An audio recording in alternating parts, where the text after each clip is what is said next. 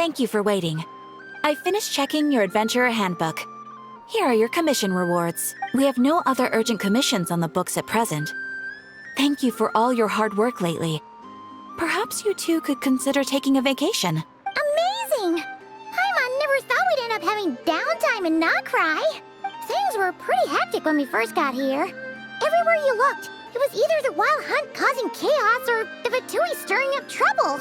It felt like this whole region was one giant slime in a barrel, ready to go boom at any moment. That's right. Another win for Tibet's top duo. Ah, yes.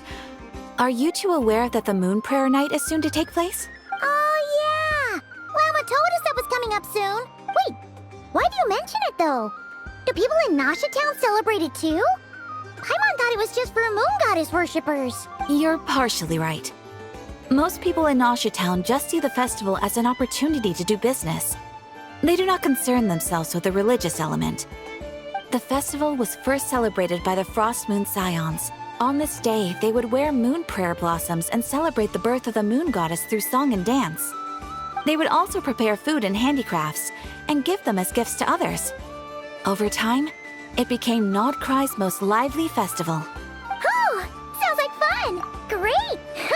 Well, in the meantime, since Catherine doesn't have any commissions for us, let's focus on some personal business instead. When we first got here, you mentioned that this was where your spaceship landed? We didn't get to follow up on it at the time, because we got wrapped up in that whole rare situation, but now we can finally start investigating it properly. Well, there's a saying Paimon's heard around these parts, which goes, if you lift up a rock, you'll find something you weren't looking for. By that logic, you'll never find what you're looking for while you're searching, but the moment you stop looking, it'll jump right out at you. Could be worth a try though, right? Anyway, Paimon suggests we focus on other stuff we want to do for now, and just keep an ear out for spaceship-related intel as we go.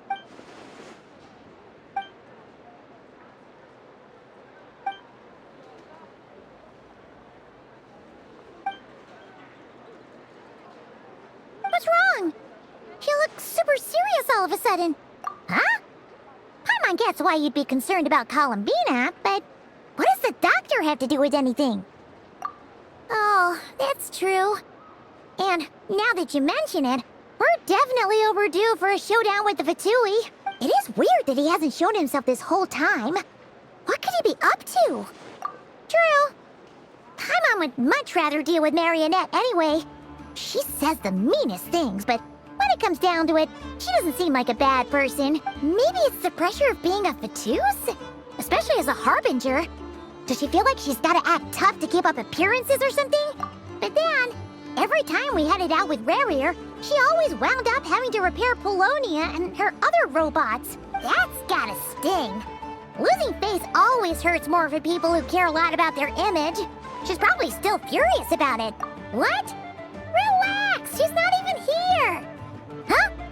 What's the matter? Oh, nothing. Sorry, we'll be on our way now. Where are we again? Oh yeah, Columbina? Right, yeah, let's go see Columbina.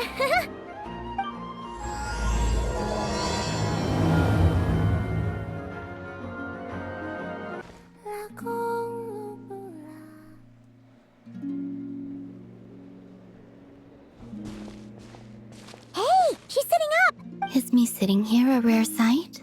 No, we just thought you'd be resting. Perhaps I would have been, were it not for the sudden arrival of some unexpected guests.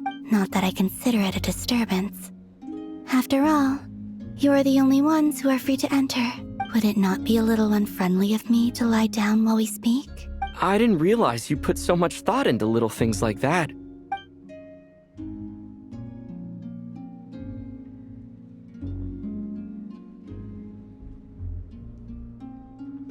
Only sometimes. There have been moments lately where I think about you and your companions. They are warm, mysterious, and cozy memories. Very few of my past memories are anything like that. They say that travelers return home bearing bags full of souvenirs. But my luggage was empty, and I believed it would stay that way. Return home? So, You're still planning on returning to the moon? Yes. This planet continues to reject me, reminding me that I do not belong here. If I remain in Teyvat, there will come a day that I disintegrate. And I don't mean reduced to dust or turned into food for the flowers. I mean, I will cease to exist entirely. Alright then. Well, we're sure gonna miss you. But it sounds like we'll have to say goodbye. How do you intend to return? The moon prayer night is soon to arrive. On that day, the moon will be closest to Teyvat. The Kuvaki in this land will reach its peak at that time. I merely need to grasp the tide, and with relatively little effort. Oh, Paimon gets it! It'll work like a slingshot! You make it sound like she's gonna get blasted up to the moon. If I did that, I suspect I would crash into the false sky. I will be using a much gentler approach. But I do like the analogy. It's fun. You see? She gets Paimon's sense of humor. In the blink of an eye, the time has come to part ways. It does feel that way, doesn't it? Time seems to fly fastest when you are enjoying it. I have always thought of myself as a wanderer on this earth, and it has never expressed any desire to keep me here. Yet, just as I plan to depart, it tugs at my arm. Is this a gesture of affection? Or is the world mocking me? Oh. Were you hoping I can answer that? Yes. You are a traveler, so you must have a lot of experience in this area.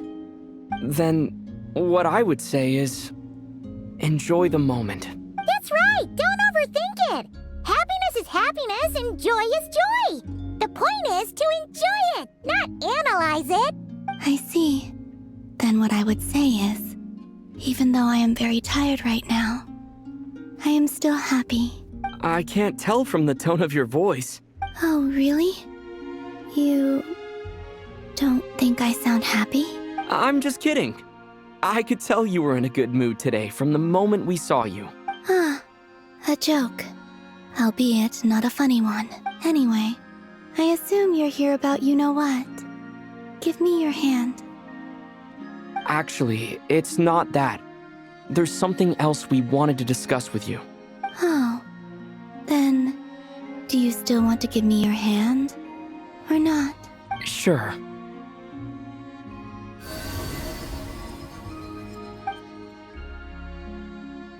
Thank you.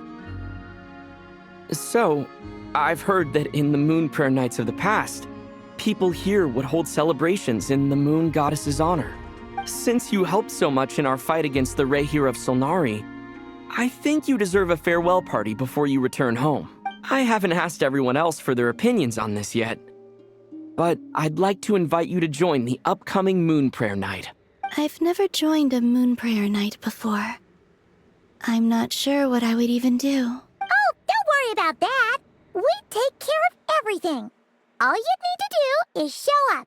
Of course, there's no need to force it if you're not feeling strong enough. It's just, this kind of felt like a golden opportunity. But they call me Kutar, and the Fatui have an arrest warrant out for me. I shouldn't appear in public right now. I'll make it work. You have my word. Yeah, we got your back. Well, he does. Paimon's actually not too sure what he's planning. All right, if you're sure. I will not refuse your invitation. I suppose it wouldn't hurt to pack a few more sights from this world into my suitcase before finally learning what my homeland looks like.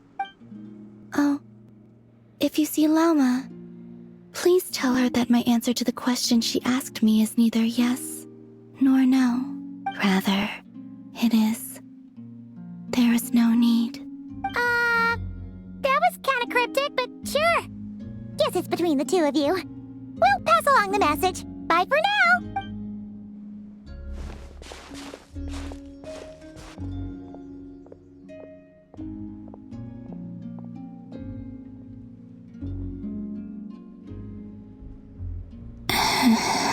And also, I do not know.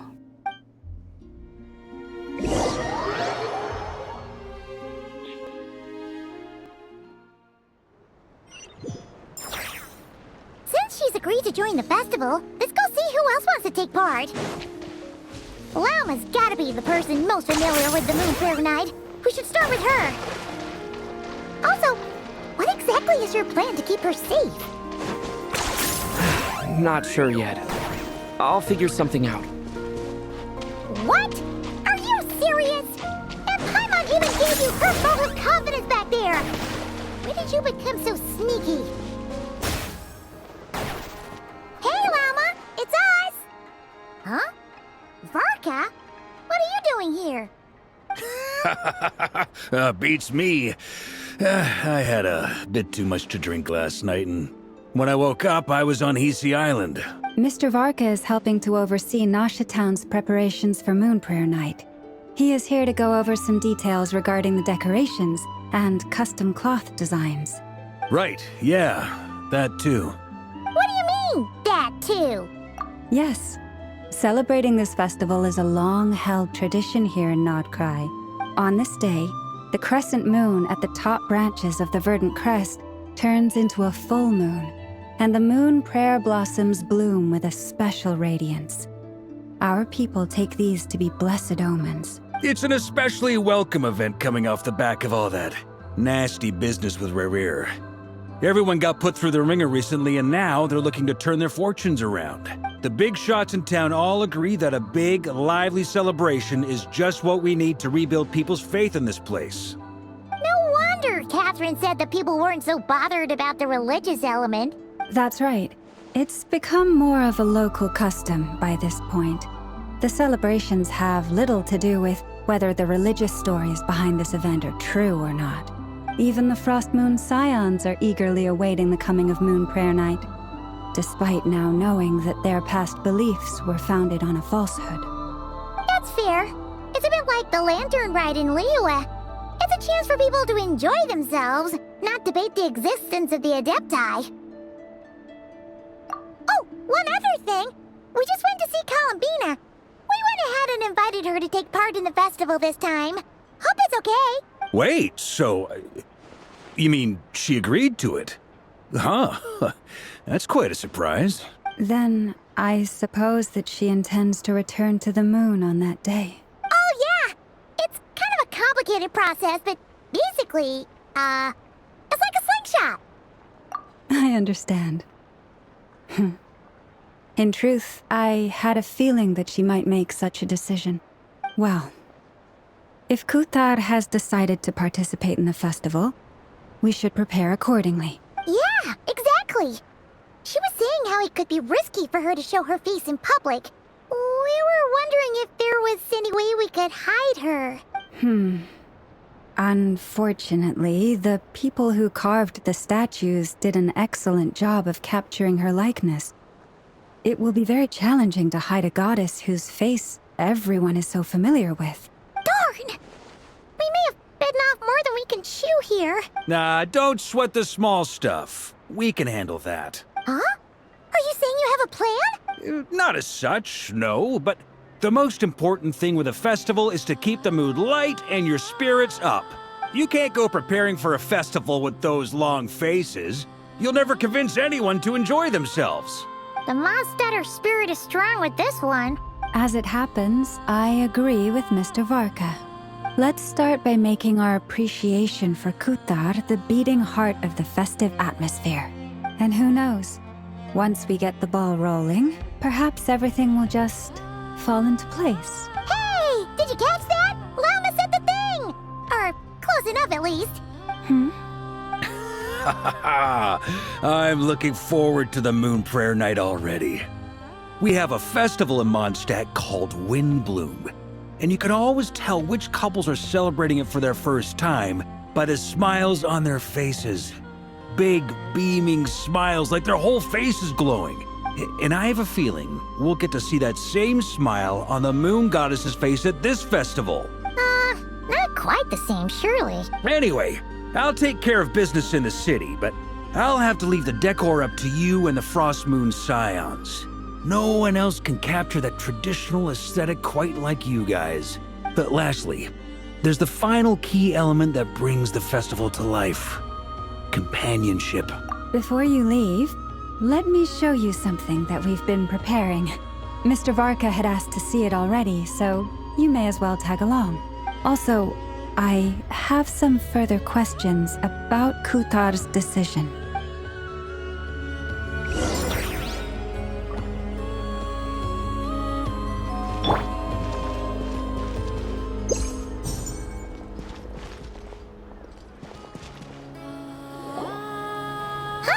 What's this? These sure look like they're having fun. I believe so. Kuhenki seem very skilled at playing drums like these, although I'm not sure where they learned it from. Maybe it's an innate talent? In their eyes, they're probably just playing with toys. Wanatar! You wanna play too? Yeah. She looks more confused than anything. Maybe we can teach her next time if we get the chance.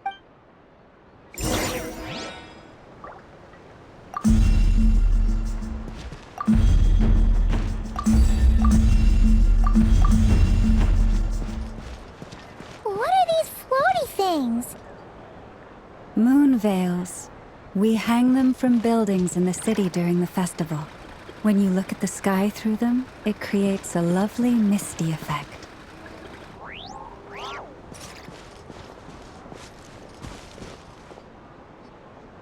Everyone seems hard at work. They are preparing items for Moon Prayer Night. For instance, the sculpture being made over here, Mr. Varka and I were just finalizing the details of where it will be placed. Ah, there she is. I didn't know the finished article would be so large. Not to worry, though. All the necessary arrangements have been made. Just let me know once it's ready, and I'll get some people to ship it over. You have my thanks. And over here, we are preparing a very traditional confection. Oh, look at all these colors! It looks great! Can Paimon try one? Of course. I have a feeling you'll like it a lot. You bet! Sweets and treats are Paimon's favorite! If you included those in the Feast of the Moon, I bet Paimon would have joined the Frost Moon Scions by now. There will also be verdant crests like this present in Nasha Town during the festival. The timing of Moon Prayer Night is not completely set in advance. We make a rough estimate, then observe the changes in the verdant crests and moon prayer blossoms to guide us.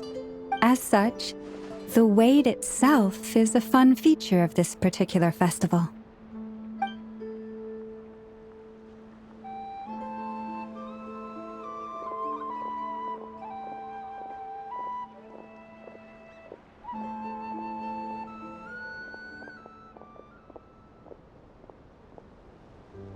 Let's talk here. To tell the truth, I am very surprised to hear that Kutar is willing to participate in the festival.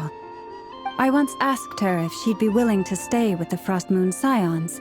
I could introduce her to everyone, and we could be a family to one another. She did not answer, but she has not appeared here since. I took this to mean her answer was no. But if that were the case, she would not have accepted this invitation. Ah, I see. Maybe she is right. Maybe the Frost Moon Scions of today no longer need a moon goddess. But my wish was not for her to come here and be worshipped as a deity. I simply wanted to offer her a place to stay. I'm sure she believes that showing herself here might invite Fatui intervention, and as such, she does not wish to cause us trouble. But what really pains me about all this is that this is her birthplace.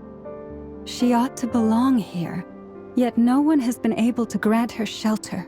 I think I'm qualified to weigh in here. When someone's about to depart on a long trip, what they need is blessings, not burdens.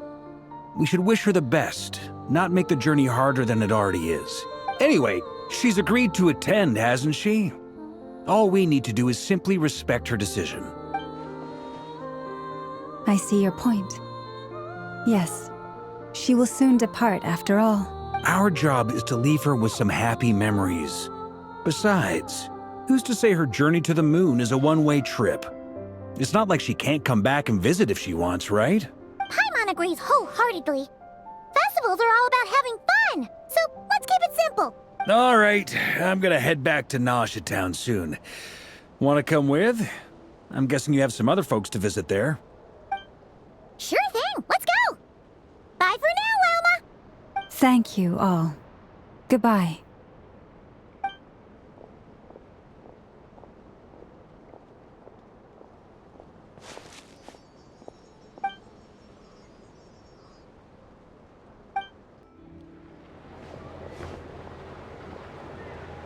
Huh?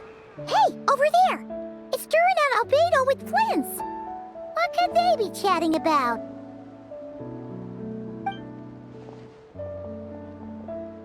Your guess is as good as mine. Ah, Grand Master, and the Traveler and Paimon. Hello there. It's been a while. Perfect. We have some new volunteers for our investigation. Wait, let me guess. The righteous Lightkeepers are finally ready to hunt down the Abyssal Dragon? Haha. Yes, that too. Yeah, right! Oh, wait! Why does everyone keep saying that too? Well, to be precise, the facts match, but not the causality. Wait, so I guessed right? Half right! Don't act so impressed with yourself. Maybe I can explain. We ran into Mr. Flint's north of Nausea Town. At that time, we just noticed a few abyssal creatures out in the wild, but the strange thing was, I didn't detect any traces of abyssal energy on them at all. On closer inspection, we realized that they were not real monsters, but something akin to reflections in the water, or perhaps a mirage. Huh? What do you mean? Like, you could see them but not touch them? Exactly. It was very peculiar. They roared and tried to attack us, but we could not make any physical contact with them. I think I've heard of things like that happening in Nodcry before, but I don't know much about it. Yes, it's a known phenomenon. Mirage-like illusions tend to appear in Nodcry in the run-up to Moonprayer Night. From a distance, they appear quite real. I myself thought that Misters Duran and Albedo were locked in battle with abyssal monsters when I first arrived. But after sharing intel and investigating a little further, we can confirm that these illusions are harmless. All the Mirage stories I've heard are either animals, rocks, or small houses. Abyssal monsters, though? That's a first. It's a first for me, too. So I'm planning to look into it further just to be on the safe side. I intend to inspect a few more locations. What about you two? Any plans? Alice contacted me a few days ago. She'd like me and Duran to assist her with an experiment, but we lost contact shortly after receiving the message. I'm sure that comes as no surprise to anyone familiar with her. We don't know when the wind will blow, yet when the wind blows, we will know. That, in a nutshell, describes how Alice operates. Yeah, that tracks. Okay. Well, I suggest we investigate this Mirage business in the meantime. It's piqued my curiosity, and I'm pretty sure I know someone who will already be 10 steps ahead of us. Well said. Right? Whatever's happening in Nodcry, she always seems to be the first one to know. Let's go see what she knows. We can invite her and her staff to the festival while we're at it.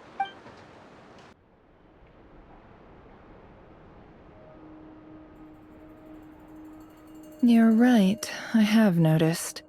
There's certainly something a little fishy about this situation. Only a little, though. Records indicate that this phenomenon can occur in the days before and following Moonprayer Night.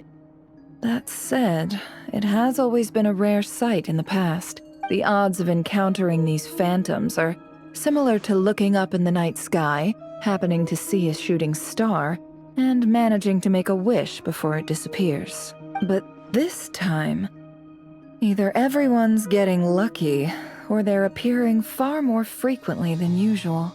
Yehoda's out gathering intel as we speak.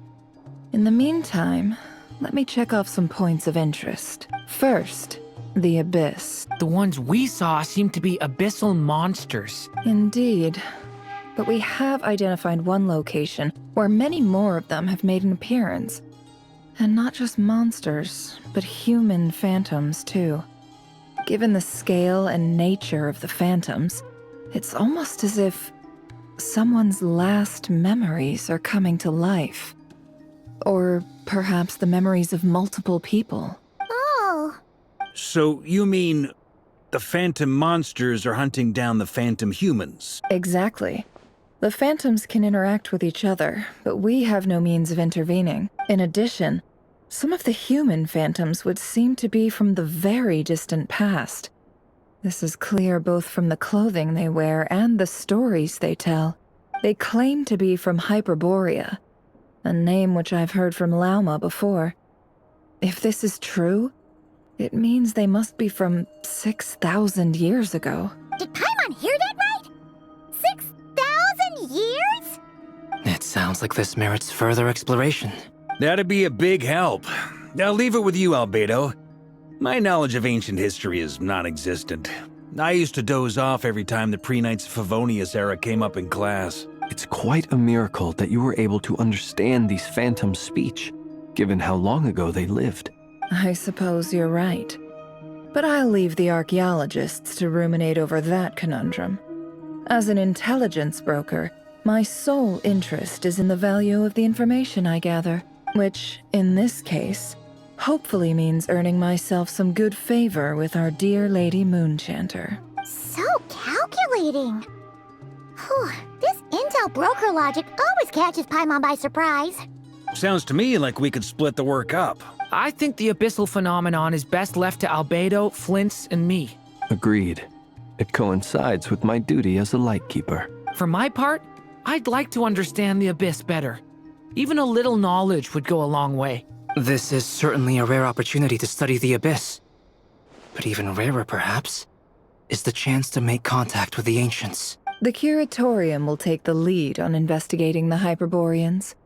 We put in the work to learn what we know so far. It seems only fair that we get some quantity of exclusive intel. That just leaves our trusty team of 2 unassigned. Since you became an honorary knight, of course. This was part of my grand plan all along. Ha ha! Oh yeah, by the way, we managed to convince Columbina to come to the Moon Prayer Night celebrations. Would you and Yehoda like to join too? She agreed to that? Huh. Quite an achievement. Never underestimate the traveler, I guess. I'd be happy to join. No point shutting myself inside when the streets are all decked out. I doubt any clients will be visiting during the festival in any case, and Yehoda loves a party, so I'm sure she'll jump at the opportunity. No, no, no, no, no, no, no, no, no, no! Way to contradict me in front of... Wait, no, that's not what I have bad news, boss. So many people. All right, everyone inside, quick!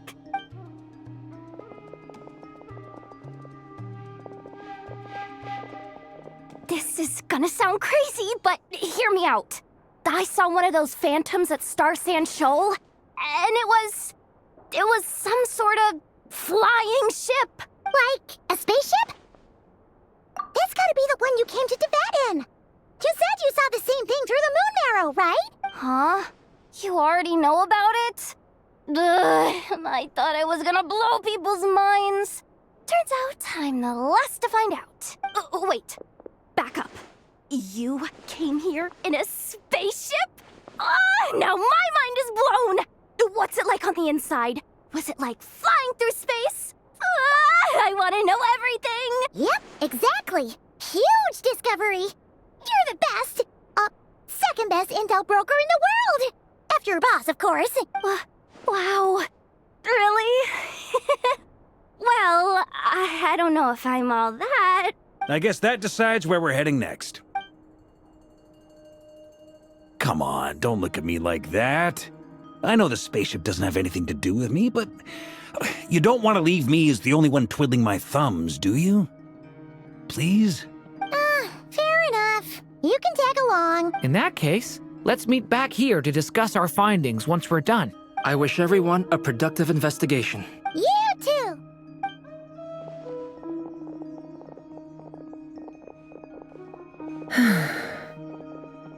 what's up, boss?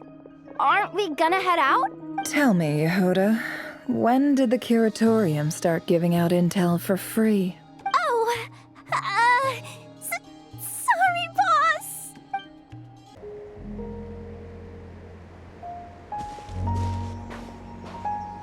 Well, what do you know? Yehuda was right on the money. This Phantom really is your spaceship. But that's so weird. Why would it show up here? Is it some kind of projection? Or a ghost? Like, maybe it no longer exists. But somehow it left an afterimage? Ah, you're already here. Miss Lauma, what a surprise. I thought you were busy with festival preparations. I was, until one of our people informed me that a strange sight had appeared at Starsand Shoal. No one's ever seen something quite like this before. I thought I should see it for myself. Same here. Oh, so we heard that these things appear around the festival period. Any idea why that is? Unfortunately not. We have very limited information about them, since they can't be interacted with. And no human phantoms have ever made an appearance before now. The most we've been able to deduce is that these sightings appear to be connected to the increase in Kuvaki energy around this time. Yeah, seems like that's all we can do. This is all so confusing. Allow me to lend you a hand.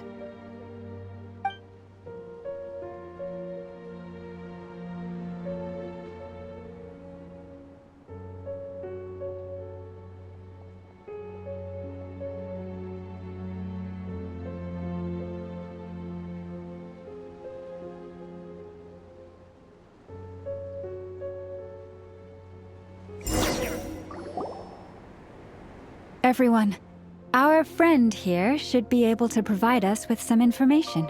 Is that a phantom rhymehorn deer? I've heard about how the Frost Moon Scions live in harmony with the animals and can even communicate with them. Okay. Yes, I understand. Then how about this?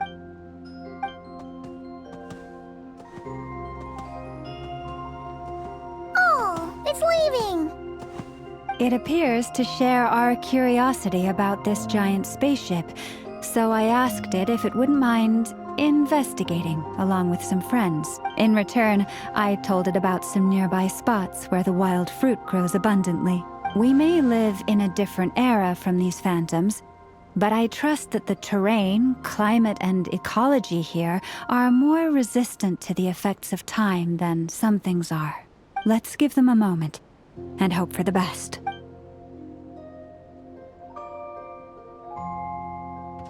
All back together? Must have been a lot of fruit. Indeed. Now let me ask them some questions.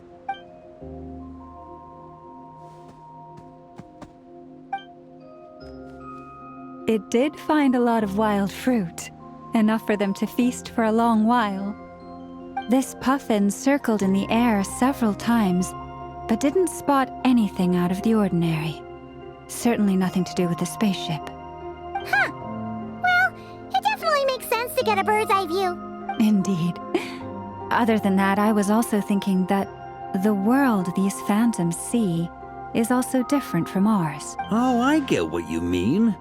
The wild fruit exist in both times and spaces, but there might also be things that only exist in that space-time, which we can't see. Good point. Great thinking, Lauma. Blunthorn rhinos can use Kuvaki to shift great rocks, but this one says it couldn't get that ship to budge by even an inch. The sniffer mole tried too, but despite being a skilled digger, it could not get through. They say that the spaceship looks robust and undamaged. It seems completely impervious to any and all attacks. Whatever lies within is well defended from harm. So, just like us humans, there was nothing they could do about this spaceship either. Yes, still, they deserve our thanks. We are grateful for all your efforts, dear friends. Now go, and enjoy your feast. I've noticed some other human phantoms gathered nearby. Come on, let's go talk to them.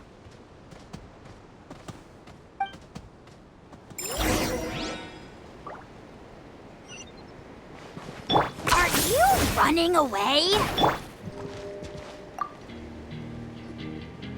What is this thing? I've never seen it move, and there's no way to get inside. Goodness knows. My grandpa says it's been sitting here at least since his grandpa was still alive. What about his grandpa? Did he say anything to your grandpa's grandpa about it? Huh? I don't know. In all likelihood, it was here back then too. Hard to imagine something this huge could move. Guess that means that as far as they're concerned, this ship's been around a long time.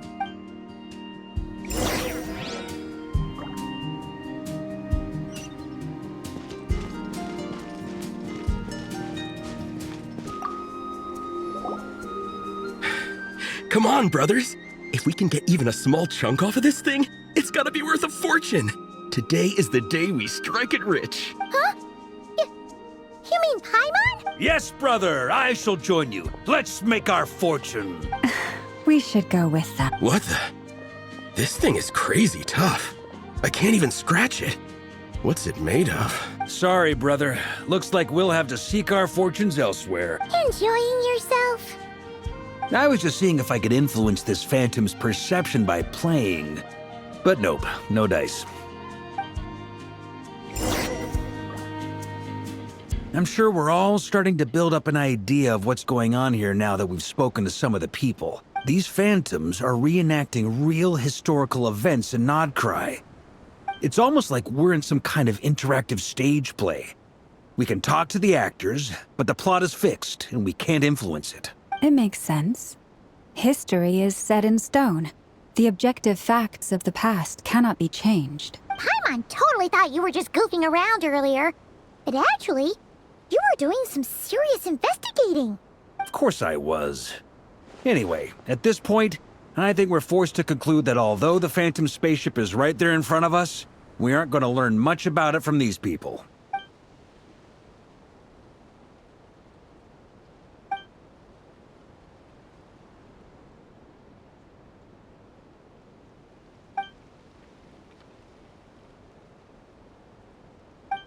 Don't be discouraged. If nothing else, this is proof of the ship's existence. And think about it. So many people tried to hack their way inside, but no one could get the door open. It's made of very tough material. To me, that says that we'll either find the ship itself or the story behind it. It's just a matter of time. Huh. Every now and then, when Varka gets serious, he actually does seem like Grandmaster material for once. I wonder how the others are doing. Let's head back for now. Sounds good. Also, drinks are on me if Team Knights of Favonius is the first to finish. Wait, we have a team name now? Am I in Team Knights of Favonius as well? You're very welcome to join. We've even got a cathedral ready for you. Isn't that technically blasphemy? You wouldn't dare make a joke like that if Barbados was in earshot. Nah, I'm sure Barbados doesn't mind a little harmless blasphemy once in a while.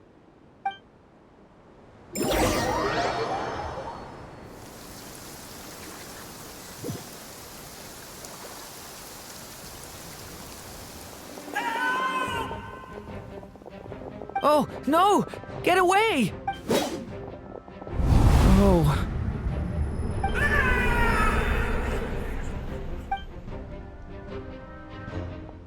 I know it's hard to stomach, Mr. Duran. But as I'm sure you've noticed, there is nothing we can do to intervene in that which unfolds before us. But we have to at least try. And try you have.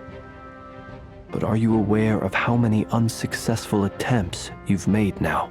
I wasn't keeping count. I'm afraid this is the 39th failure so far. Or the 5th if we're only counting this particular victim. There are no indications that these phantoms may be altered in any way. You seem to have calmed down a little. I'll make us a fire. You should rest and have some water. Feeling any better now, Mr. Duran? May I ask a few questions? Be my guest. What exactly are we witnessing here? What happened to those people? My guess would be that we are seeing Nodcry during the Conrian Cataclysm. Would that be accurate? Conria. That is correct. As you know, once the Abyss senses even the tiniest crack, it floods in and spreads like wildfire. There was a time in the distant past when it permeated all of Nodcry, causing immeasurable harm. The people paid a terrible price to heal this land. Then 500 years ago, the whole of Teyvat suffered an abyssal disaster. Once more, Nodcry was dealt a devastating blow. I see. In the face of the abyssal onslaught, all were like grains of sand tossed around by a tidal wave. Be they human, fae, or god.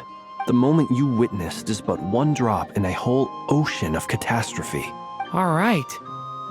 I guess that answers my second question, too. I wanted to know why there's nothing I could do to help them, and that's because what we are seeing is history. That would be my guess as well. As I understand it, history and fate are not all that dissimilar. The latter may be unseen to us, but both are immutable. Yes. Fate was determined long, long ago.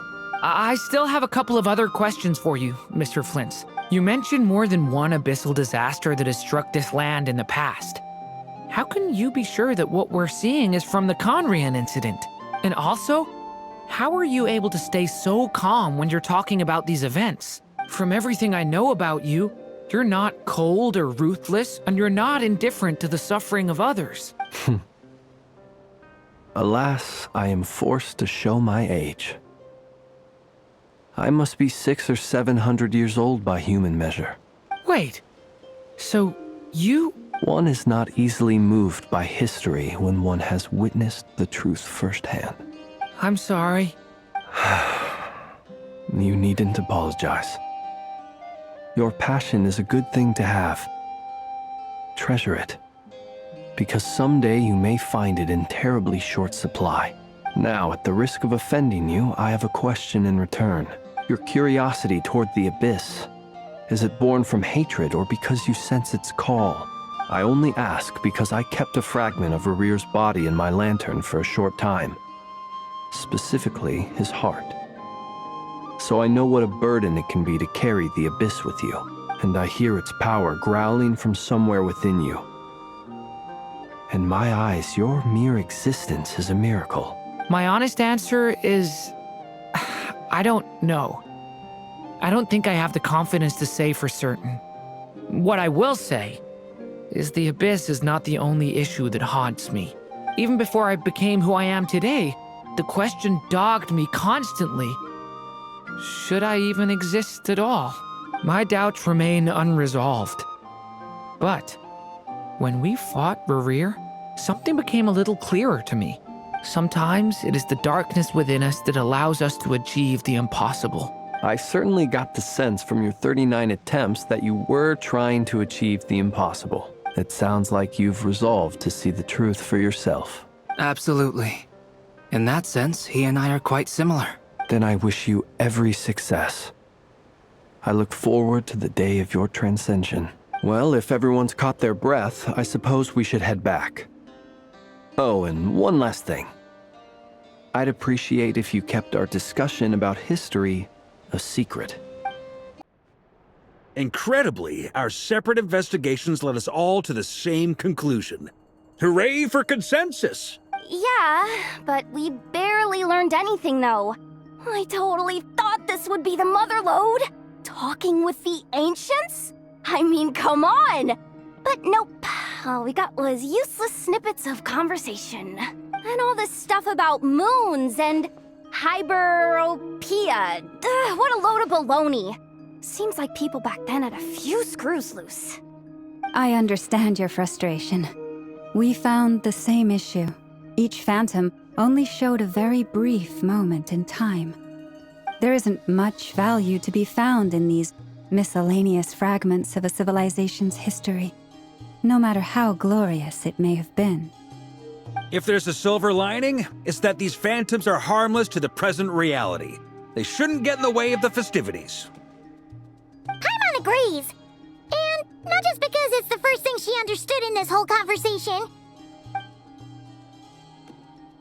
You look disappointed, Nefer. Is something the matter? What do you think? We all worked our tails off, but the only one to gain anything from it was you, Lady Moonjanter. Well, please do share the Hyperborean records with me. I will gladly inscribe them in our people's documents. Oh, duh! Yeah! That was it! Hyperborea! Hyperborea. I'm serious. Only an expert in the Frostmoon Scions and their history can turn these records into valuable research material. The alternative is to let them gather dust on the Curatorium's storage shelves until the pages turn yellow. Nefer, you're wise enough to know that cooperating and sharing the profits is the best course of action here. Well, that goes without saying. Sure, let's do that. Huh? But didn't you say we aren't supposed to give out intel for free? Sorry. Shutting up. Shutting up. Now is not a good time to push Nefer's buttons. Anyway, back to Moon Prayer Night. I'm thinking that we should prepare something a little special, aside from the usual decorations and so on. You mean a parting gift? Can't go wrong with food. Although, does food go bad on the moon? Perhaps a lantern would be a better choice. It might be dark up there. It could prove difficult to light a lantern on the moon. Magical stones might serve that purpose better. What about a clockwork mecha model from Fontaine? I've got a whole bunch at home. I use them for fighting practice in my free time. None of these sound like things she would be even remotely interested in. But we don't interact with her enough to know what she likes. Yeah. It would really save us the guesswork if someone could find out what she's into. Wait, what the? Traveler? They're all looking at you. Great! Haha, problem solved. Now, I need to stop by Dory's. Gonna need her help sourcing a bunch of stuff for the festival.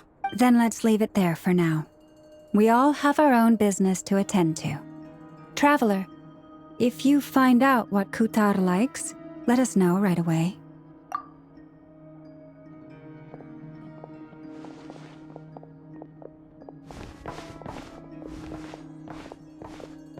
Is something the matter? I'm fine. It's just... I'm still feeling a little rattled after witnessing the horrors of the Abyss. But it's okay. This is something I have to work through. I'll be all right. Thanks for your concern. Well, don't put too much pressure on yourself. If you ever feel like something's wrong, physically or mentally, we're here to talk. Come on. Stop treating me like a kid. Columbina, we're back! Huh? She's not here. Weren't there a few Kuhenki here last time, too? Where did they all go? Walkies? For Kuhenki? You're not pets, you know. Oh, well. Looks like we just came at a bad time. Let's try again tomorrow. There's still a few days until Moon Prayer Night, so we're in no rush. Besides, she needs time to rest anyway.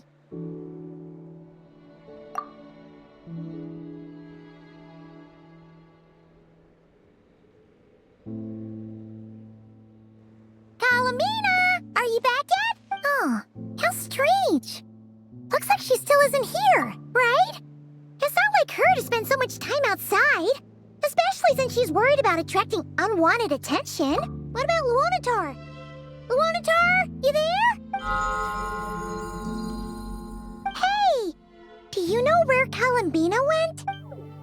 Sorry, didn't understand. But if you know where she is, could you take us to her? Yeah, that's even stranger. What about him? Oh, that's not good news. They change color when Columbina gets weaker, right? And they look super pale right now. Good idea. She might know what's happening.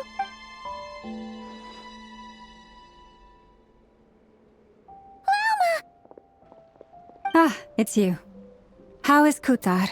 No, she hasn't. I came here to check on her after I noticed the flowers had changed color. Based on past precedent, she must be very weak right now. Even getting up to walk would be a struggle. It seems unlikely that she wandered off outside. Not to mention that she doesn't do that at the best of times either. So yeah, this is super weird. No. Very few people are in the know about Kutar's whereabouts. And if anyone suspicious had visited, they'd have left some sort of evidence. Come on, let's go to Nasha Town. If anyone has seen her, someone there will know about it. It's Notcry's information hub after all. Makes sense. Let's go!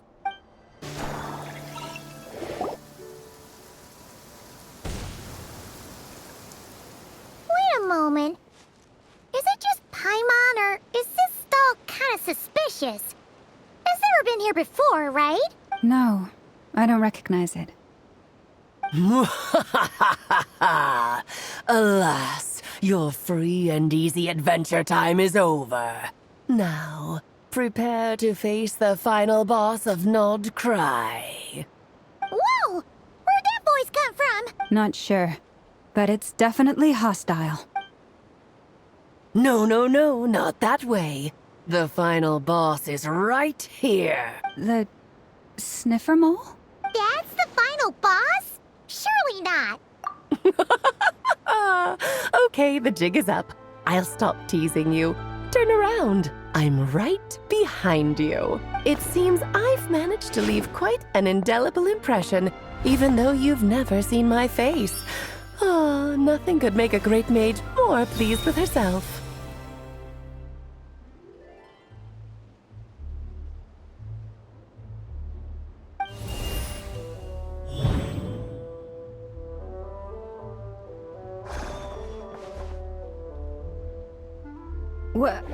What is going on? I've heard that all the big shots in Teyvat have long, wordy titles that stun people speechless when they make their entrance.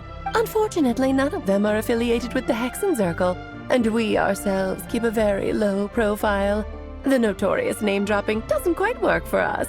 Still, I, for one, think I'm really quite amazing. So that didn't stop me from coming up with a title anyway. Alice? It's really you this time? Not a lantern or a Dodoko, but Alice in the flesh?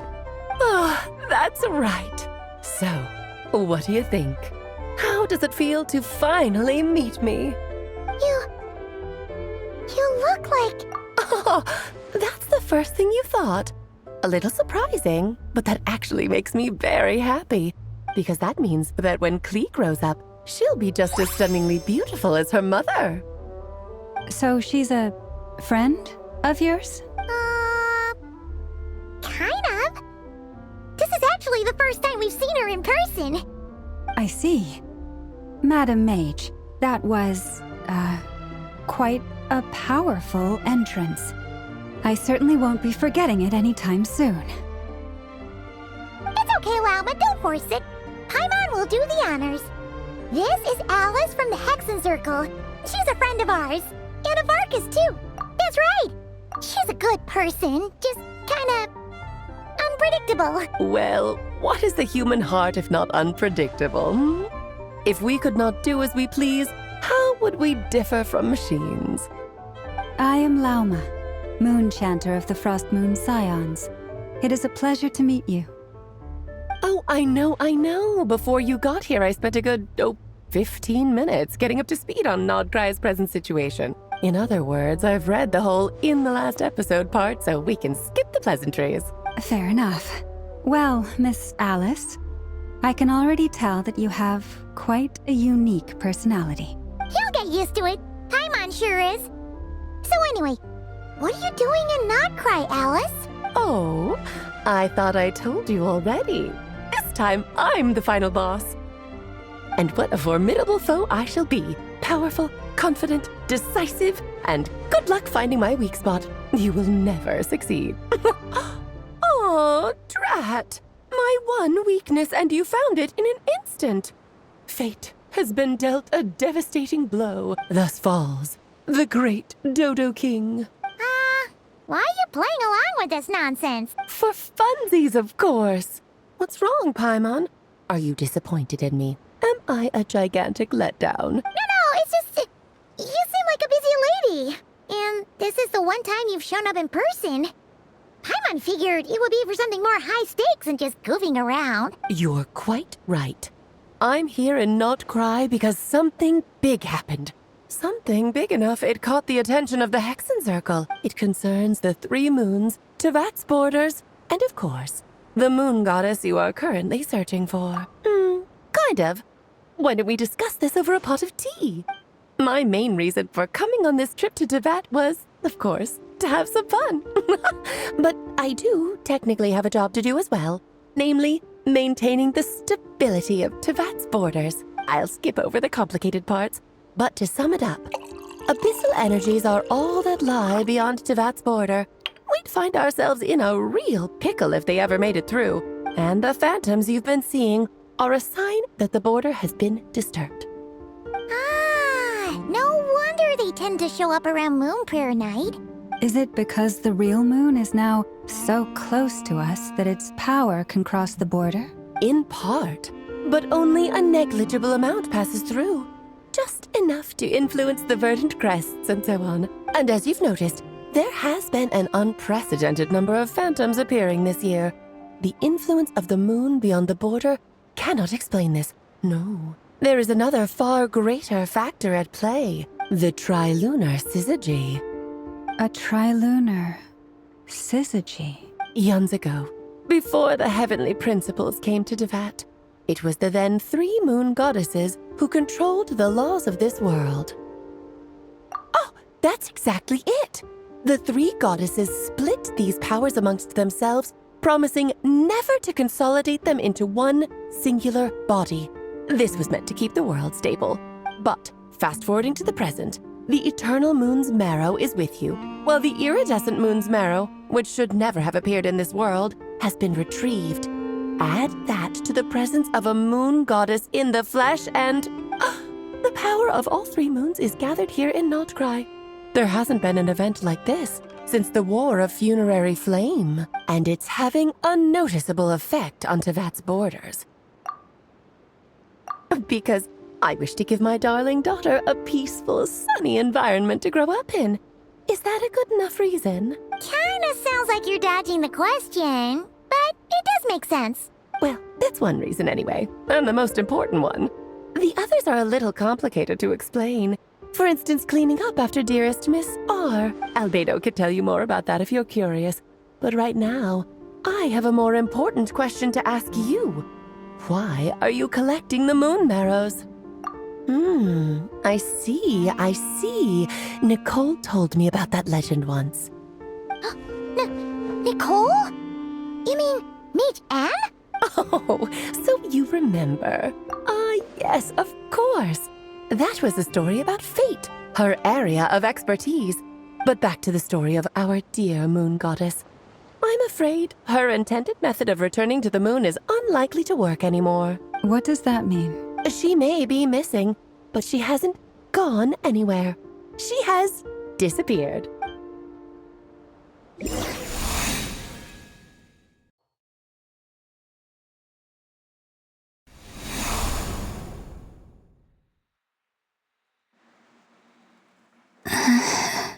My body is so heavy. Wait, no.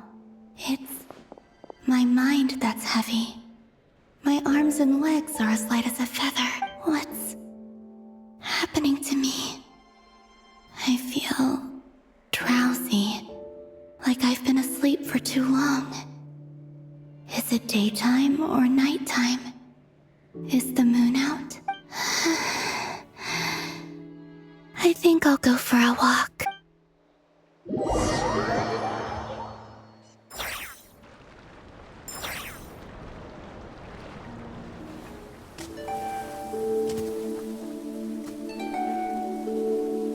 Are you out for a walk too?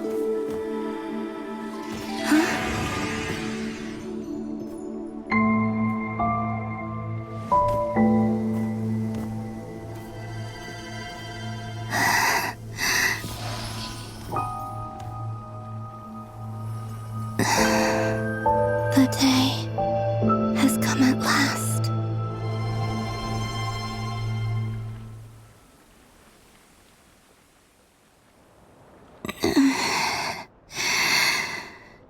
Have I grown so weak that I can't even sustain my physical form?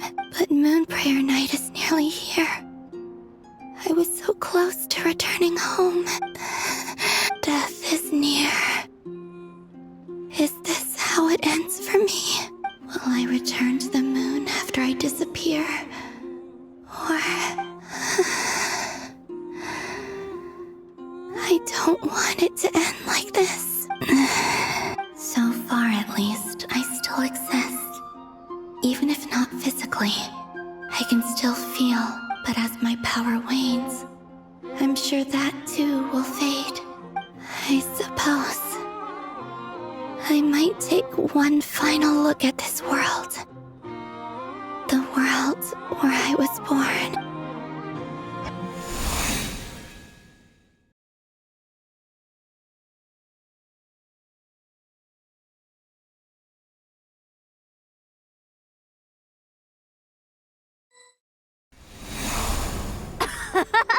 Come on, come on! Wait for me! The Frost Moon Enclave. How much it has changed since I was born. These decorations, they're so heavy. It's times like this when you kind of wish men could be priestesses and acolytes. How fascinating. I've never had the chance to be privy to people's private lives in this way. In the past, people would get so solemn and serious the moment I showed my face. Like they were frozen stiff. Karina, Lametti, it's time to eat. Coming! I want to watch them a little longer.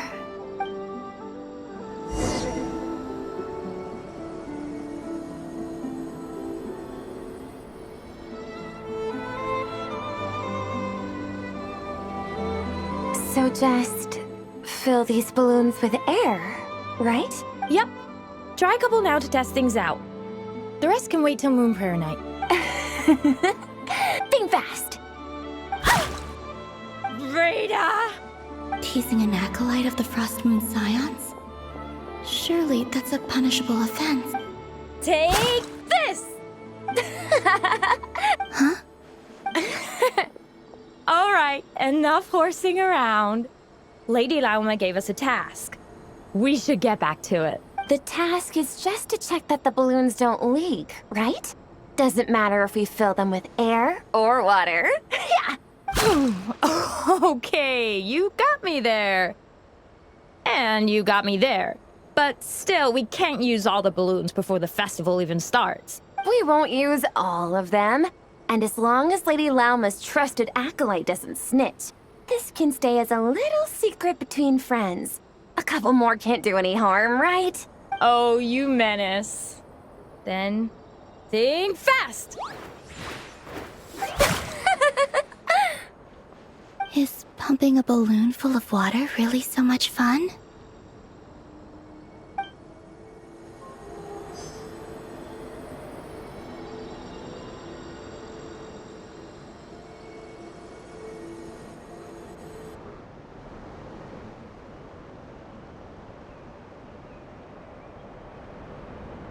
I'm sure you're both tired from playing all day. Come on, eat up. A plain, humble meal. That has always been the way of the Frost Moon Scions. Huh? How come Lametti got a midsummer berry dessert? Oh, I always get Lockaberry. I don't mind sharing.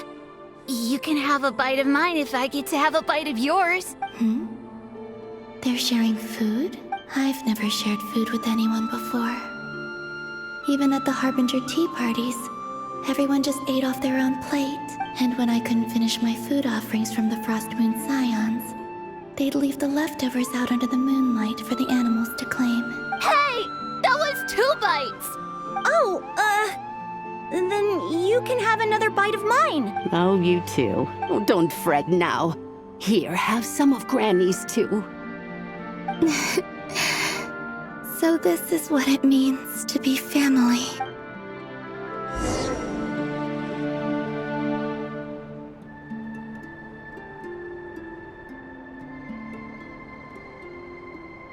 I'm seeing so much that I'd never usually get to see.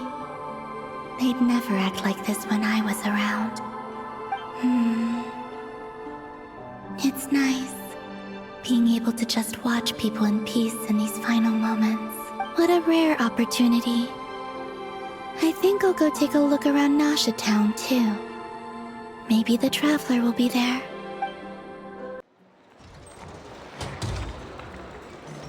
After the War of Funerary Flame, the Moon Goddesses were no longer recognized by Teyvat. They lost the whole foundation for their existence. That's why the Moon Goddess's strength is fading. She cannot withstand the world's rejection of her. To be more pedantic about it, the Moon Goddesses did something to offend the heavenly principles, and that's why they were ousted. Something of a recurring theme in Teyvat's history. Theoretically, speaking so candidly should put me in their crosshairs too, but they can't tell me what to do. I'll say whatever I want. Anywho, the Moon Marrow energies were but a drop in the bucket for her, and that battle against the Ray Hair of Solnari only weakened her further. Fortunately, it happened close enough to Moon Prayer Night when the Kuvaki concentration here is high. That's the only reason she managed to survive this long. What do you mean, fortunately? You said she disappeared. We're too late. Oh, what a headache. I thought this was all common knowledge. I guess I have some more explaining to do. Okay, buckle up. It's time for another lecture.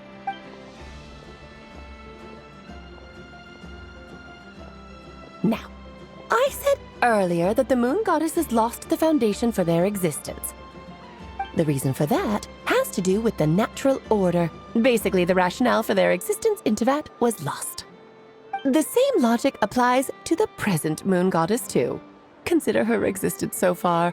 Her comrades in the Fatui called her Damselette, and she was worshipped as Kutar by the Frost Moon Scions. But these connections have now been severed, whether by her hand or yours. So, the rationale that once sustained her existence is now gone. Wait, we did that to her? Oh, well, strictly speaking, yes. But let's not start pointing fingers, shall we? I'll only end up as the big bad villain, and that's not the kind of final boss I want to be. Of course I do. I'm only the greatest mage in the whole entire world. Now, if you wish to find your Moon Goddess, there are two problems we need to solve. Firstly, we'll need to strengthen the connection between her and Teyvat, at least enough to sustain her until Moon Prayer Night. Strengthen her connection? But does that mean I'll have to rally all the Frost Moon faithful behind this? I'm afraid a bygone faith and a former home won't be of any help to her now. Do you know her name? Her name? Yes. Names are very important things. A name is a fundamental concept that anchors one's entire existence. Then your first job is to find it. As a Moon Goddess, I'm sure she must have a name she identifies with. Neither Columbina nor Kutar is her true name, and she's never really accepted either of them. So, finding out her real name is enough to sustain her existence? Yes, I know it sounds like a small step, but every journey begins that way. So for now, that's all we need to focus on. The second problem is with her plan to use the Moon Marrows to return to the moon. Unfortunately, piercing through the false sky will take an enormous amount of power. Given her current condition, she won't be able to provide anywhere near enough power, even if she recovers her physical form. But no need to fret. Nicole's the expert in this field, and I'm sure she'll figure something out. Wait, Mage N is going to help us out too? That means we've got 2 Hexacircle mages on the case. This is turning into a pretty big deal. Actually, this is more of a side quest for me. Like you said, I'm a busy lady, so I can't stay for too long. I'll have to return to Teyvat's border soon. That's the upside you get for looking out for my little Klee. Hopefully that will incentivize you to carry on keeping her company in the future. Anyway, jokes aside, you'd better get moving. It will take quite a miracle for the Moon Goddess's consciousness to hold out till Moon Prayer Night. Oh, I suppose I might as well tell you where Nicole is before I leave. Off you go now. Time to meet your new friend. Oh, yes, and a little suggestion. Don't forget to mind your heads. What? I wonder how Durin's doing. I should really go see him before I head back. You really are super busy. I most certainly am.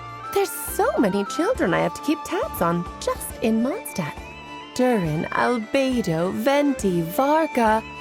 Klee didn't make the list, huh? Of course not. Klee is my pride and joy. I have no qualms about her, because she's the best child in the whole wide world.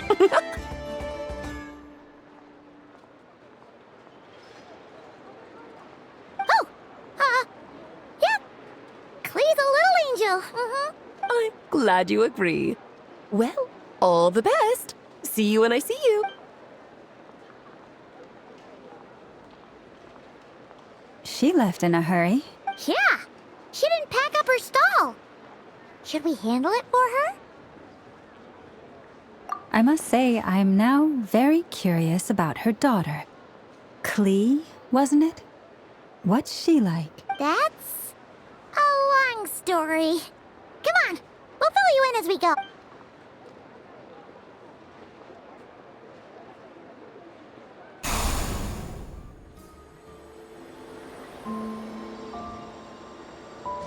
What a lively place. I've never experienced Nasha Town like this before. Hey, you old geezer! Your hammer's rusted through! Who are you calling old geezer? Are they quarreling? I'm looking right at him! You've really gone downhill since giving your daughter free rein in the workshop. Can you even swing a hammer anymore? It shouldn't take you days just to fix a single chair. You might as well use that hammer to massage my back for all the good it's doing. Don't run your mouth, or you'll get a back massage that'll put you in bed for the rest of your life. Look, the materials haven't arrived yet, all right? You know how busy it gets in the days before Moon Prayer Night. I'll bet you send all the materials to your little princess. Blood's always thicker than water, huh? All right, you've made your point, Uncle Koski. As soon as the materials arrive, fixing your chair will be the #1 priority. And Dad, if you've got time to chat, why don't you lend me a hand? See? Lolka knows what the score is. I guess they're friends. But the way they spoke to each other was so ugly. Then again, it wouldn't be the first time I've seen something like this. Columbina! Sing outside my door in the middle of the night one more time, and I'll unscrew your vocal cords. You hear me? Oh, Zandrone. So that was her way of trying to be friends with me. What a pity. I won't get the chance to say any ugly things in reply.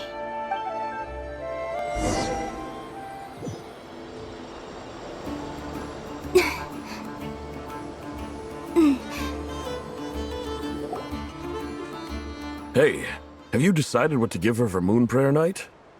I sure have. She's gonna get the surprise of her life when she's least expecting it. Then I'll whip out the ring and pop the question. The surprise of her life. What a fun turn of phrase.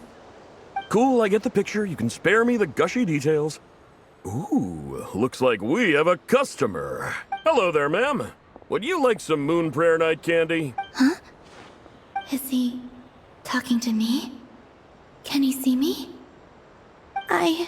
Here you go. Oh.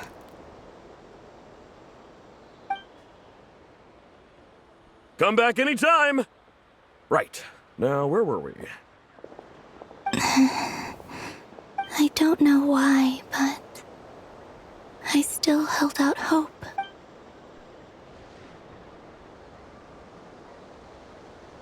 The most important thing right now is to find that mage.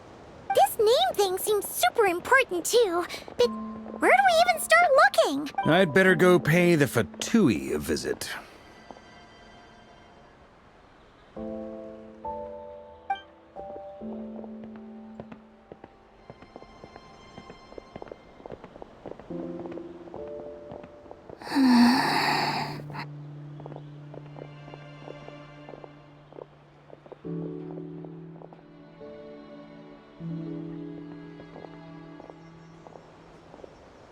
Columbina?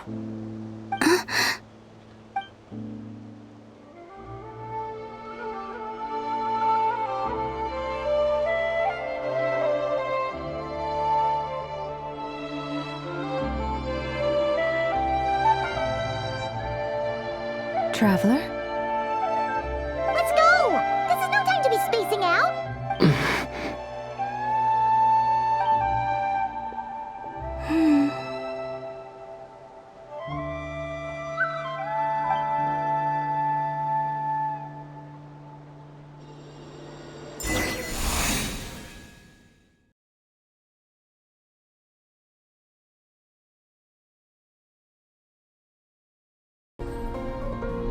Where are they going? They mentioned a mage and... a name? So, Mr. Varka, are you acquainted with this Nicole? Or should I call her Mage N? Not really. We've never met, though she has come up in conversation. From what I've gathered, Alice kinda took Nicole under her wing. Taught her how to speak in a more ladylike fashion, that kind of thing. Huh. Hard to imagine Alice as an etiquette coach. Yeah, Alice is a larger-than-life personality, I'll give you that. But then again, that's why she's able to draw such an eclectic mix of people into her inner circle. If I remember correctly, being an interesting person is actually one of her main entry requirements. So, if you ever wanted to join the Hexenzirkel, I'm sure you'd both be eligible to apply. Hey! Don't go around making promises on Alice's behalf! I wouldn't dare. I'm just trying to paint a picture of the Hexenzirkel for you. Okay, sure. Anyway, since none of us have ever met Nicole, how are we supposed to find her? We can't just go up to every woman in sight and ask, hey, are you Nicole? Maybe something she's wearing will give it away?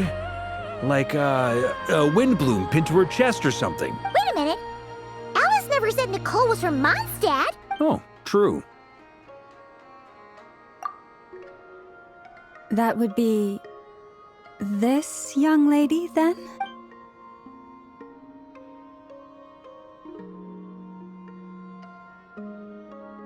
Hey there! Sorry to disturb you, but... are you Miss Nicole? Varka, Knight of Boreas of the Knights of Favonius. Alice might have mentioned me before. Have we got the wrong person? Sorry. Well, this is awkward. When I shook my head, I meant, no, Alice hasn't mentioned you before. Huh? Where is this voice coming from? My apologies. For certain reasons, I am unable to speak. This is the only way I can communicate with you. It might take some getting used to, but I hope you can understand. Hey, it's fine. I'm more shocked by the fact that Alice never speaks about me. As for you two, we have crossed paths twice before, but it is nonetheless a pleasure to finally meet you. It's really you! Thanks for all your guidance in the past! You're quite welcome. This time, things are different. We have reached the unwritten pages of the story. You might say that we stand at the crossroads of fate. Now then, allow me to formally introduce myself. My name is...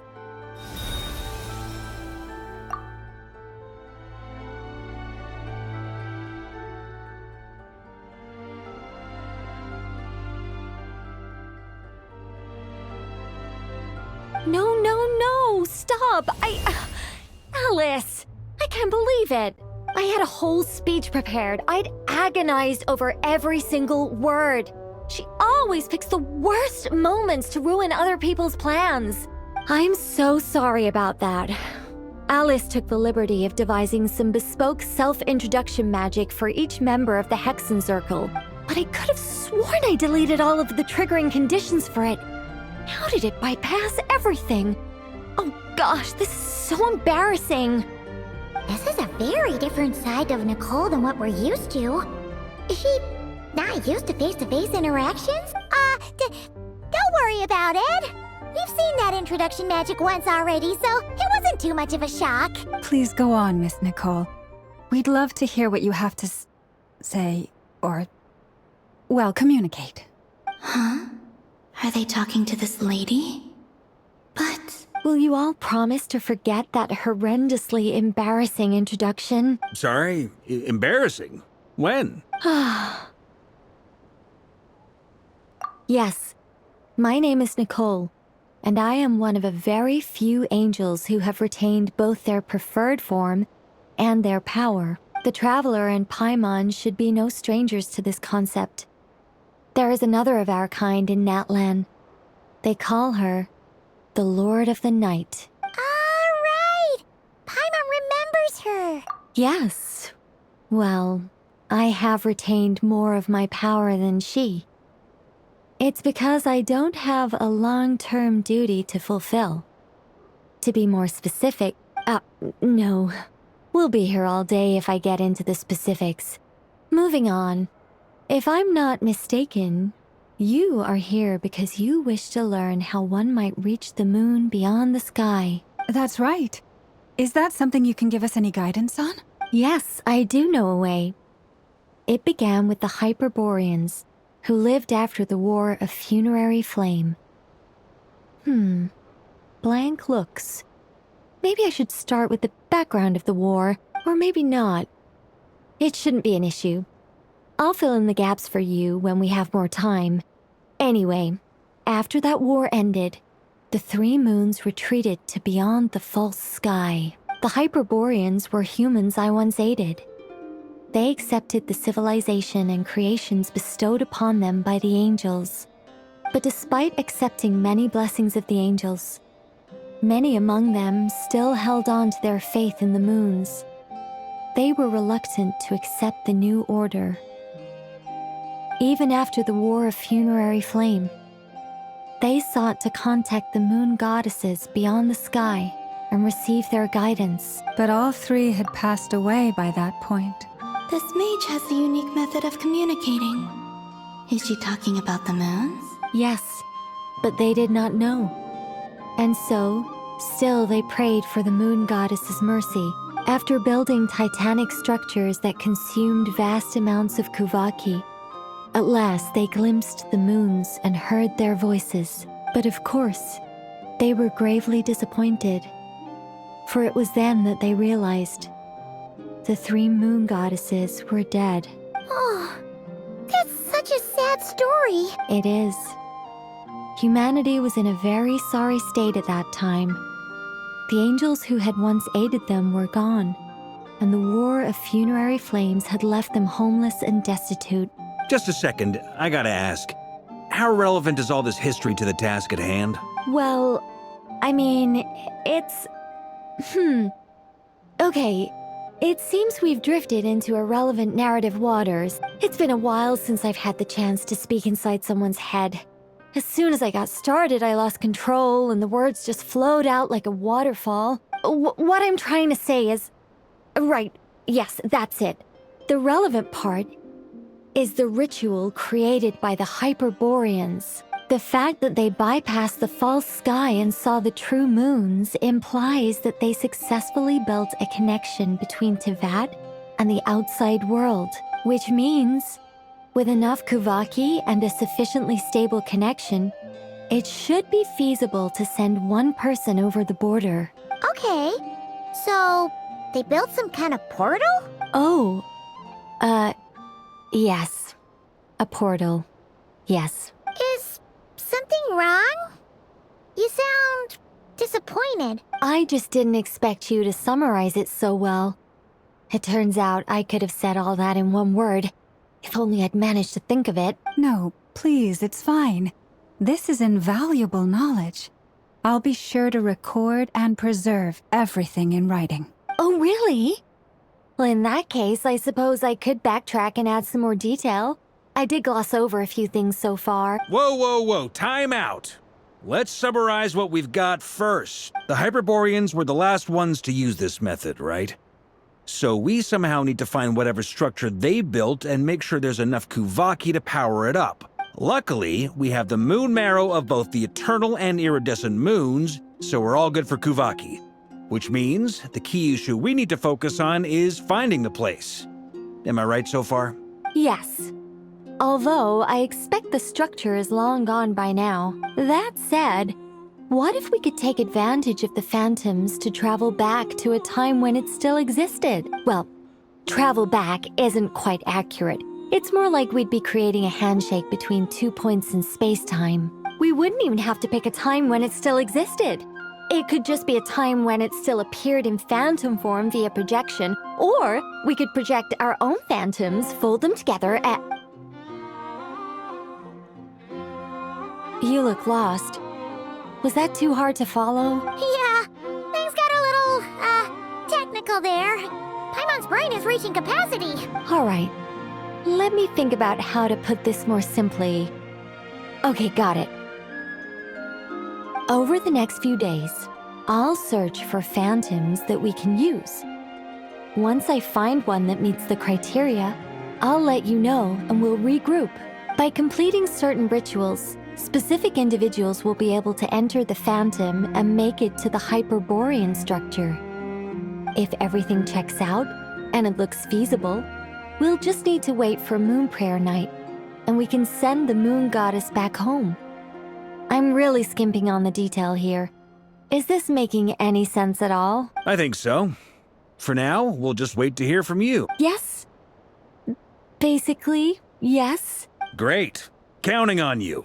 In the meantime, we'll focus on finding the Moon Goddess's name. My name? Are they looking for a way to stop me from disappearing? Excuse me, Miss... Go on, Miss Nicole. This conversation was a little all over the place. I didn't catch your name. I am Lauma, of the Frost Moon Scions. Ah, I did wonder. I noticed that you listened very intently when I spoke about Hyperborea and the moon's history. If you'd be interested, I'd love to visit you this evening and go through it again in greater detail. Also, if you were serious about making a record, it would be too risky to simply write down the raw details as is. I would suggest some tweaks. Maybe rewrite the stories as fairy tales or fables, perhaps even prayers. Anyway, we can cross that bridge when we come to it. So, see you later then? Oh, and no need to prepare anything. Just a cup of tea will do. See ya! She seems friendly. It's just... It's so nice to find someone who's actually willing to listen. I've been dying for a chance to finally go through all this systematically from start to finish. Any longer and I'd probably start forgetting it. Now Paimon gets why Alice told us to mind our heads. What did I tell you? A lot of quirky people in Alice's orbit. Now then, the next order of business is, where do we start looking for the Moon Goddess's name? Maybe the rest of what Nicole has to say might give us some clues. Once I've heard her out, I'll summarize the salient points and share them with you all. I'm also inclined to review our other documents. Yes, our faith was first established by our Hyperborean ancestors, but many of the more factually accurate records are from after Kuthar's birth. Sounds like we're gonna follow Columbina's journey through Teyvat, huh? In that case, we'll start by heading to the Frostmoon Enclave. Sounds like a plan. Take this with you. I'll see about getting in touch with the Fatui. It'll probably just be Arlecchino and Sandroni again. They're the only ones who would want to help. Thank you, Mr. Varka. Don't mention it. Honestly, I'm more comfortable dealing with the Fatui than prying into the details of a young lady's childhood. Catch you later. I should follow them, just in case there's some way that I can help. A while ago, I took the time to organize all documents in our possession that pertain to Kuthar. What you see here is the material I consider reliable. You're saying there's unreliable material too? Yes. Most of the information we have was transmitted through an oral tradition. Inevitably, some of her stories were mythologized and deified over the years through countless retellings. That's why I organized them into reliable and unreliable. There's no sense seeking answers in history unless we can ensure the veracity of the historical record. Makes sense. All right, let's take a look through.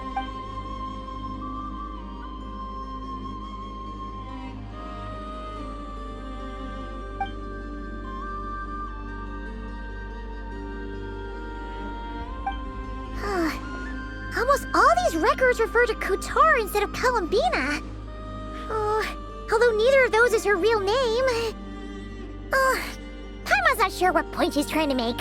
What we can gather from these records is that the Frost Moon's scions worshipped her as a god, placing impossible expectations upon her. I cannot fault them for their earnest faith, but for all their devotion, worshipping her day in, day out changed nothing. I imagine that none of it resonated with Columbina. It wouldn't surprise me if, even back then, she had already begun to reject the name Kutar and everything it represented. Lama speaks the truth. When I heard them call upon Kutar with hope and expectation in their voices, they may as well have been calling upon somebody else.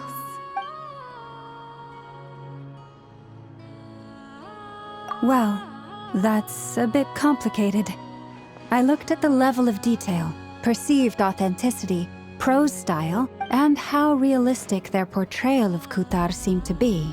Amongst the Frost Moon scions of today, only I know of her existence, and I alone have spoken to her face to face. As such, I know that there are certain things she simply would never do. That being said, I have sensed some changes in her lately. Changes? Me? Seems like this is getting us nowhere. For what it's worth, why don't we check the unreliable sources too? Sure. Give me a moment.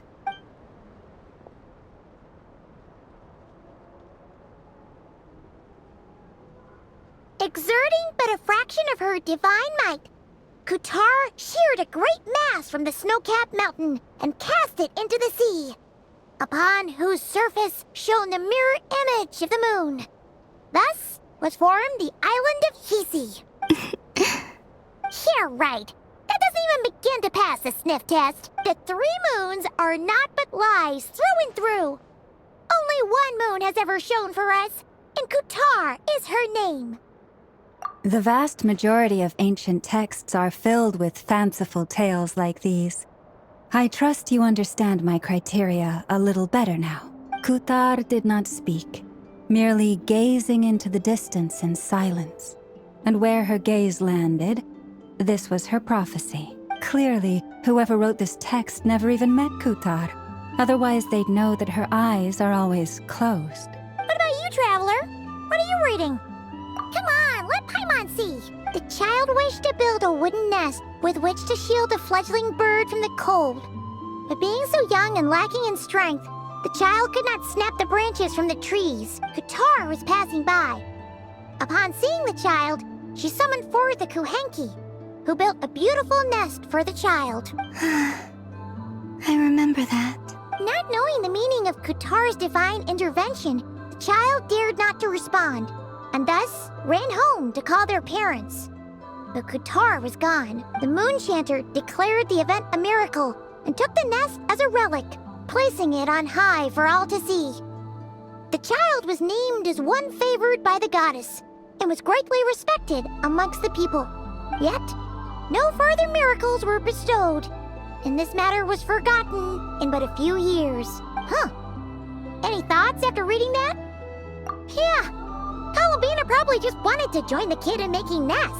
I'd originally considered this a fabrication, because Kutar did not perform any similar actions in subsequent records. But now that I think about it, it does seem like something Columbina would do. It's just that... She didn't know how other people would interpret her actions. She was probably worried about making things difficult for people. And so, she gradually stopped joining in. Yes. Oh, that's so sad.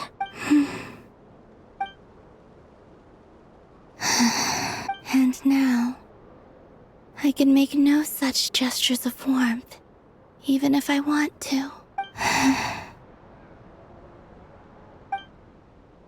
Still no name. That's a bit of a shame. But we did learn some interesting stories. That's gotta count for something. Barca said he was gonna set up a meeting with Arlecchino and Sandrone, right? Let's go back to Nasha Town and see how he's doing. Let's see.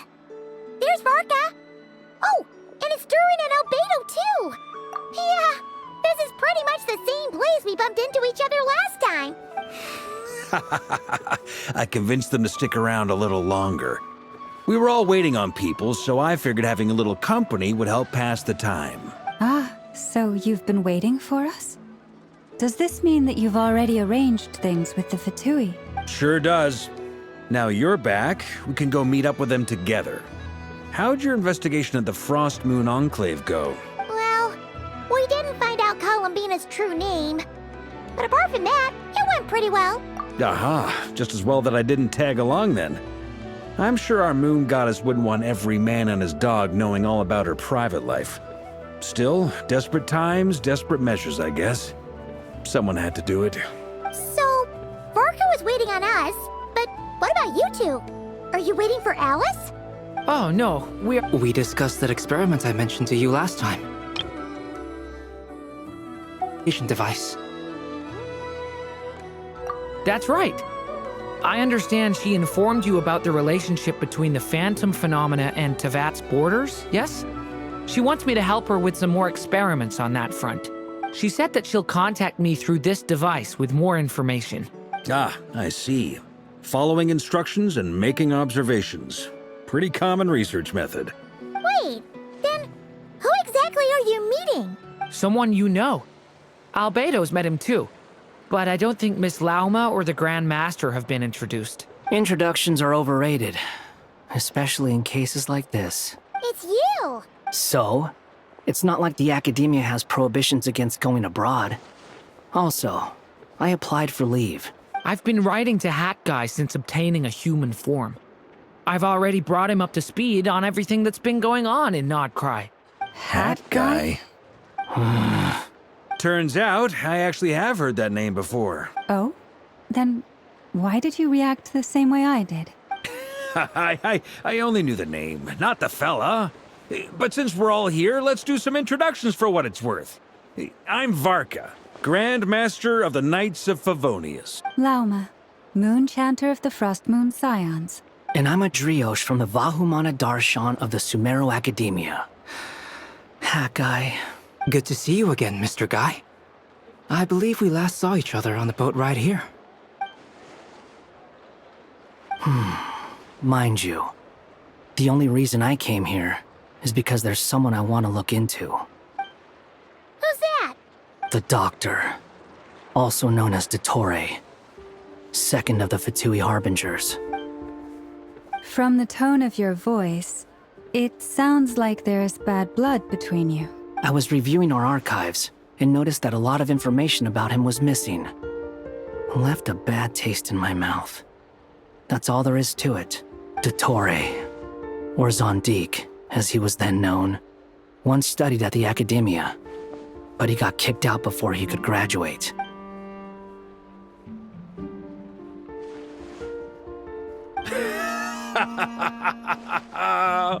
So the Harbinger's #2 man is a college dropout? How embarrassing for them. Last we heard, he was planning something. We actually heard that a few times before, even coming to Nodcry, but we haven't seen a trace of him since we got here. He only appears when something interests him. For all we know, he might have left already, but the fact he did something here at all is worth noting. It'll fill a couple extra lines in his file. Why does it sound less like a file you're writing and more like a criminal record? Anyway, we were just about to meet 2 of the other Harbingers. Want to come along? You might learn a thing or two about him there. Sure. Even though they're Harbingers, well, they're old acquaintances of ours, so, you know, when you talk to them, try to be... I got it. The Frost Moon Scion's relations with the Fatui remain tense. Forgive me if I do not attend. In that case, we'll continue assisting Miss Alice with her experiments. Good stuff. Everyone's having a fruitful time. All right, we better get going. I'll lead the way.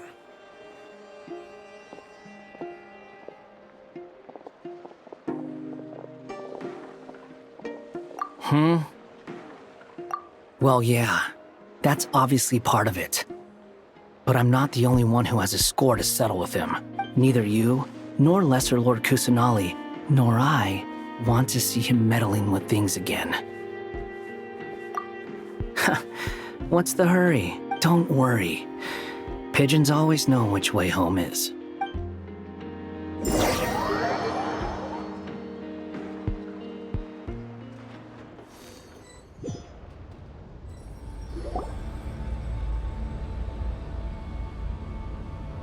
You made it. Who is this? A scholar from Sumeru. They call him Hat Guy. He's an old friend of the Travelers. Wait, this is the academia representative you wrote about? He doesn't exactly look the part. I believe this will prove my identity. You'll notice it bears the seal of the Sanctuary of Surasthana. Well, what do you know? So it does. All right then. My mistake. It's fine. I expected as much. What? So as I mentioned in my letter, the Academia's got its eyes on Dottore, but this matter remains top secret. Apart from those assisting in the investigation, the fewer people who know, the better. If anyone asks, I'm here in Nodcry to pursue my personal academic interests. Gotta say, Varka, you did pretty well to keep all this under wraps for so long. Sounds like you got in touch with the Academia about this way back. Haha, you flatter me. Where do I even start? Remember that time we fought Rerir at Star Sand Shoal? He sure let me have it then, didn't he? I'll bet Dottore had that all sketched out, with me as his convenient little pawn. He could not care less about us if he tried, but hey! The feeling's mutual. Does Dottore really strike you as the sort who values his relationships with his colleagues? Fair point. Definitely not. Which is why I always keep my guard up whenever he starts making suspicious moves. To that extent, our motivations align. On top of which, I consider you trustworthy people. Now, back on topic. In the wake of the Reikir of Solnari episode, Sandrone and I grew suspicious about Dottore's complete inaction during the entire affair. So we tried to find out what he'd been up to, but unfortunately to no avail. He never lets anyone in on his plans.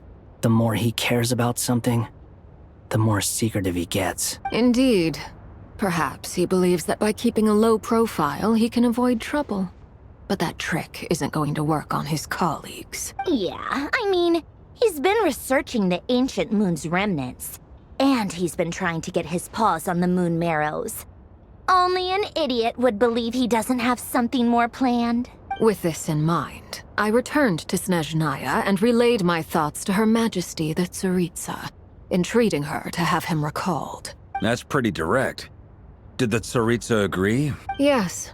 I made it abundantly clear that the Fatui's business in Nodcry is almost concluded, and we do not need 3 harbingers in this territory. Accordingly, Dottore has returned at her orders.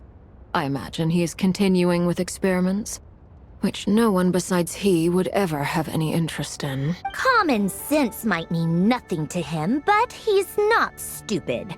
He knows that no good can come from opposing the Tsaritsa. Smarts alone won't get him all the way.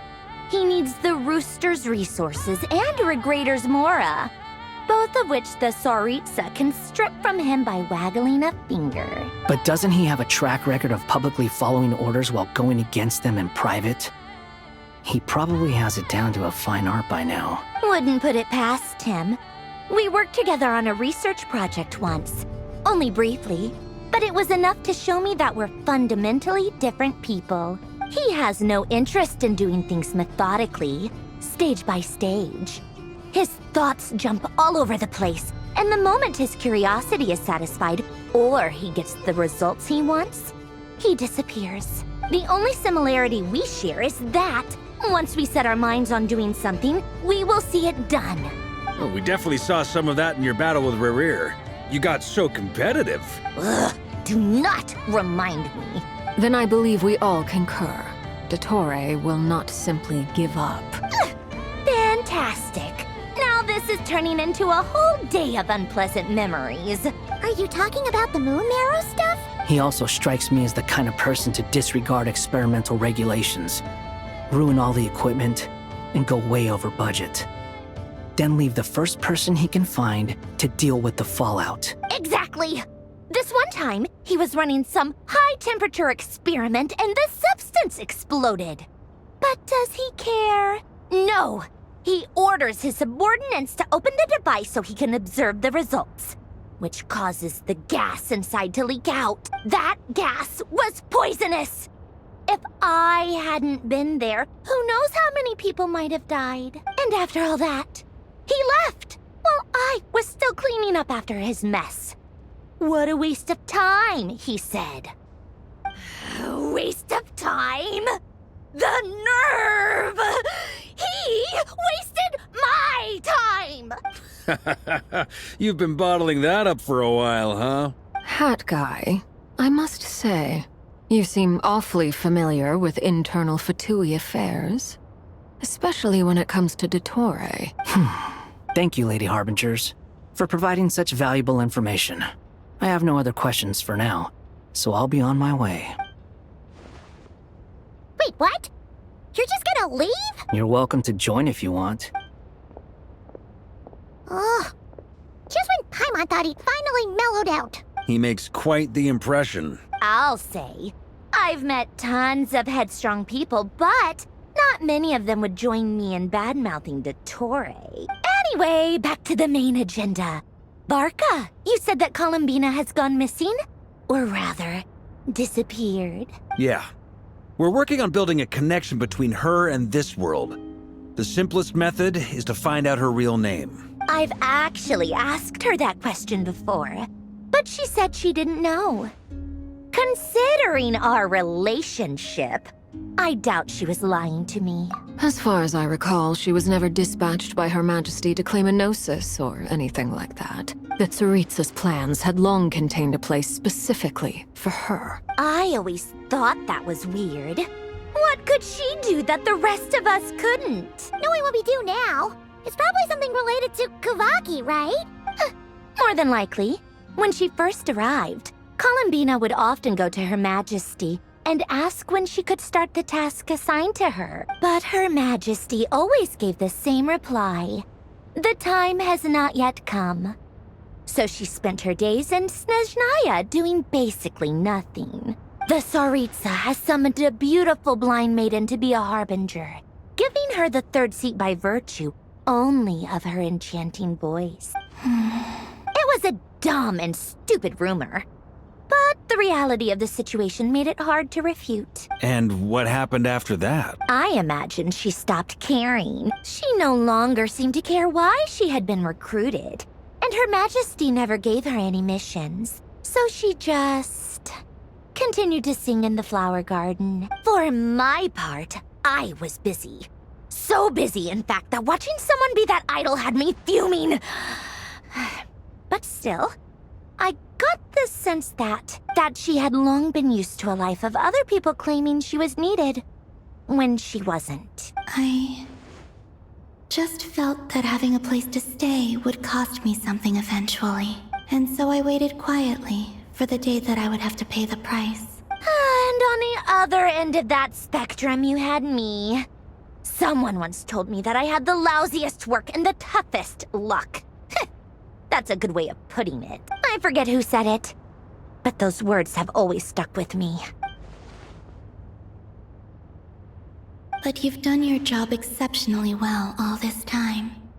Because at heart, you are a conscientious person. What is it? Something come to mind?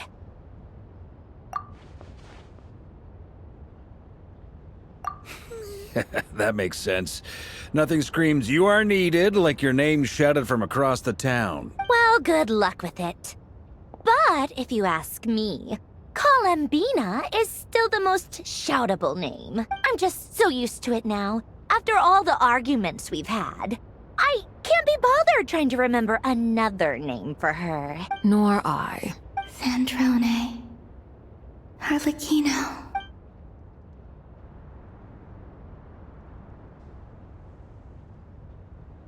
Huh!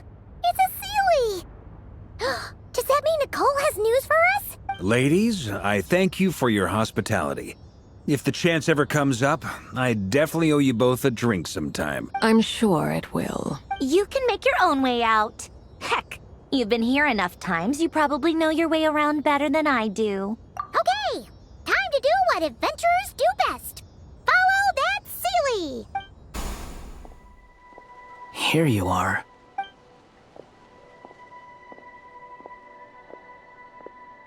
Oh, hat guy. How come you're back so soon? Did things go all right with the Fatui? Fine. Dotori's been summoned home by the Tsaritsa. Couldn't get much more than that. How about you? Any progress with the investigation? Unfortunately not. We've tried everything. Different phantoms, different locations, different points in history. But the results are the same each time. Abyssal monsters roaming the land. People crying out in despair, with no hope of being rescued. Every time I see it, I can't help but think, is this what it was like in Mondstadt when Dragonspine Durin attacked? And if I fail in the task I've been given, will I create yet another tragedy? That's just meaningless speculation. When we encountered similar phenomena previously, I tried to interfere with those illusions, using sounds and lights to guide them. However, we could not change their fates. At most, we were able to extend their existences. The events of the past are like fate that has been written into Irminsul. There isn't a living thing in Teyvat that can escape its past. But Miss Alice instructed us to try to find ways to change the outcome that these phantoms face. It's an impossible task. Can't you just refuse? Since she asked us to do this, I feel like it can't truly be impossible. Or if it is, well, mages can make the impossible possible. I could not have been born as Durin otherwise. But you also said that your past 39 attempts were fruitless. That's true. But you're still going. Yes. After this many futile attempts, surely you realize that you're not doing this because you still believe what some mage told you. It's because you want her hypothesis to come true. It's something you wish for deep inside. So, think for yourself about what you want to do. As long as you don't believe it's futile, it isn't. Yeah. Previous experience indicates that we cannot touch the phantoms, which limits the effectiveness of our interventions.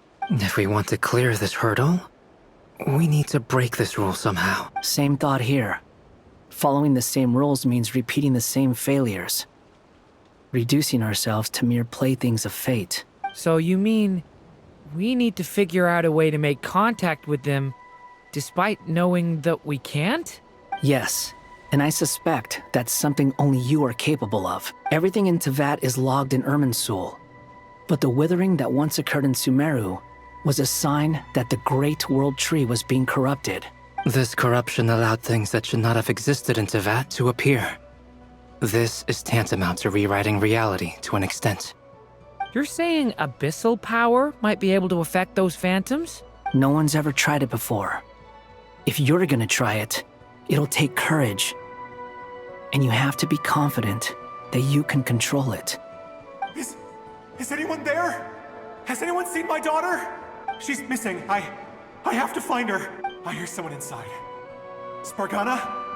Are you in there? Ah! If I can use my abyssal powers to warn him that there is danger here, maybe it'll change his decision. Yes. The important thing is not the nature of the power, but rather how you use it. To intimidate and obstruct. Sounds about right for the Abyss. Let me try. I should be able to influence that thing. Have you seen a little girl? What? This isn't the time for that! Just run!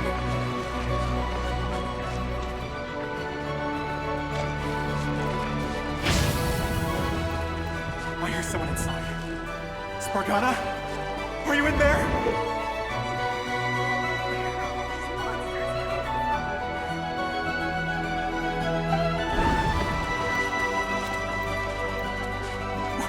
What is this? It's dangerous. I should get out of here.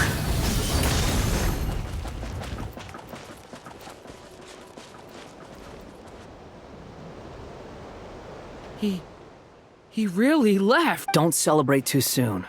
Follow him. See what he does next. Monsters approaching from the front.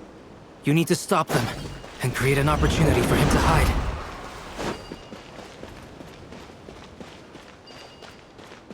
No! There's monsters ahead!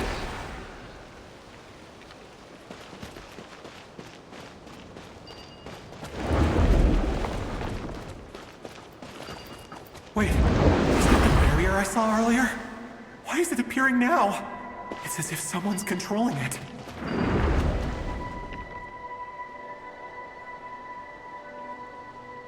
The monsters are gone. Is it safe now?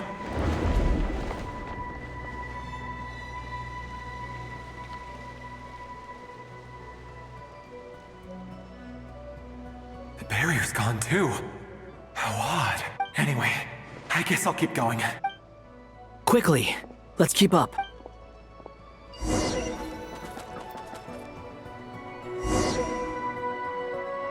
Wait, there was someone else here? Don't go any further. We've got anti-monster traps laid out everywhere. But my daughter must just be up ahead. I have to go. This way's blocked.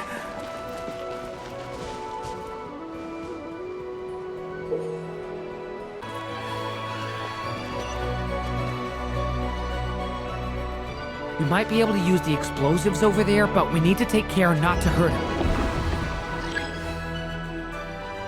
I'll use the barrier to keep him at a safe distance.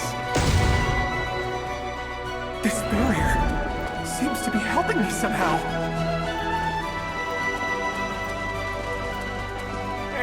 Hey, wake up! Oh, no good. Gotta keep moving ahead.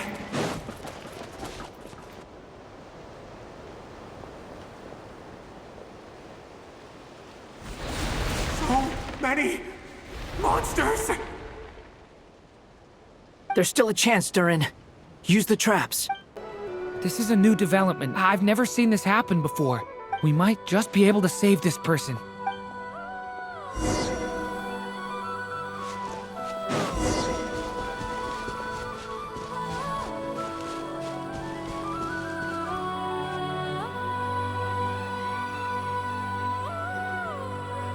Hello there. Have you seen my daughter? Spargana's her name. She's carrying a large backpack. Get out while you still can, you fool. You won't find any survivors here. But I can't just leave her here. She must be so scared right now. Sorry. Wish I could help, but I haven't seen her. You'll just have to keep looking. Okay, thank you. If I do find her, I'll get her to shelter and come back for you. Don't bother. I've got nowhere left to go. What's that noise? Monster! No, if he goes inside, he'll be walking into a trap. Let's try this once more.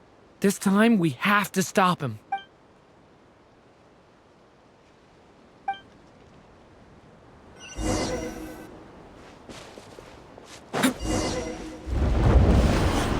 Why? How will I know where Spargana's gone like this? You know what? I'll trust this strange barrier. It's gotten me this far after all. Hey!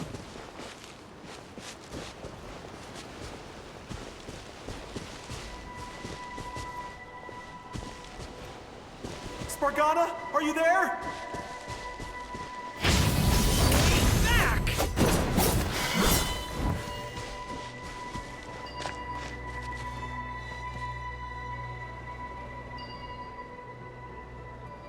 What? What's this?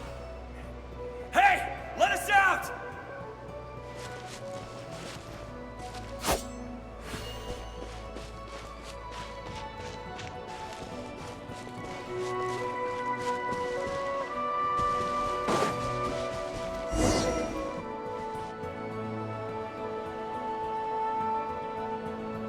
Huh? That looks like one of my daughter's books! Thank you. Thank you! Yes, it's one of hers for sure. That's her name on it right there. She left her backpack here. Durin, just like last time. Use the explosives.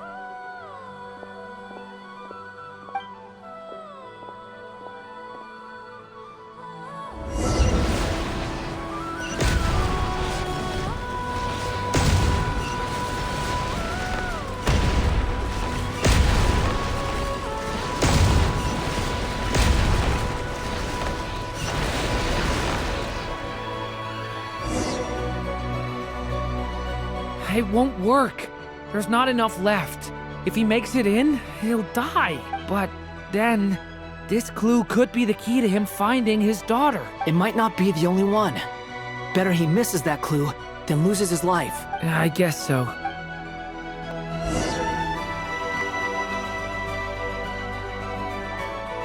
Stop him, Durin.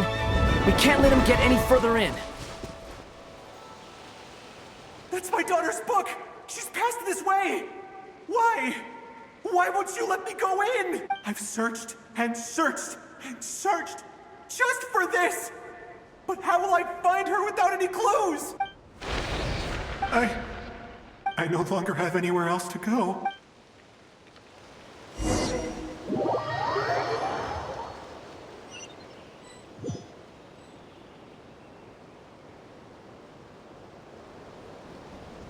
I'm sorry. I'm so sorry. He refuses to go anywhere else. Whether he opens this door or not, all that awaits him now is death. We couldn't change his fate. Albedo? Hat guy? Let's try one more time.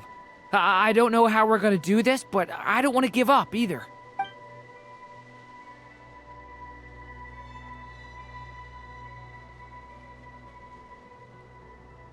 Why am I here?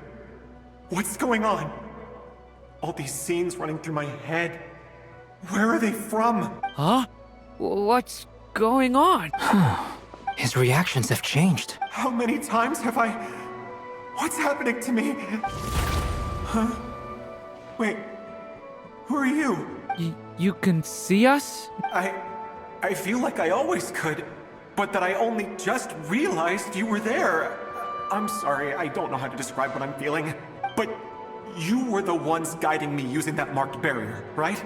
I haven't done anything yet, but those monsters, those deaths, they feel like memories.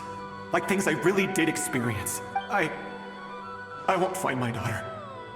In fact, I'll ultimately die trying to find her. Isn't that right? Well, no, it isn't. Yes, it is. Even so, we're trying to find a way out of this. You've not seen my daughter either, have you? It seems she really isn't here. I'm sorry we couldn't help you. I'm just tired. Maybe this is destiny. Maybe it doesn't matter how hard I search. How long do I have left? Experience says 15 to 20 minutes. 15 to 20. Thank you for all your help. Let's rest a while. You look exhausted too. Now's not the time for you to start pitying us. It's not pity. I'm just realizing that I've only got 10 or so minutes left. You know?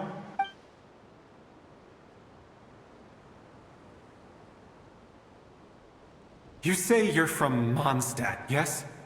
A place with windmills, where people enjoy limitless freedom? And you're from Sumeru, where they've built an academy into a giant tree? Yes. It seems you've never heard of either place. Those names are unknown to me, I'm afraid, yes. Have you heard of Hyperborea? I have, but I heard that it was destroyed in the distant past. I see. That was where my ancestors once lived. What about Delphi Pytho? Was it later rebuilt? I've never heard that name. Then what about Sal Vindaknir? I have seen that name on stone tablets on Dragonspine. But I'm afraid the only things left of that place are its ruins. I see. Sure enough, there was no way to turn this around, huh? I'm sorry. I was the one who asked to chat, but it seems like we're too many ages apart. There's barely any common ground to start from. It's all right.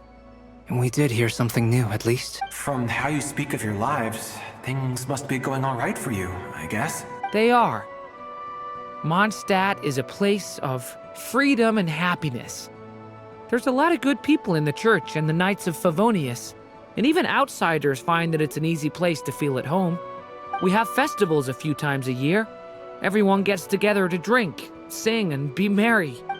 Sumero is a lot more uptight. Not really the kind of place where you can relax.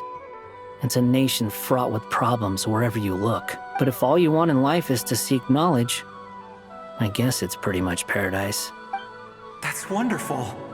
In other words, after this all-devouring black tide passed, humanity did not merely avoid extinction, but rose to build prosperous civilizations anew. I mean, I can see you all right now. That must mean the future isn't a total mess. That's true. Well, time's almost up. Let's part ways, I think. Might be best if you don't waste too much time on me.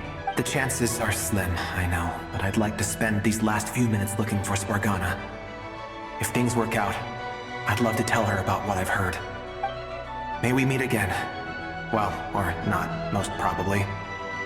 In that case, may your wishes come true.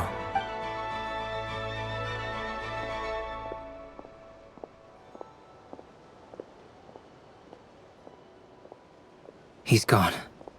In a few minutes, he will meet the end that was his to begin with. The ending of this tale did not change. But I believe that we've just made the most progress we have yet. May your wishes come true. If only it were so simple. Hat guy, could I ask you a question? You've never talked about your past. It seems complicated, and it weighs heavily on you, too. Would you be willing to tell me about it? I mean, sometimes it's better to get things out in the open. Take that guy we try to help, for instance. At least he said goodbye with a smile, right? I know about Albedo's past. Our experiences are very similar, and he created me. As for you, you're my first friend, and you've witnessed every step I've taken.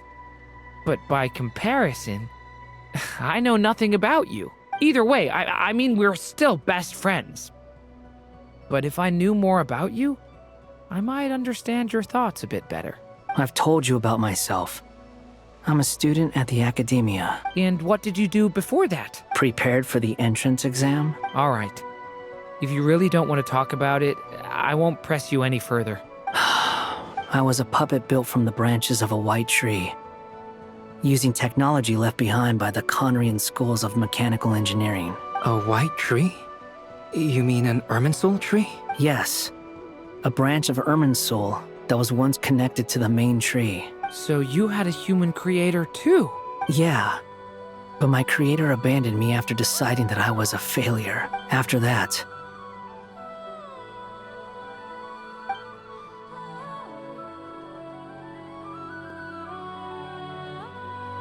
Durin.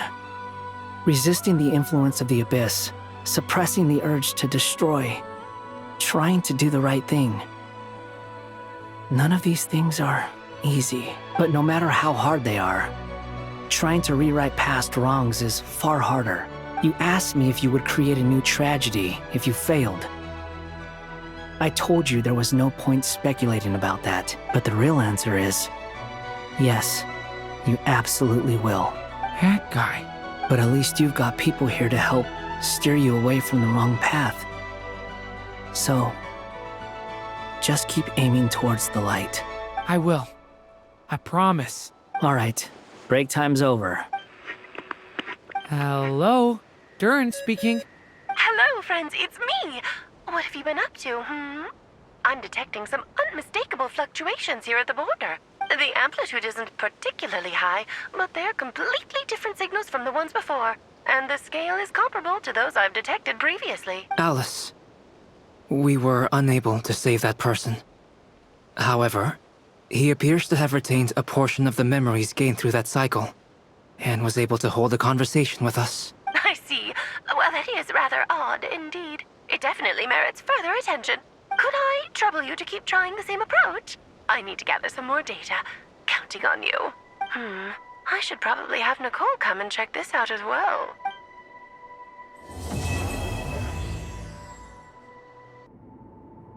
There you are. I was worried you might stop to collect treasure chests opened by the Seelie along the way. It would have taken you so much longer to get here. Another conversation I cannot hear. I am delighted to see that you understand what takes priority, and that your adventurer's instinct has not swayed your resolve. Really, I must applaud you for it. You should know. Oh, Paimon's head. Okay, I'll try and keep it short. My senses are telling me that this is where we shall find the entrance to the ruins. Oh, cool! Well, what are we waiting for? Let's open it up and see! Patience. This was a sanctuary of great importance to the Hyperboreans. A special process is required to open the gate. Oh, like the place that housed the Eternal Moon's marrow?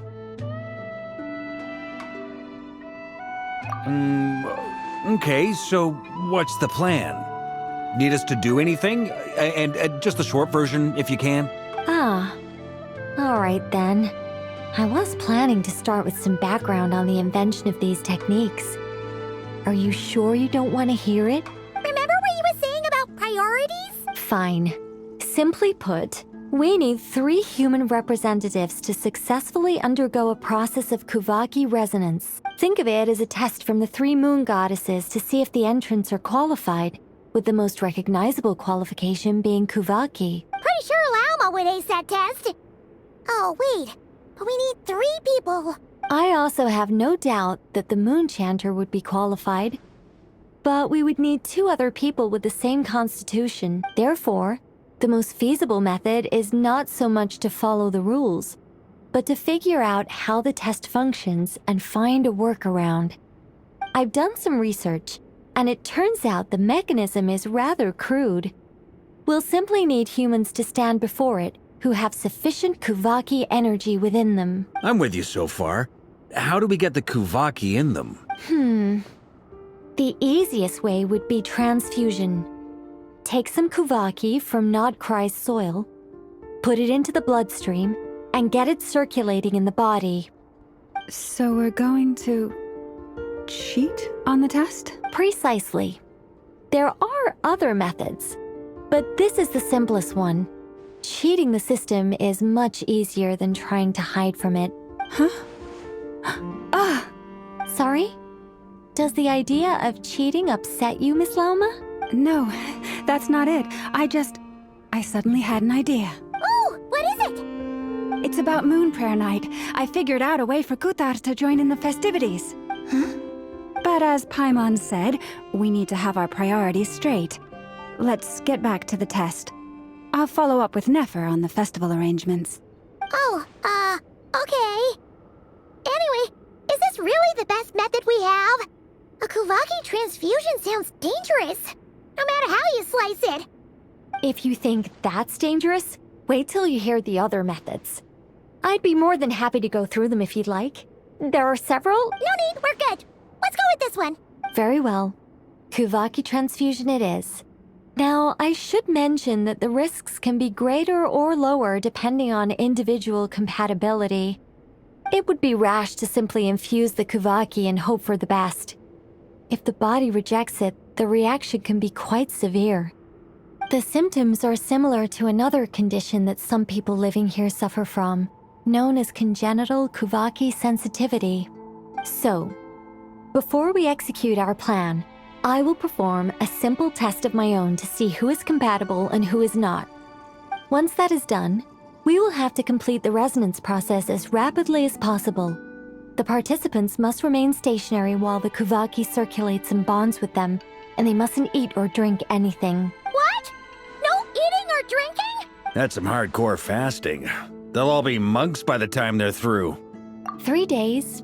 Oh, that's so long! And we still need to find 2 more people who are not just compatible, but also willing to volunteer. Fasting? What are they talking about? Really? Don't you want to think this through? Haha, count me in too.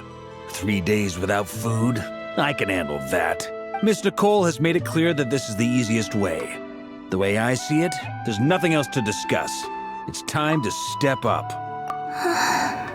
Yeah, you're right. In that case, Paimon volunteers to be Captain of Logistics. She'll keep the fires lit and grab some spare clothes to keep you comfortable. Then we'll start with you first, Traveler. Please step forward.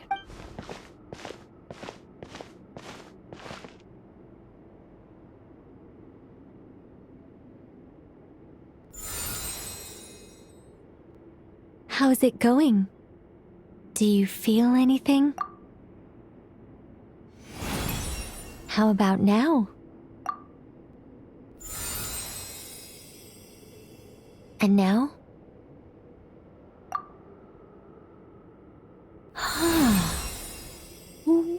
What about now? You guys, it's not a competition, you know. All right, I'm officially impressed. Even as a descender, you can withstand far more than I imagined. It's like I summoned a giant stone titan to arm wrestle you, and your arm hasn't even moved an inch. In my last attempt, I infused 5 times the amount of Kuvaki required. Yes, safe to say, compatibility won't be an issue for you. You're eligible to join. You're next, Mr. Varka. Sure, here goes nothing. All right, I'll start where we left off. 5 times the required Kuvaki dose. Whoa, whoa, whoa, hey, wait a minute. How's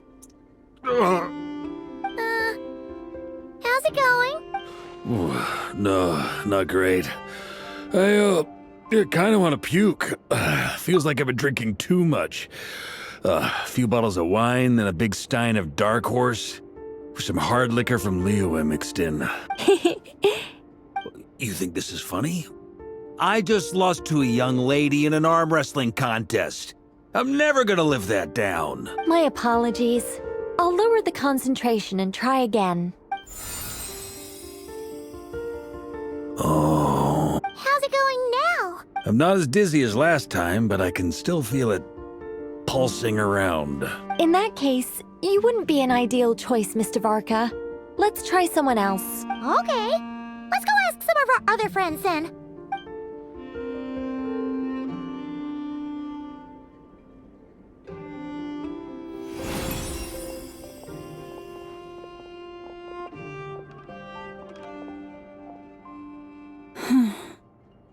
No surprises here, Miss Moonchanter. You're perfectly compatible. You may join.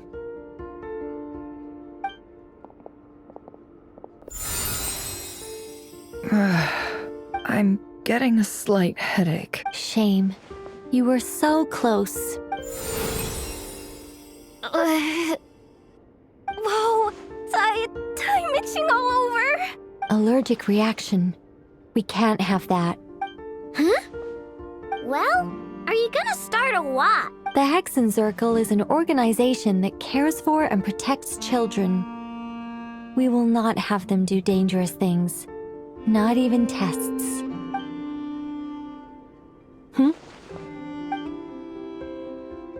Is something the matter? The candidates have to be human. I guess that rules me out too. Huh. Everyone except the Moonchanter got beaten. Guess I don't need to feel so bad after all. I mean, looks like this isn't gonna be as easy as we thought. Perhaps I could ask for volunteers among the Frost Moon Scions. I'll see about talking to some trusted Lightkeeper colleagues. Itlua springs to mind. In fact, I think we had some former Frost Moon Scions join our ranks recently. Can you give me the scientific explanation for how the test works? I can probably make some kind of test bot. Then we can just zip through Nashatown, going up to people and pressing a button to check their status. Wouldn't that be way easier? No. Wow. No elaboration for once. How about I contact the Knights of Favonia's garrison in the Wave Chaser plane? Shame that Lohan's already left. And that guy's even tougher than I am.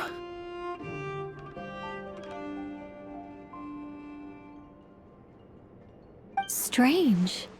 The moon goddess is clearly revered by many people. So why is she on the brink of disappearing? She mentioned that the world has rejected her from the very beginning. And when we fought the Reikir of Solnari, it seemed like she exhausted her power for our sake. Also, Paimon's not sure revered is the right word for how people feel about her. Gratitude, certainly. For my part, anyway. It's basic reciprocity. She helped us, so she deserves our help in return. Yeah. Even though she looked like she didn't care, she still saved a ton of people, including me. A review of the relevant data leads me to conclude that Miss Columbina is a good person. Yep, you bet! They really think so?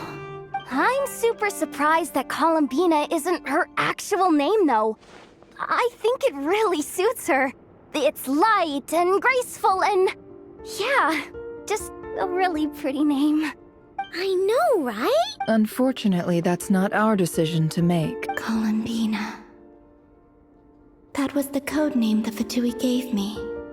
But it also came up in the song I heard when I was born. But... is that really all there is to it?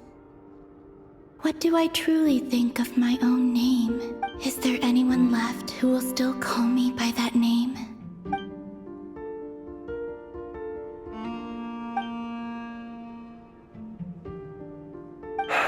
Moon Prayer Night is getting closer by the day. We're running out of time. We need to look for other candidates. Then allow me to try. Huh? What are you doing here? You contacted your friends via the Adventurers Guild. Sandrone has been keeping an eye out for something like that, so she informed me. Since I have the ability to accommodate a moon marrow, I should prove to be a suitable candidate. Arlecchino. When can we begin? I see. We can begin right away.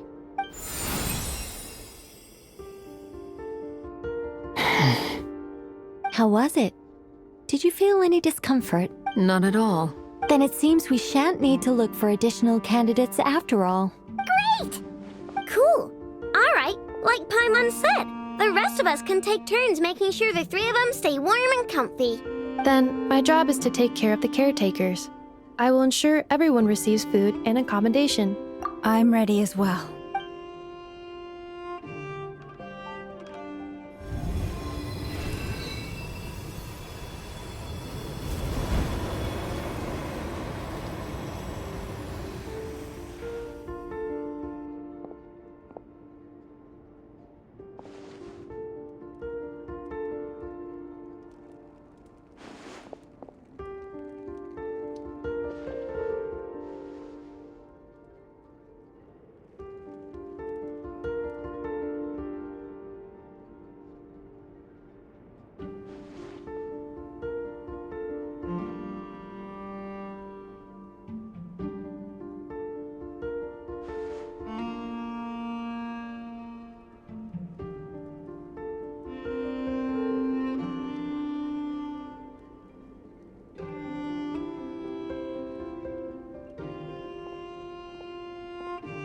The work is done. The sacred scroll shut. The stars grow dim, the people silent. The white sun sets, the silver moon rises. O path to the temple, appear now before us.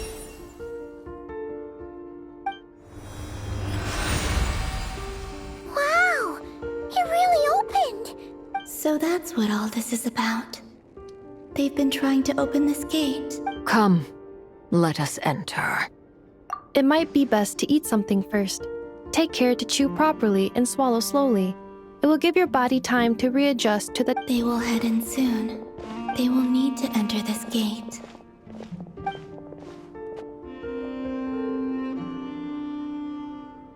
Huh?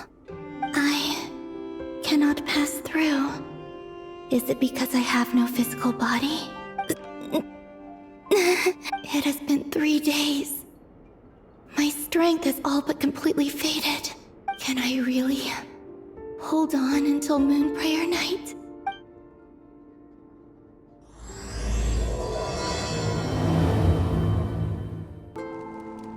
I have confirmed that you are all in good health. With that, my work is now complete. Congratulations are in order. It's good to know you're all well. Puts me at ease.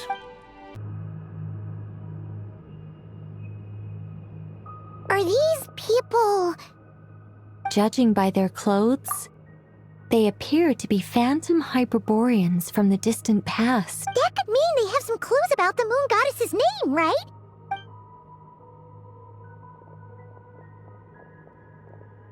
Hey there! Could you tell us what the moon goddess's name is? Sorry. That's probably a weird question, huh? How do we explain this? The moons are long gone, and their goddesses are dead.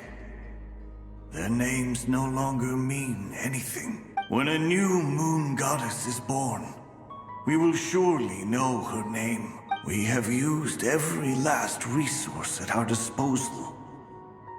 All that remains is to wait, patiently and quietly.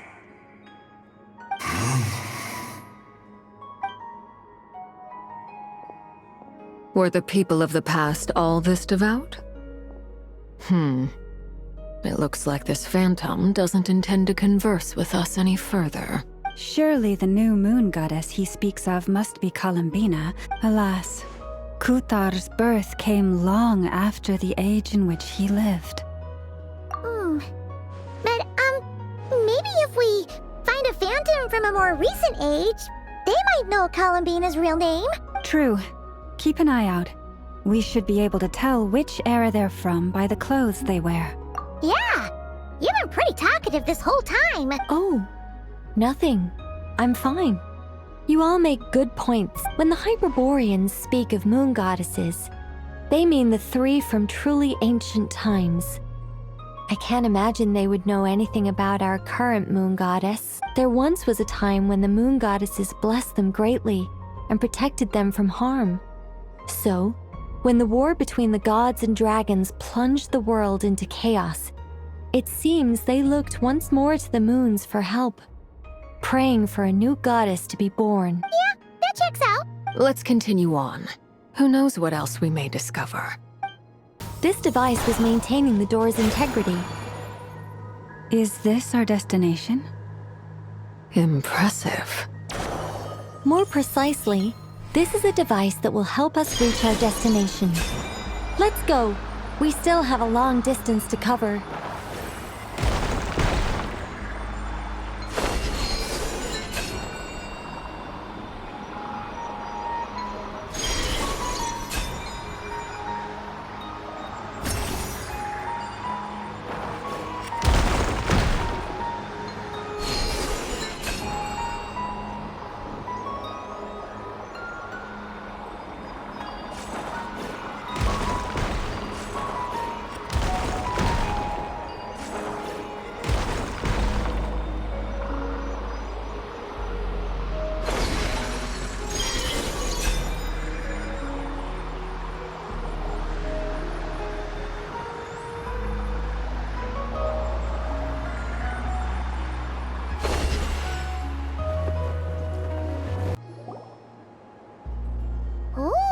There's a whole bunch of artwork in here.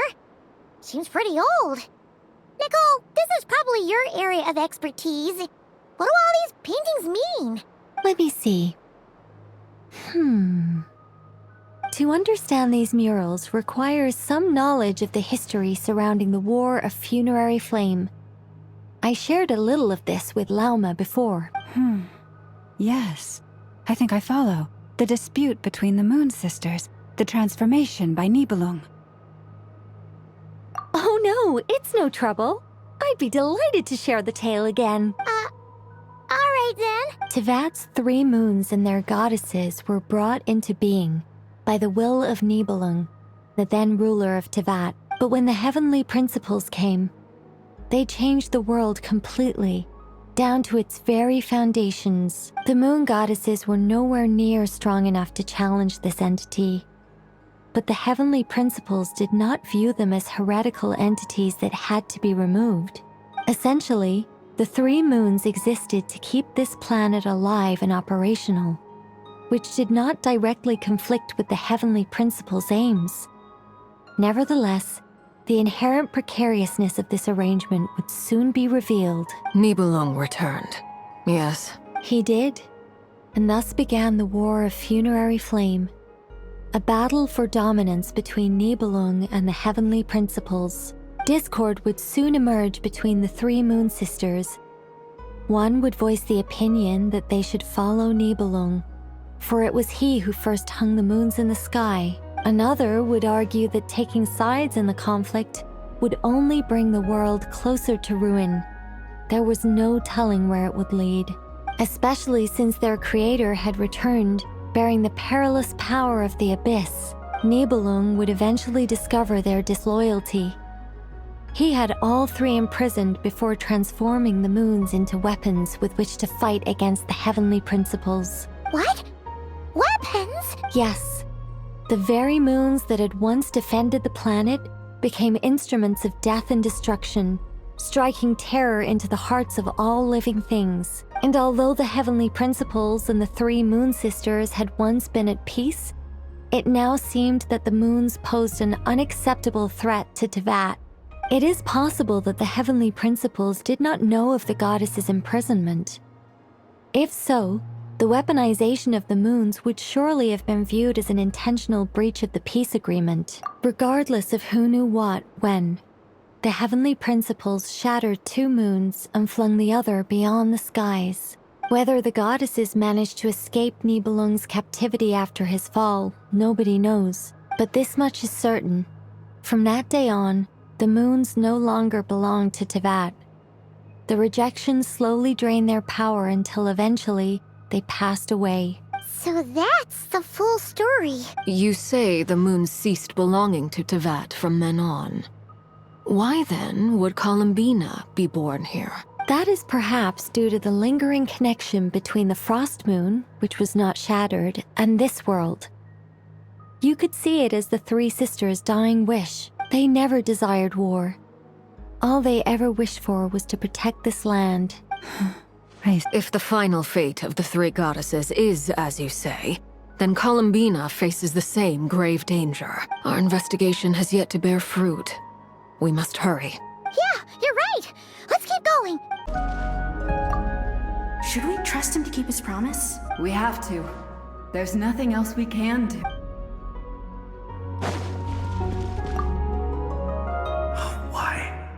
Why do the creators of this world no longer show mercy upon their people? Remember his words. We must change our fate with our own hands. Wait, that's odd. Who is he? Is something wrong? No, not really. It's just that over 30 possibilities emerged in my head, so I can't be sure who he is. It's been too long. My memory isn't as sharp as it once was. Okay. 30. Wow. Impressive.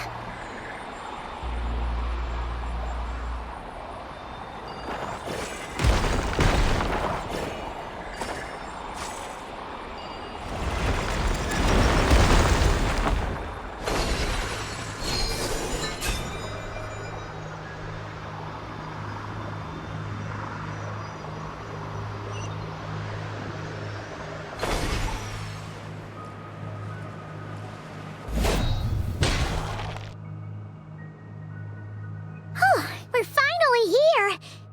Guessing we'll need to activate this thing? Indeed.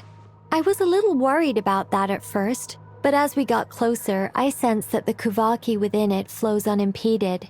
It should be functioning normally. The only issue is how to activate it. It's looking a little worse for wear. What about the cores from some of the other devices we've seen? Can we repair it using those? In all likelihood, yes. I imagine that would have been the Hyperborean's backup plan. Let's look for some cores. The device is up and running. It's hard to believe that the ancients were capable of constructing such things. Simon sees our destination! It's right up ahead! Yes, let's go.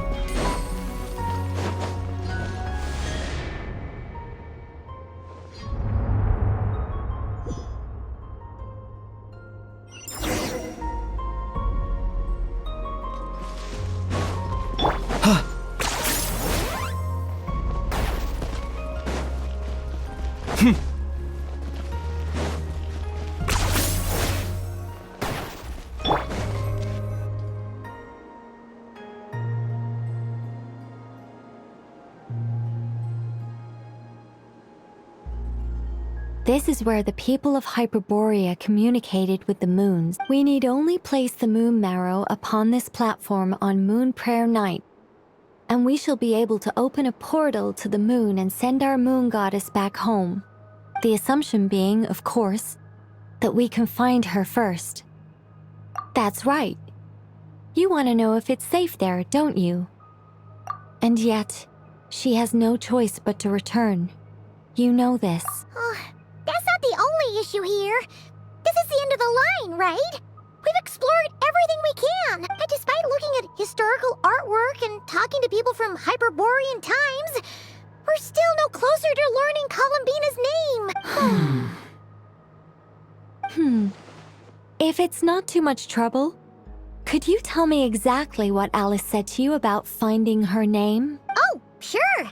What she said was... Then your first job is to find it. As a moon goddess, I'm sure she must have a name she identifies with.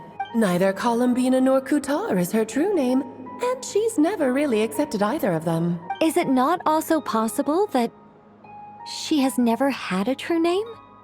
Not at any point in history? That would be a hard pill to swallow.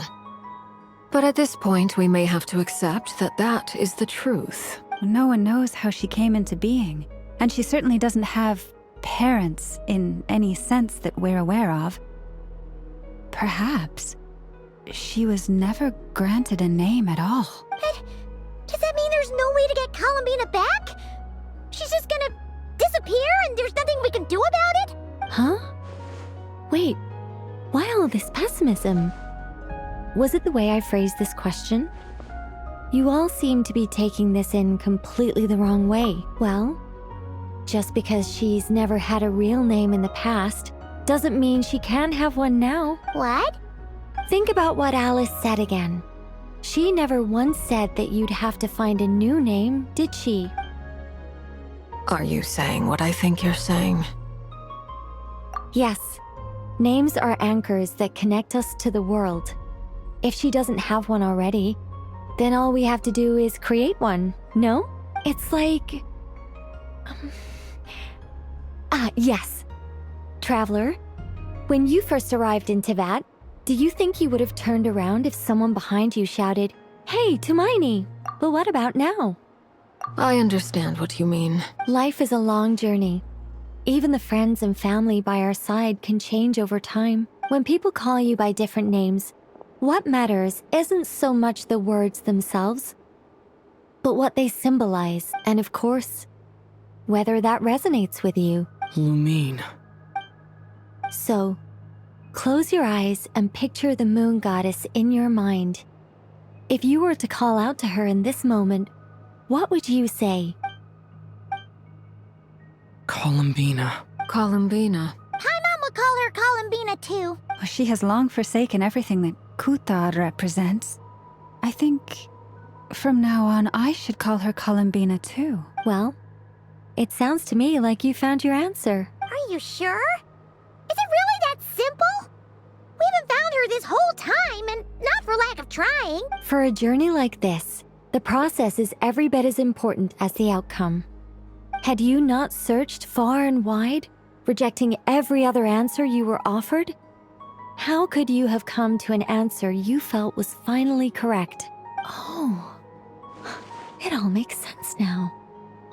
This has Alice's fingerprints all over it. Are you suggesting that Mage knew from the start that Columbina never had a real name to begin with? I can't say for sure, but I can definitely imagine her chuckling in satisfaction somewhere right now, saying, "Ah, what fun." Llama, your antlers! You should hurry. The festive moon has begun to rise. Do not worry, for when you called the name Columbina just now, I could sense that the power within was enough to summon back the moon goddess. The power within what? The name? Yes. So, the thing is... What's wrong now? This is so annoying. I really want to explain how that whole thing works. Starting from the founding principles of Tivat and... Oh, I could talk about this for hours, but... Deep breaths, Nicole. Deep breaths. You're an angel. A sober, sensible, solemn angel who has her priorities straight. Okay then. Sorry for asking. Anyway, you all need to hurry. Last thing, remember how it felt when you called out that name. Then it is agreed. By the name Columbina, we shall find her. Then we'll throw her the best Moon Prayer Night party ever! And at last, we will send her home.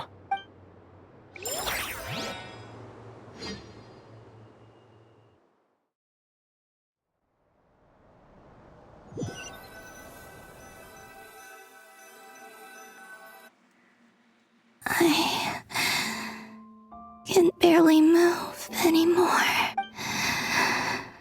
My consciousness is fading away. Have they come back out? I'd love to see them one more time.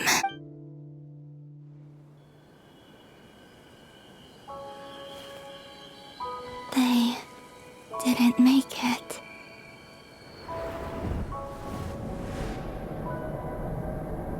Could you tell me your name? My name is... Columbina!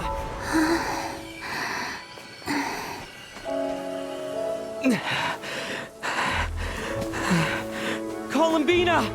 Are you here? Columbina! That's the name you gave when we first met. And it's what I've called you ever since. Columbina. It's a fine name. I have many fond memories of Columbina, and so do all of your friends.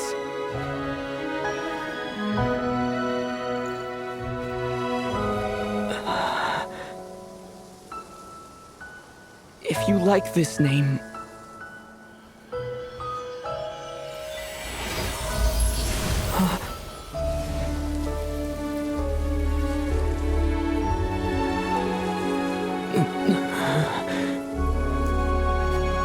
Looking for me?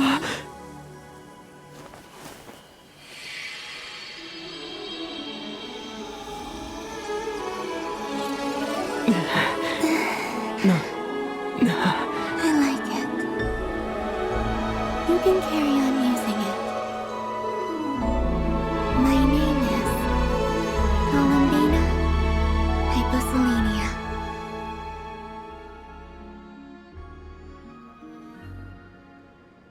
Columbina Hyposelenia. That's a wonderful name. I never thought that Columbina would become my real name, but after I met you and my other friends, the things that this name stood for slowly began to change.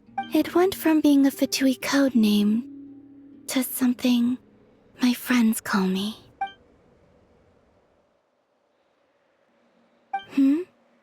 What is it? Why aren't you saying anything? I'm just so happy for you.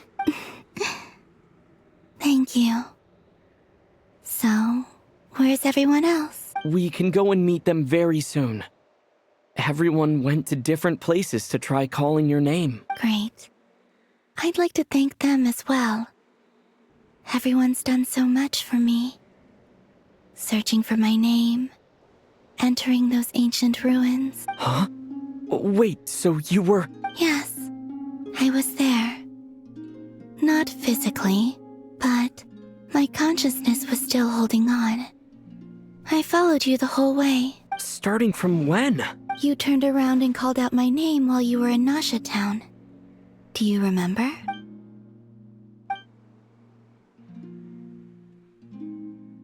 Let's go. We don't want to keep them waiting. Sure. In that case, come with me. But... Before that... Could you call my name one more time? Sure. Come with me, Columbina Hyposelenia.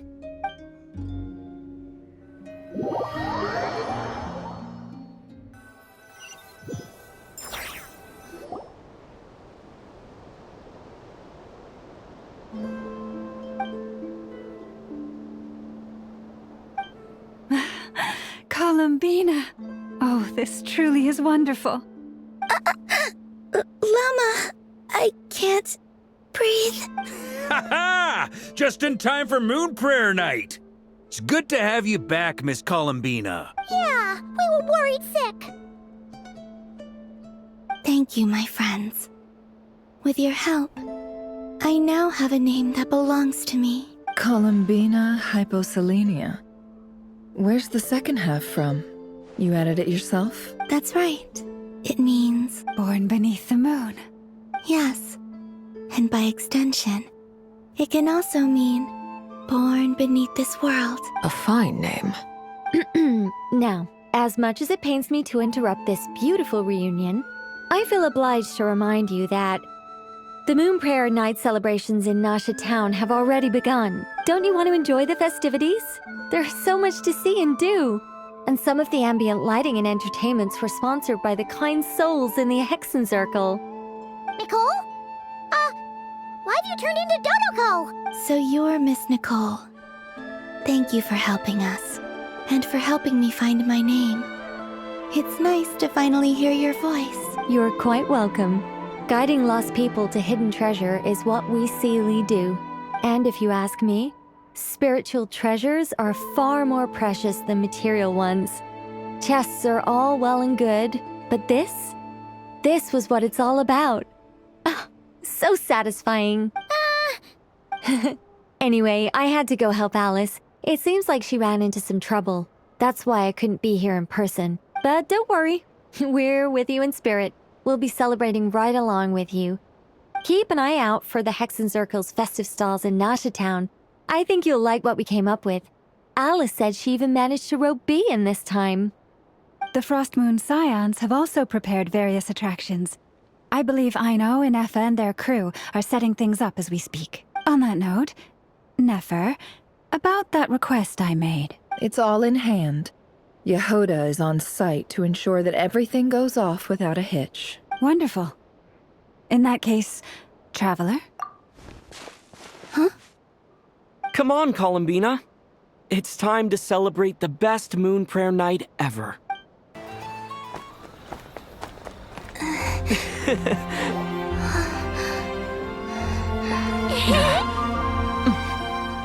Hey, young lady. Would you like some Moon Prayer Night candy? Happy Moon Prayer Night. Oh, yeah. I almost forgot to say. Welcome home, Moon Goddess.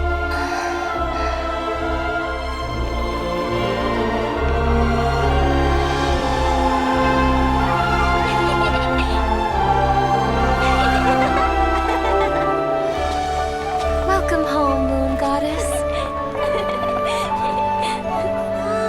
Welcome home, Moon Goddess.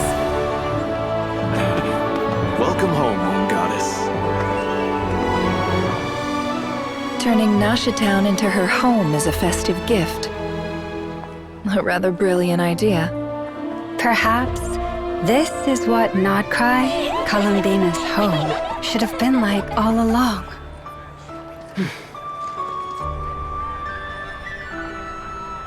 Thank you for the gift. I like it a lot.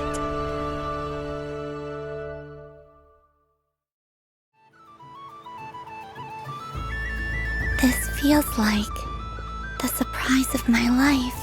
I do. I never imagined I'd ever get to enjoy Moon Prayer Night with everyone so freely. If you're happy, we're happy. Quite a strategy you came up with.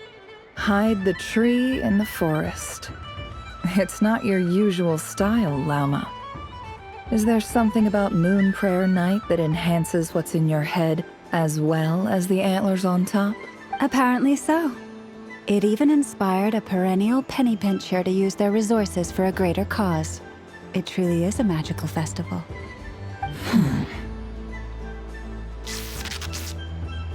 I see it now.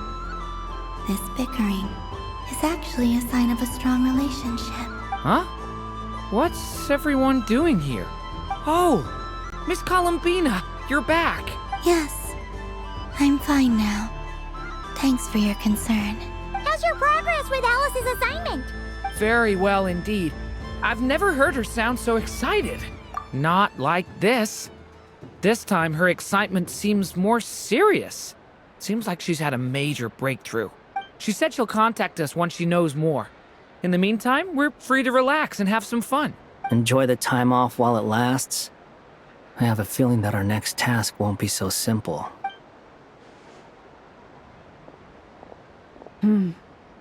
I should go.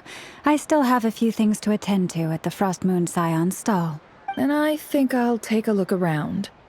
With any luck, this once-in-a-year festival will come with once-in-a-year opportunities. Hold up a second.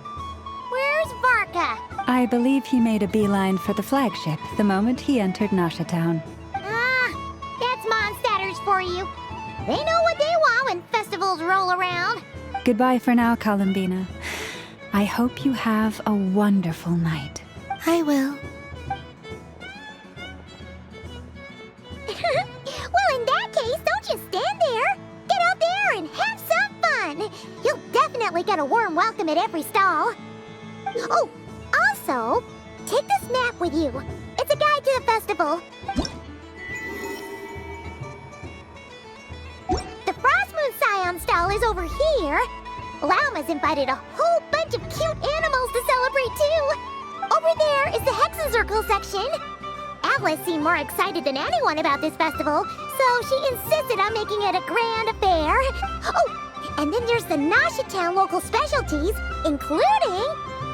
Actually, forget that. Better if you go check them out for yourself. Thank you. It looks like a lot of fun. You're not coming with me? We'll be around. But don't you want to browse by yourself for a bit first?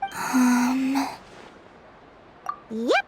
If you find something you like and want to try it out together, just give us a shout. We'll be right with you. Otherwise, just relax and enjoy yourself. There's so much on offer, so try to experience as much as you can.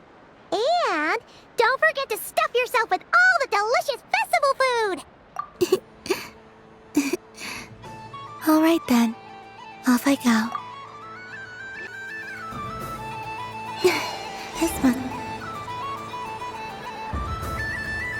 But I was aiming right at it. Aw, what a pity. I saw it with my own eyes.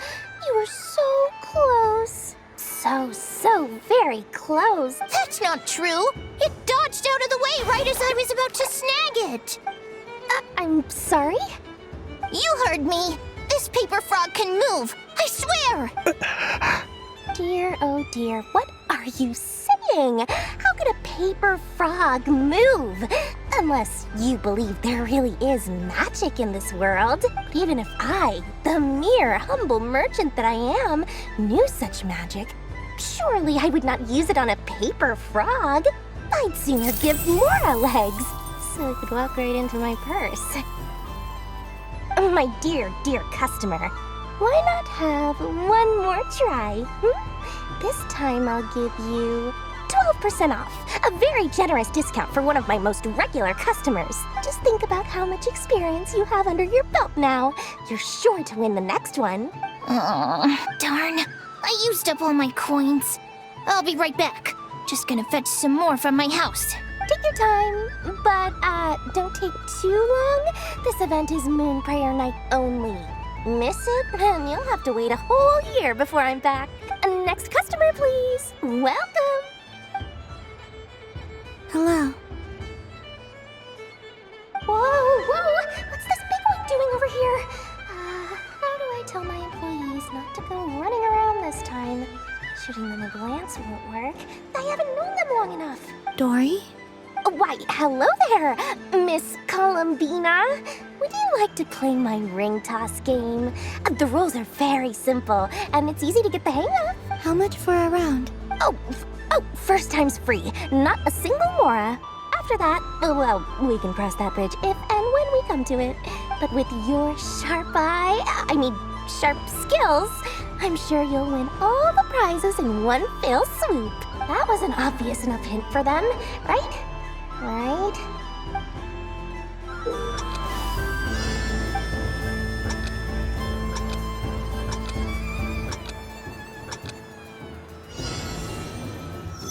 Here comes the ring.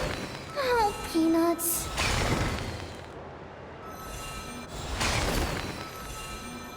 Change tracks. Roselle, should we move or not? Just a tiny bit. All right, then I'll... Oh, sugar plums, not the clock hands. How do I move the legs again?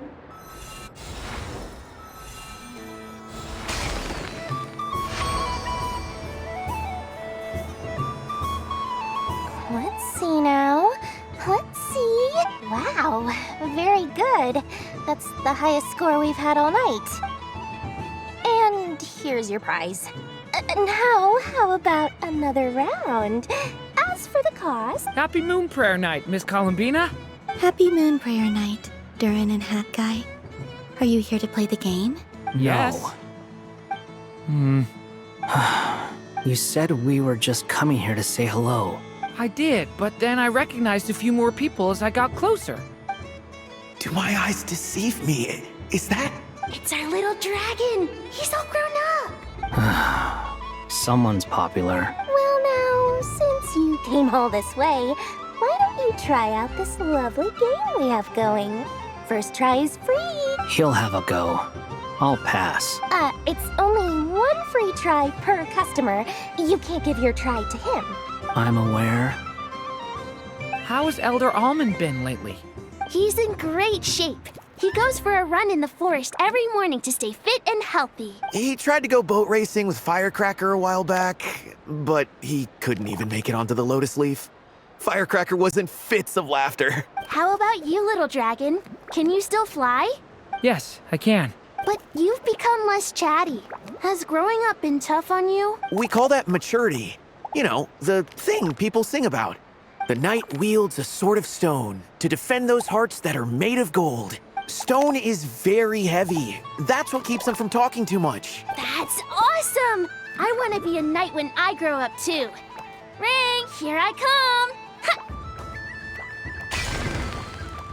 Oh, the hat-wearing man. I never thought I'd see you again. You seem more determined than when I saw you last on the train. If you say so. Oh, I do say so. The people you once helped see it clearly. It's because you are once again on the right track. May the engine in our hearts propel us to the station of our dreams. I can move! I can move now, Roselle! What are you doing, running into the rings like that? You got them all so quickly! I have never seen anything like this in all my travels. Is this guy actually an old friend of theirs? But how? They're origami animals and clockwork people from a fairy tale. Getting to know them would be quite an arduous task, unless they share a hometown? I have to get to the bottom of this. Next time I see the great mage Alice, I shall demand answers. Thank you, Dory.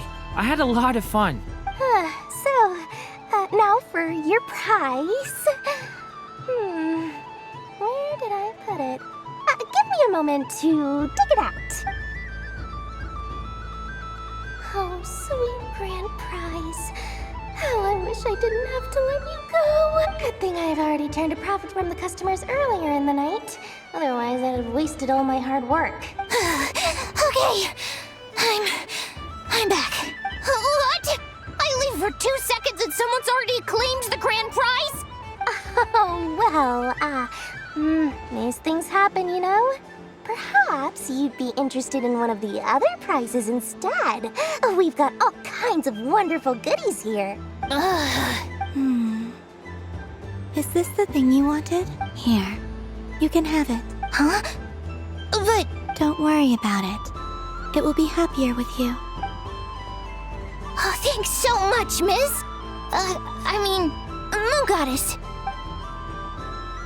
Oh, goodness gracious, Columbina. Give me strength. How am I supposed to make any more money from this child at this rate? Daddy, look! That's the game I was telling you about! Forget it. She is the Moon Goddess after all. I'll think of some other way to swing this. Maybe I can try to hook this new kid. Huh? Oh, Someone already won the grand prize. You can take mine if you want. What? Why? Why are all these bleeding hearts coming here to ruin my business? Happy Moon Prayer Night, everyone.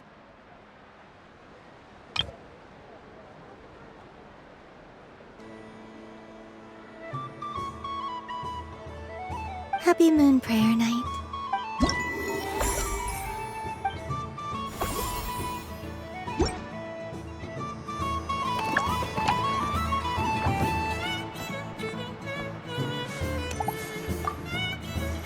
Done being a do-gooder yet? Thanks for coming here with me, Hat Guy. Are there any games you'd like to play? It's your turn to pick. I'll come with you. Why does that hamster think you've grown up? You haven't changed at all. I know you don't mean that. You're just taking the opportunity to make fun of me, aren't you? Even if you won't admit that taking some time to compose yourself is important, I can see that you're doing it in practice. Otherwise, you'd have taken off your hat and flown away by now. Looks like Albedo's socialization program has been far more useful to you than all those Vahumana textbooks.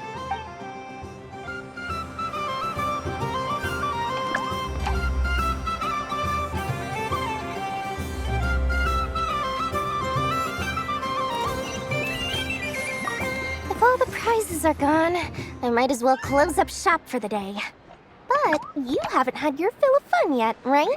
So the next time a customer shows up, you're going to have to run faster, all right? And remember, run out of the rings, not into them.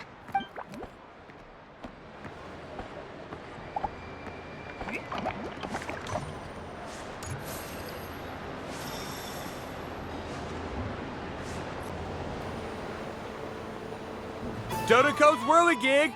Come check out Dodoco's Whirligig!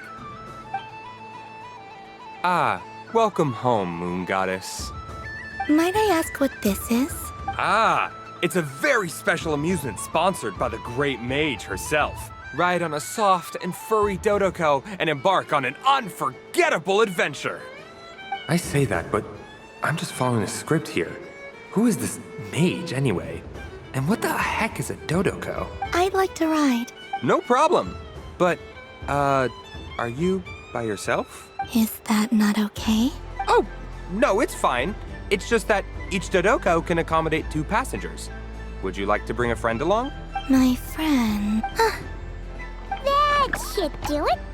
Now, we just need to get everyone else to draw something on it too. But we gotta keep it a secret from Columbina. Traveler. I want to go on that ride. Will you join me? Let's go then. Don't worry. Paimon will do the rounds. You go have fun. All right. I think we have to wait in line over there. Please take your seats. For safety reasons, you mustn't try to leave the ride before it comes to a complete stop. All right, you're all set. I wish you both a wonderful journey.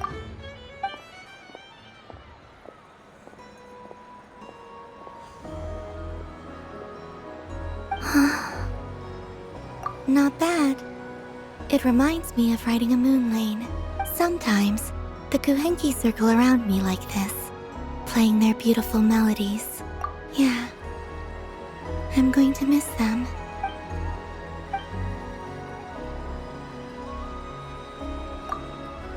It does.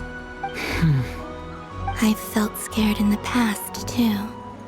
But this is a little different. You know something? I got to see a lot of fascinating things during my disappearance.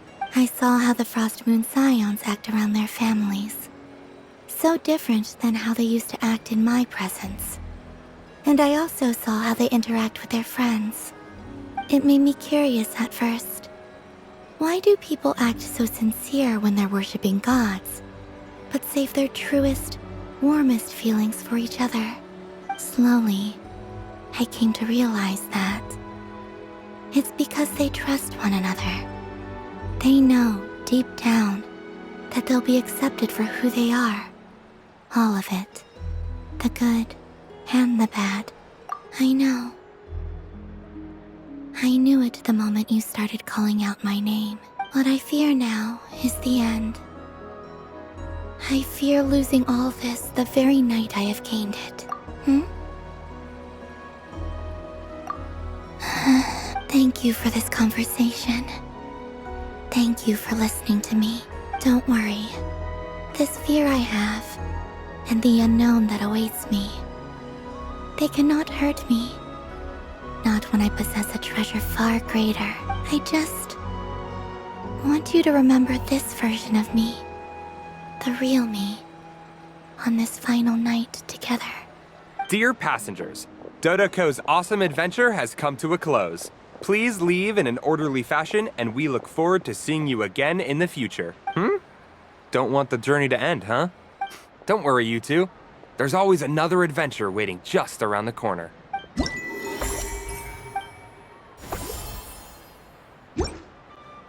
So this is the Frost Moon Scions area. It feels very familiar. But everyone looks much happier than usual.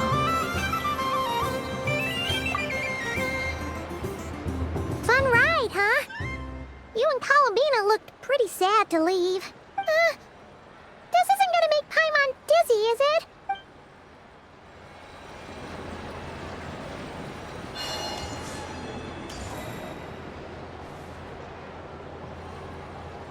Wow, the Frost Moon Scion stall looks kind of plain. But it's pretty cool once you get into it. I don't go to Hisi Island much, but it's got that, like, old world cultural feel. And if culture means we get more festivals, I'm all for it! Hello, Yahoda. Columbine... hello, Moon Goddess. That was too close. I almost gave the game away in front of the staff. Oh, wait. What's the deal with her shoes? They don't make a sound when she walks. I could do with a pair of those. Do you like balloons too? Balloons? Oh, you mean those? What's so fun about balloons? I'm not a kid anymore. They're probably more up Aino's alley. Yes. The animals seem very curious about these strange flying objects. I was drawn here by their voices. I recently learned a fun new game you can play with balloons, so I decided to come and give it a try. A new game?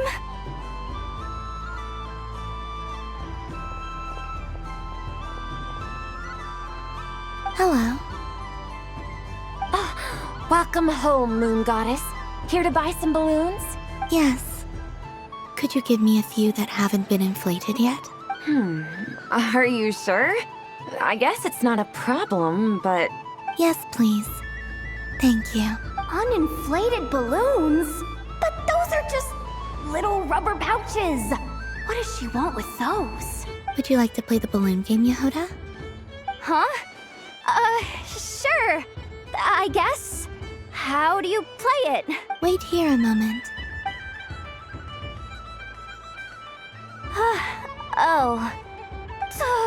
This is so weird. What have I got myself into now? I thought I saw Columbina nearby. Uh-oh! That's the fourth Harbinger! Although she's helped us out quite a bit, she's good people, right? Is she looking for Columbina? Oh, guess that's my ticket out of here. I'm not sure my heart can take being sandwiched between two Harbingers. Which stall is she checking out? Oh, it's that other Frost Moon Scions one. Try on the headgear, see what it's like having antlers or animal ears for a day. I wouldn't be caught dead wearing that stuff. So embarrassing. I have enough gear to carry as it is. Wait, what? She put it on?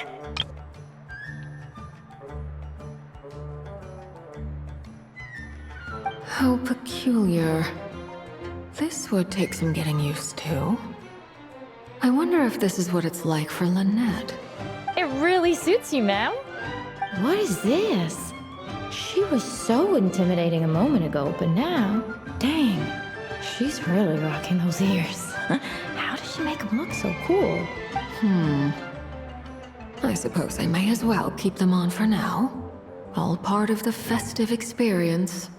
She's coming this way. How do you do, Miss Yehoda?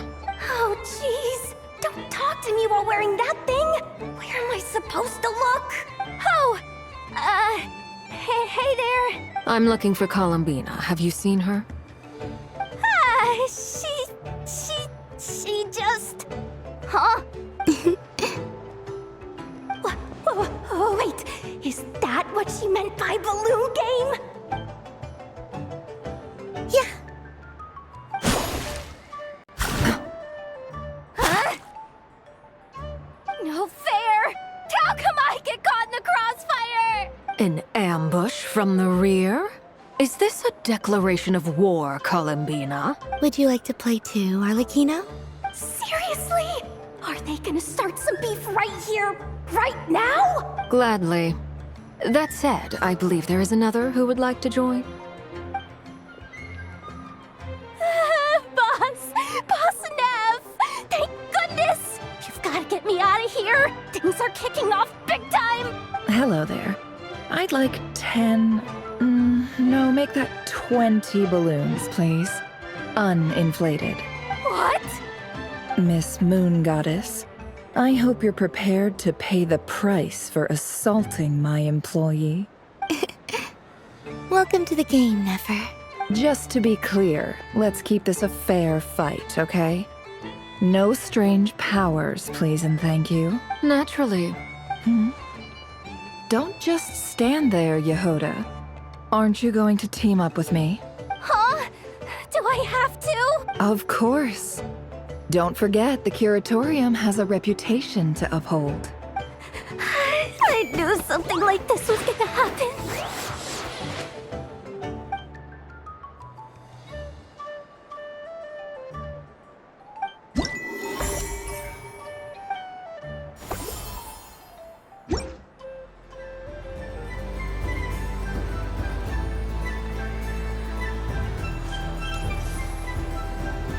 Sunny days!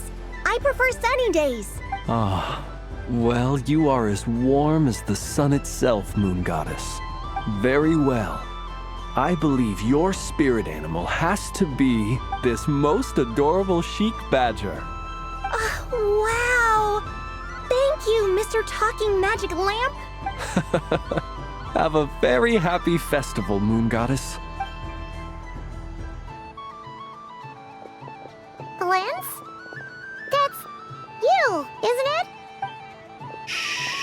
It's our little secret, my dear traveler in Paimon. Okay, sure, but why are you here selling sugar sculptures? Everyone celebrates in their own way. After gazing into the abyss and spending time around gravestones all year, what better way to relax than to see sunny smiles on the faces of the living? Besides that, I like to think of myself as a fair judge of character. I dare say matching personalities to confection suits me rather well. That's not what Paimon was talking about. Aren't you afraid that your true identity might be exposed? Should I be? There is all manner of magic in the air this moon prayer night, thanks to the work of the great mages. I see Miss Columbina is hiding in plain sight. Why should I not do the same? Why miss this rare opportunity to enjoy a special evening in my true form? Fair enough. You got a point there. People who don't know you will probably think you're just a talking lantern. Well, now that we see eye to eye, what brings you here?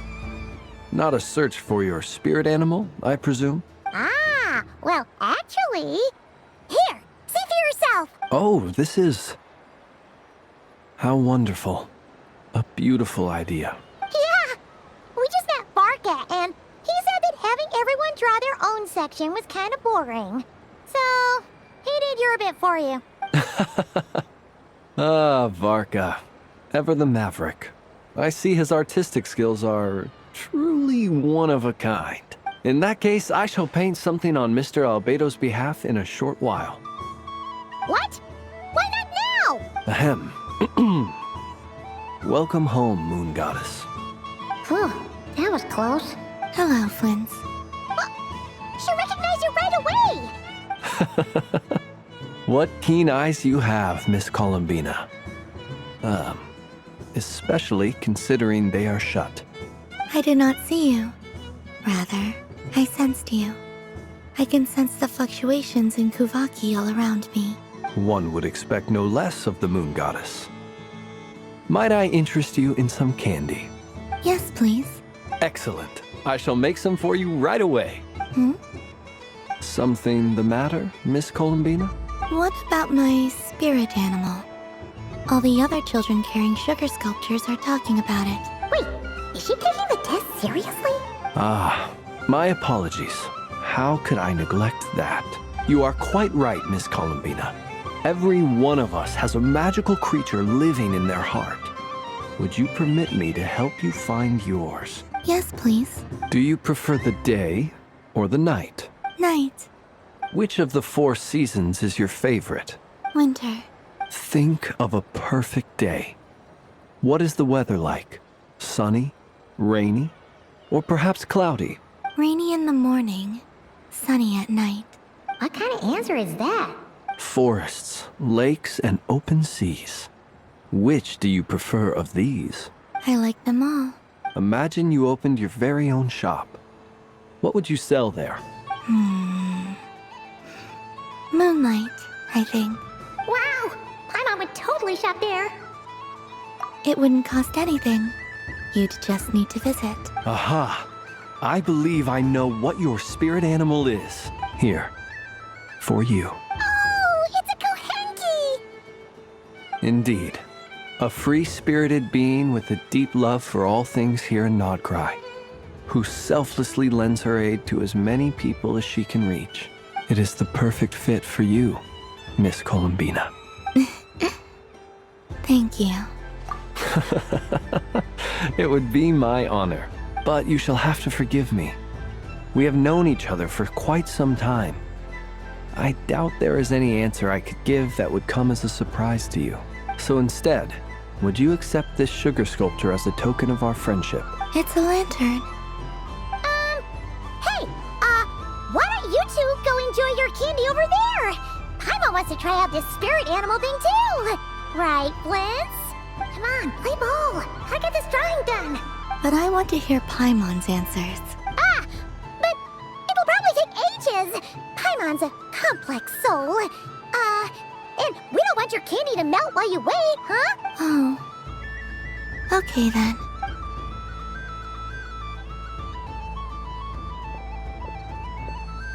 Phew. Nice excuse, Lady Paimon. That was some quick thinking. Yeah, no thanks to you. A little help next time?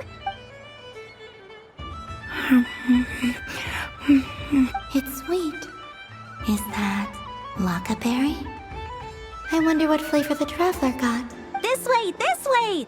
It's the candy-selling lantern! I'm coming! Of course, traveler. Maybe we can share? Yes. I found out recently that people share their food sometimes, so I'd like to try it.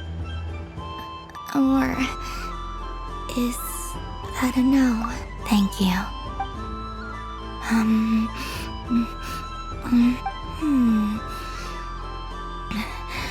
Yours is a little more sour than mine. Amazing. My sugar sculpture has shrunk, yet my heart is filled with feelings of sweetness. I will remember this feeling. Sure.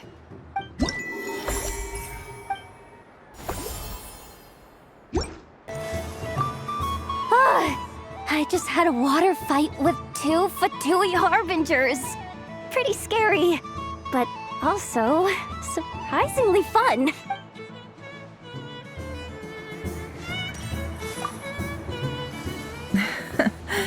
That was fun. It's a shame Ashru doesn't like playing with water, or I'd have roped him in as well.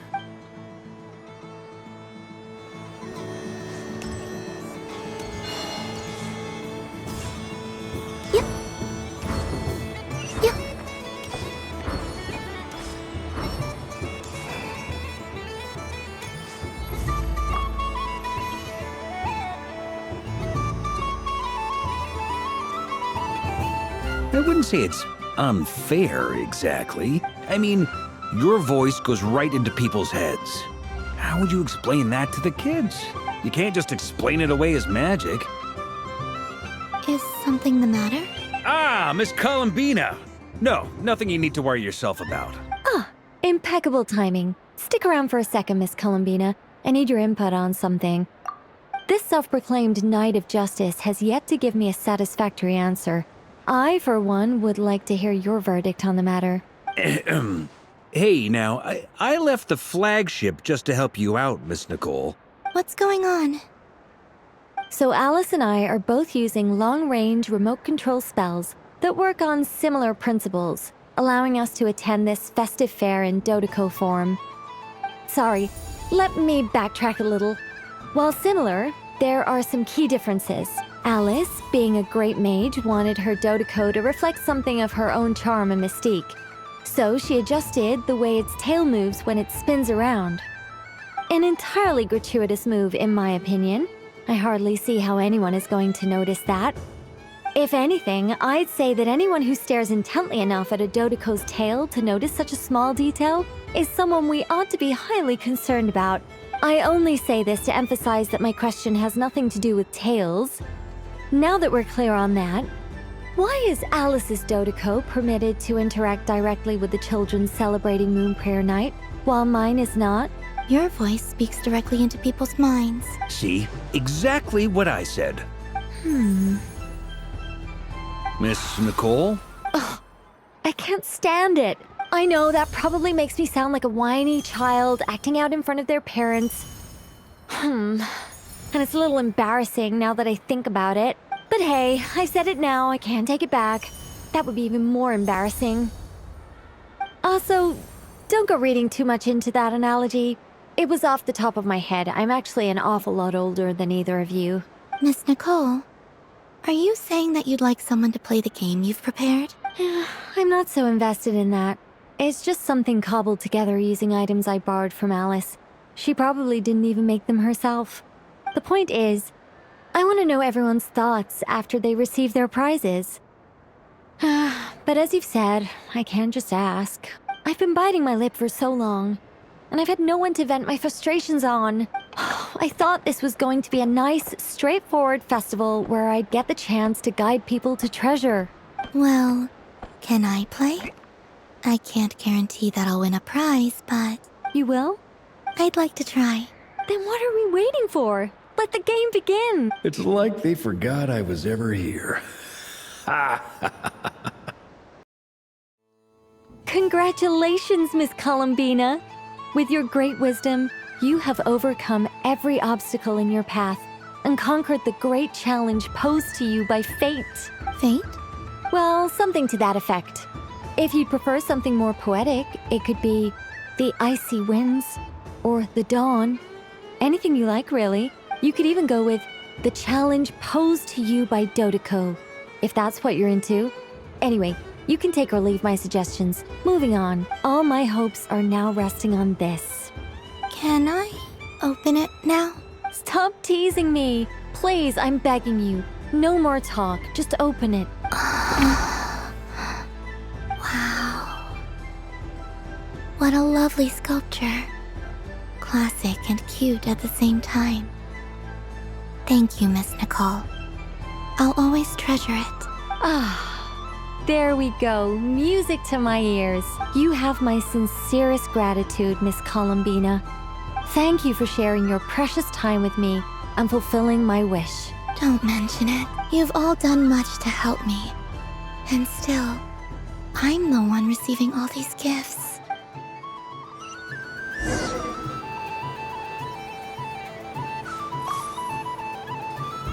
A soft and furry creature that bounces and jumps. Welcome home, Moon Goddess. This one talks, too.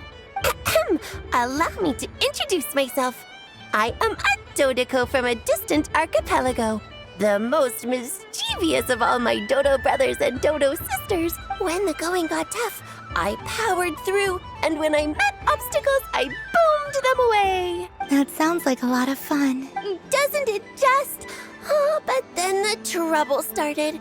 Recently, I found a lovely beach, the same beautiful jelly color as my hometown, and so I dove in to have a look, only to find it overgrown with seagrass and nasty little spiky fish everywhere, looking to turn me into a Dodoko kebab. I made it back to shore by the skin of my teeth, but my tail was sorely hurt. Couldn't you just boom them away? Oh, I wanted to, believe me. But I've heard that you, Moon Goddess, can understand animal speech. The last thing I wanted was to cause a gigantic fuss and get taken to court by a school of spiky fish. I'd be driven out of these waters for good, and my winter holiday would be ruined. And so, dear Moon Goddess, I was wondering if you might lend me your allegiance. Are you roping me into a crime? Oh, let's call it a once-in-a-lifetime carefree adventure. Does that sound better? All the festival goers tonight are dressed up as the Moon Goddess, but there's nothing to say that the Moon Goddess can't disguise herself as a Dodoko, is there? Besides, this is your home. You should be free to be whoever you wish. I'm afraid I'm not well acquainted with Dodokos, Madam Mage. Oh, that's quite all right. We Dodokos are innocent, happy creatures with a free-spirited nature. Many, like myself, are mischievous troublemakers. Others are lazy souls who like nothing better than to lie down on a nice rock and take a nap. In our eyes, every creature who yearns for happiness and freedom is a Dodoko. But perhaps in yours, we Dodoko are a fluffier and more mischievous breed of Kuhenki.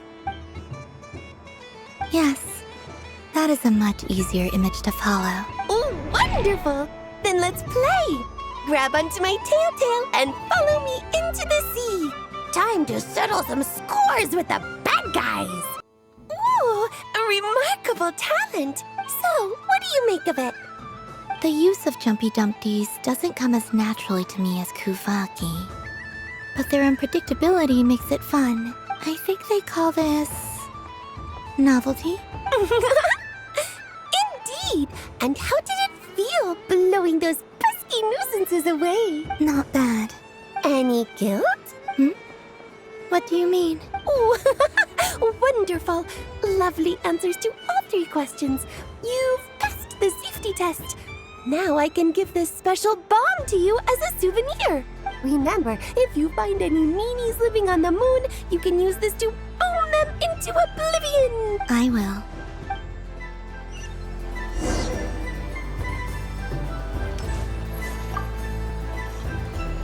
Welcome home, Moon Goddess. Oh, you're the genuine article. Alice was right. This Moon Prayer Night was worth watching after all. Another one that talks.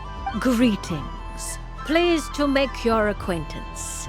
I am the Hexenzirkel member they call B.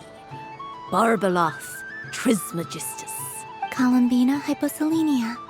Pleased to meet you too. Hyposelenia. A fine name indeed. Now then, Miss Columbina, do you wish to hear a mage's divination? Divination?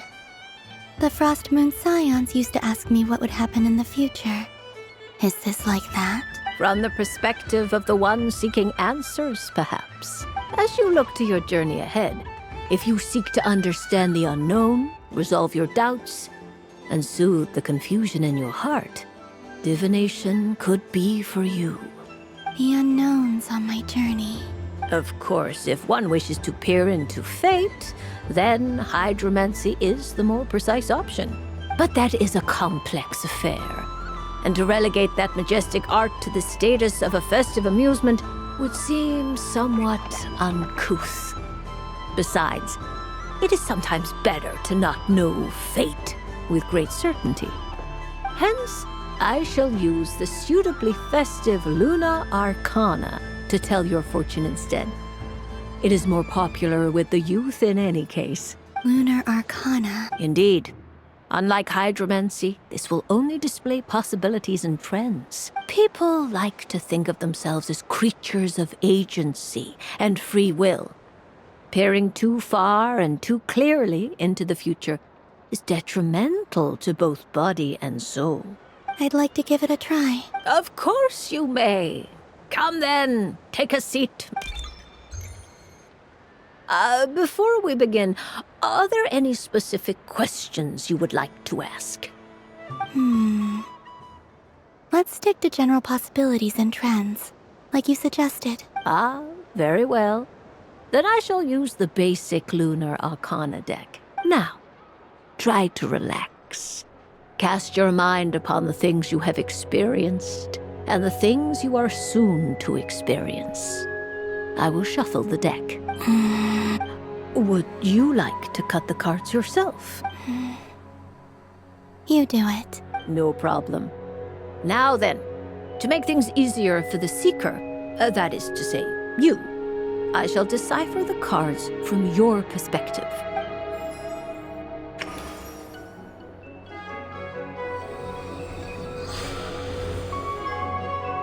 Please, draw the first Lunar Arcana. This represents destiny and is the foundation for the divination as a whole. Now, draw your second card. This will stand for the past, the sum of all your experiences that have come before. And now the third Arcana. This is the present, your interpretation of the current moment. Finally, the last card. This shall speak of the future, which... Oh. Kuvaki Pulse? Fascinating. I've never encountered this before in my role as a diviner. Something has exerted an influence upon this card, causing it to leave its designated position. What do you make of this, Miss Columbina? Perhaps this is the guiding hand of fate in action. Of course, if you wish, you can choose to deny the validity of this card and draw the future for yourself. No, it's fine.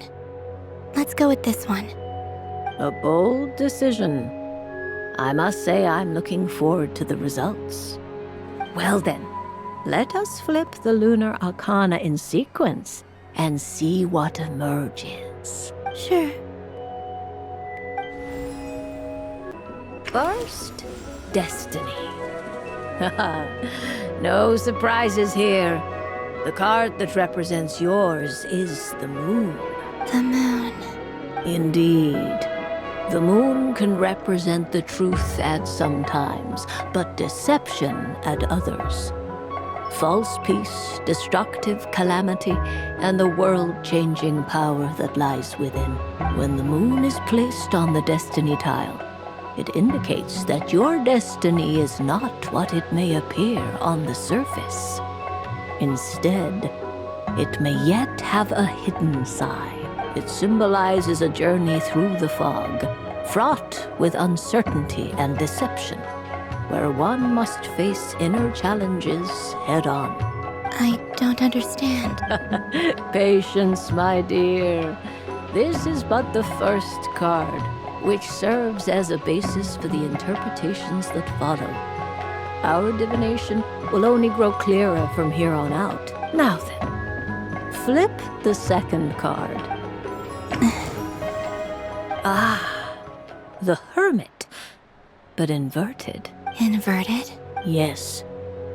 The Hermit symbolizes solitude, introspection, and the pursuit of truth. When inverted, it represents isolation, truth out of reach, and a path that leads one astray. Combined with the moon as one's destiny, the Hermit inverted represents a choice you made to stand alone in the past. It was a choice made not out of fear or arrogance, but for reasons that others could not perceive. You fumbled through the darkness without a guide, but you did not find your way. Rather, you went astray. Is this about how I became Kutar despite not wishing to become a god? and how I joined the Fatui because I yearned for a place to belong. I suspect only you know the answer to this question. All is not lost. The past is in the past, and so it shall remain. Shall we look into the present now? Oh my. The lovers. One of the most interesting Luna Arcana. What does this one mean?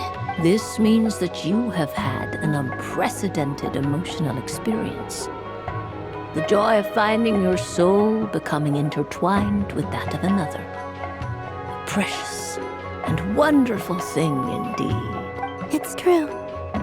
I've made a lot of friends recently, and they are very good to me. I like them a lot. That sounds lovely. I am most delighted for you. The lovers can also represent important decisions, perhaps related to a parting of ways. Now, if I were to guess... Yes. My return to the moon. I understand. Parting with friends is never easy, Columbina, but rest assured, this is not the end of your journey. There is always another story waiting to be told. The future always lies ahead. The future. Well now, it's finally time to flip this most mysterious of cards. Why did it appear? And what does it wish to tell you? I'm ready. Very well. Flip this card and see what lies on the other side. Oh. Miss Barbeloth?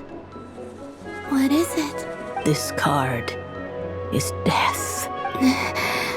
That doesn't sound very good. It depends on how we interpret it. It is true that it can represent an agonizing death, a complete and utter end, but at the same time, it can also represent rebirth. Do not forget that your destiny card is the moon. That lends your future many different potential meanings. If death spells the end, is it unavoidable? As I have said, divination can only display general trends. It is a rough guide, but it does not show predetermined outcomes. Allow me to summarize it for you. In the past, you may have lost your way, but now you have gained new connections and new strength. You now face an important decision, one that may bring about a great change in what is yet to be. This change might, in turn, be the end of all things, or their beginning. But remember, everything is subject to change because of the moon present in your destiny. You must see the truth clearly and face your innermost thoughts. The truth. My innermost thoughts. Thank you, Miss Barbeloth. Don't mention it. Some people dislike divinations, for fear of glimpsing an ending to their story that they wish was not so. But I can see that you're different. The result of this divination will not sway your decision. This is a rare quality, and one that diviners always hope to see in the seeker. We are here merely to guide, not to exert undue influence. I understand. Go then and illuminate your future, Miss Columbina. The moonlight that shines from you now is most captivating.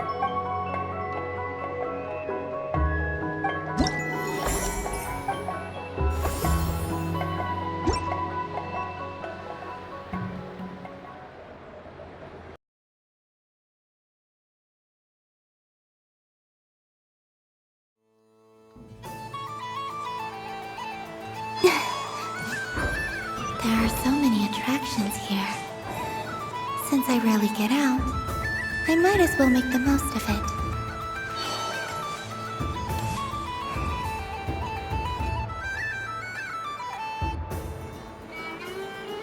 Well, well, look who it is.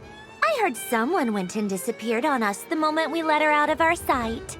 They looked all over for you.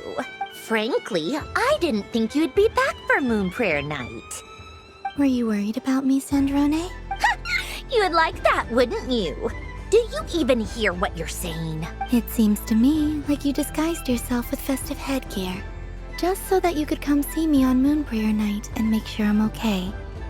You didn't even bring Polonia with you. You? I thought you couldn't see. I cannot. But I sense the confusion of those around us rippling through the Kuvaki currents. Based on what I know about you, let me guess what you're wearing. Is it cat ears? Shut up!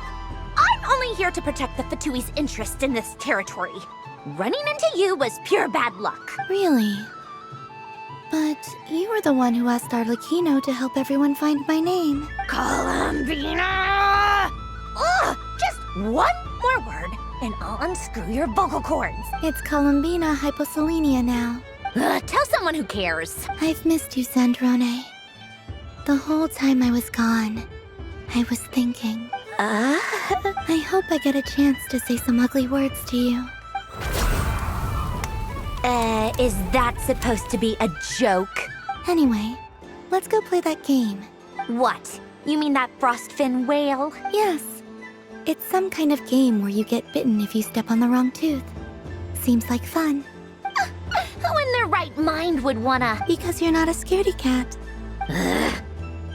Fine! You wanna play? Let's play. Don't complain when I kick your sorry butt. Lovely. You old geezer! I'm gonna beat the pants off you! Just you watch! I almost forgot. Sandrone? What is it now? You'd better not lose, or I'm going to beat your head in. What? Allow me to demonstrate since I'm feeling so nice. You just step on the teeth, like this.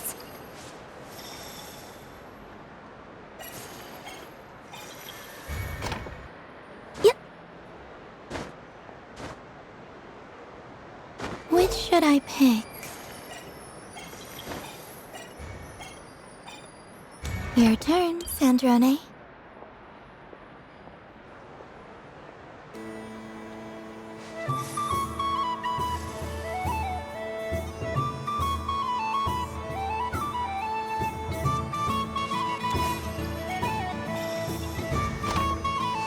Don't come crying to me if you get bitten.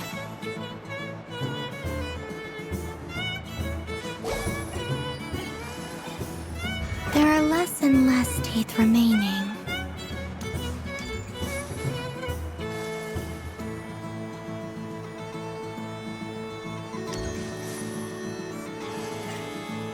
Huh? What's that noise?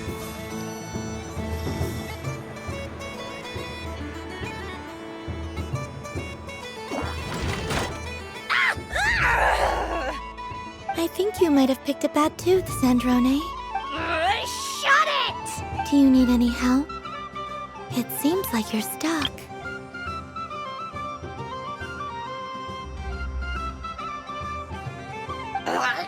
No! It's just a blasted toy! How is its grip this strong? Stop laughing! All right. Well, you lost. So just like I promised. Hey! What are you doing? Are you seriously?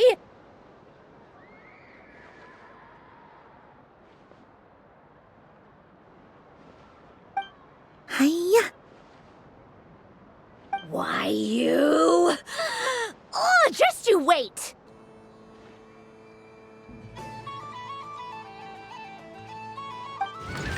Rematch! Are you all right, Sandrone? That was quite a strong bite. Are your clockwork parts? Quit your fussing! I don't need it! All right. I'll go first this time.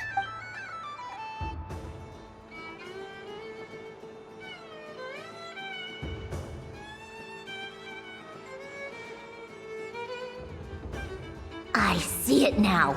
She can sense which teeth are rigged. So I just need to avoid the same ones that she does.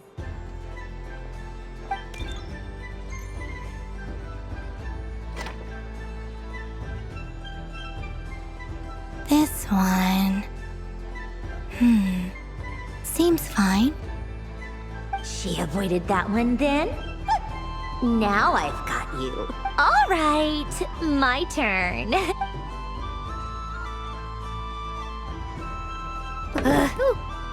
What? Looks like you lost again, Sandrone. Wait! There's more than one bad tooth! Bunk.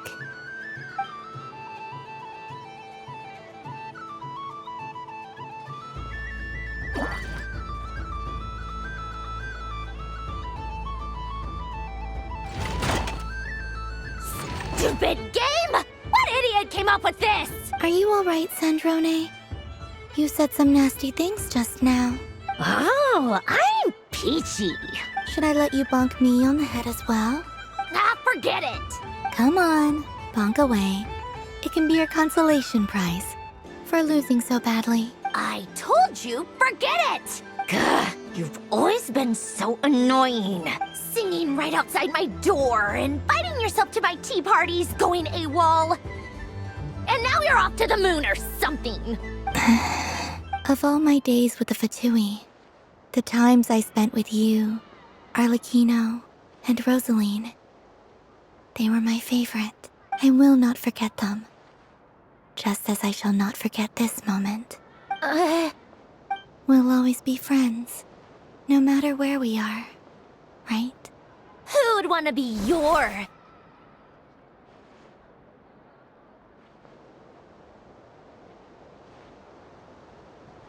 I'll miss you, Sandrone.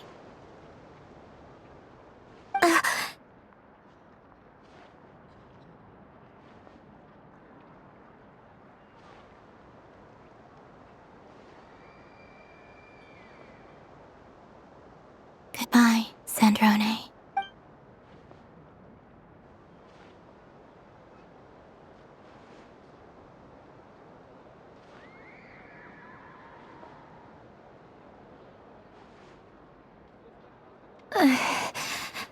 I'll miss you too, Columbina.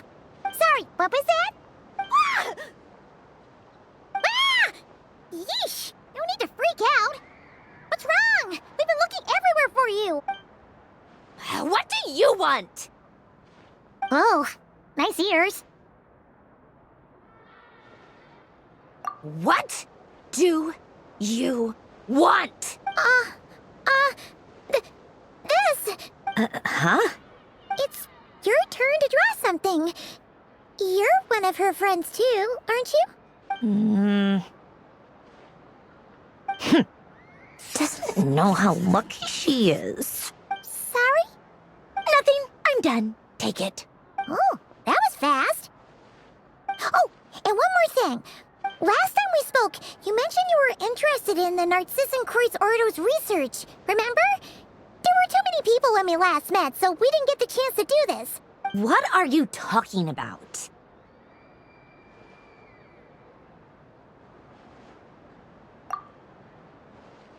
This is... Oh. Alain, Renee, and Marianne. Huh. The Holy Blade. A savior's plaything. It's not about whether I approve or not. These people, they would sacrifice themselves for the sake of the world.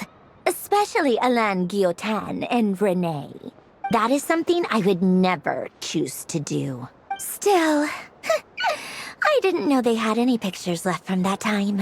If I'd have thought to bring a camera, I'd have... What? Yeah, of you being bitten by the frostfin whale and Columbina bonking you on the head. Tear it up! Now!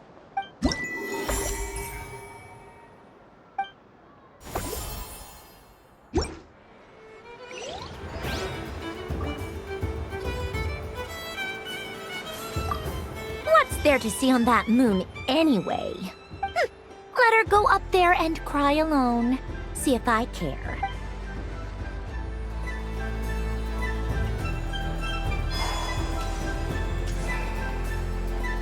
Moon prayer candy! Beautiful, tasty moon prayer candy! Buy a whole box, share it with your friends and family. Candy? To share? I wonder what flavors everyone would like. Welcome home, Moon Goddess. Fancy a box of moon prayer candy? Sure. I knew you would. Now, what flavor would you like? I'm not sure. What flavors do you have?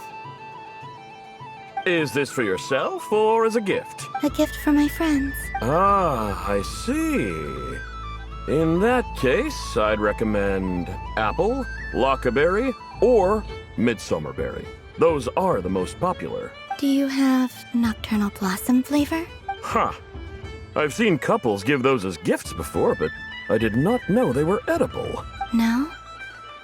Okay then. Moonfall silver? You did say this was for friends, right? Maybe smetana then. Hey, now that's a creative idea! I've never tried it before, but if you're happy to wait, I can see about whipping up a batch on the spot. While we're at it, you got any other ideas?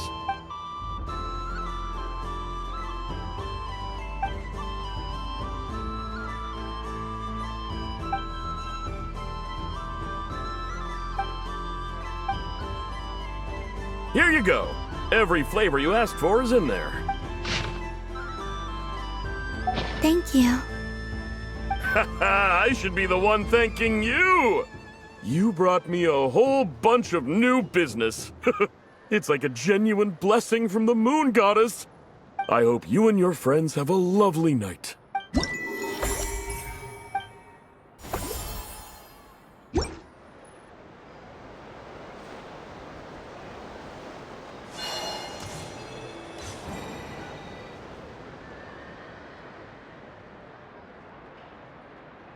What is going on over here? It looks like fun. Hold it right there!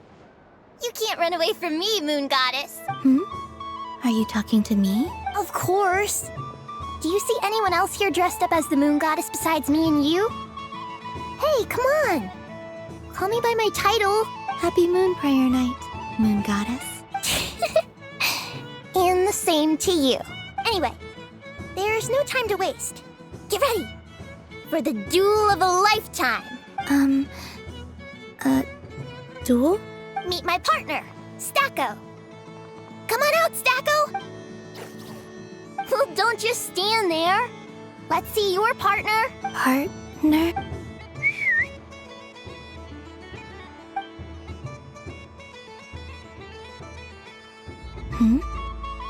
So I need to select a partner and command them in battle. Partner. I need a partner.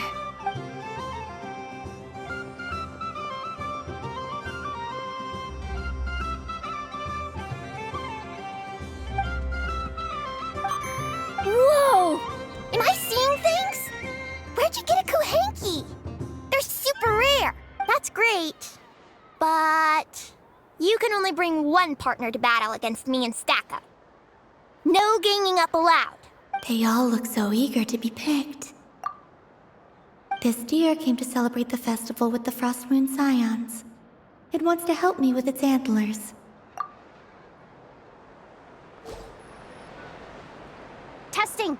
Testing! Oh, this is an emergency broadcast! An exciting battle is about to take place right here at the Nashatown Special Arena!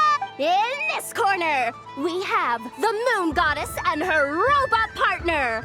And in the other, we have the Moon Goddess and her Rhyme-Horn Deer partner. Only one Moon Goddess can be victorious in this ultimate battle of destiny. But who will it be? There's only one way to find out. Now, without further ado, let the Battle of the Moons begin! I don't care who we're up against. Stacko and I ain't gonna lose. Let's strike first. Stacko, formation shift.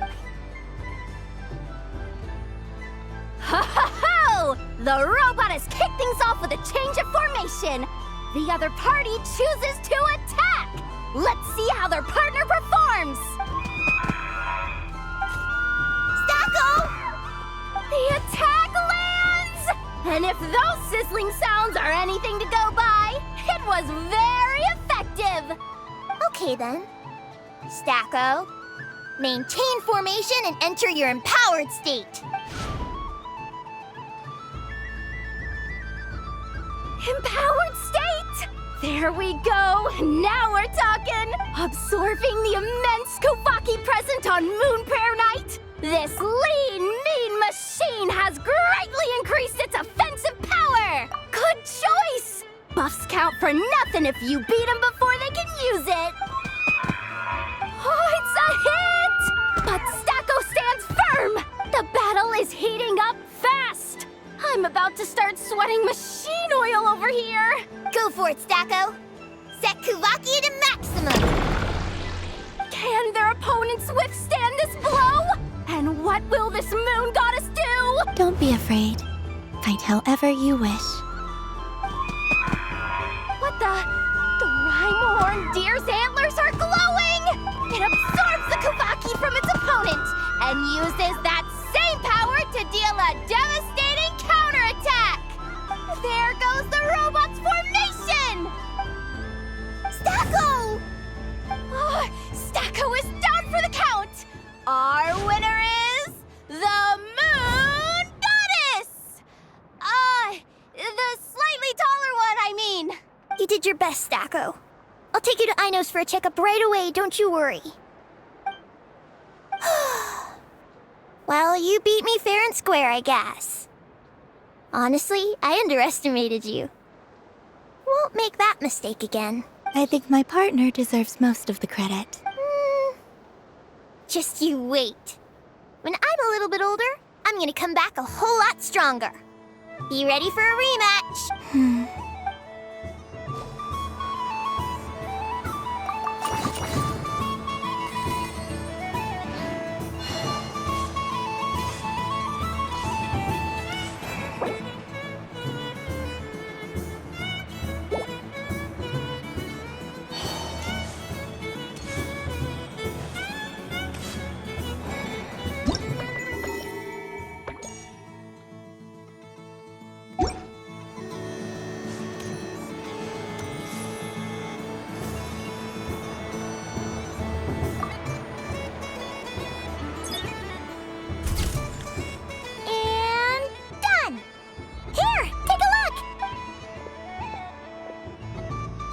I think it looks quite funny. Well, Paimon thinks it's super cute. It looks like a silly chic badger and a rhyme-horn deer that's about to fall asleep. Maybe I'll stand on the chic badger's side instead. It looks like we've attracted the attention of quite a few animals. Let's make room for them.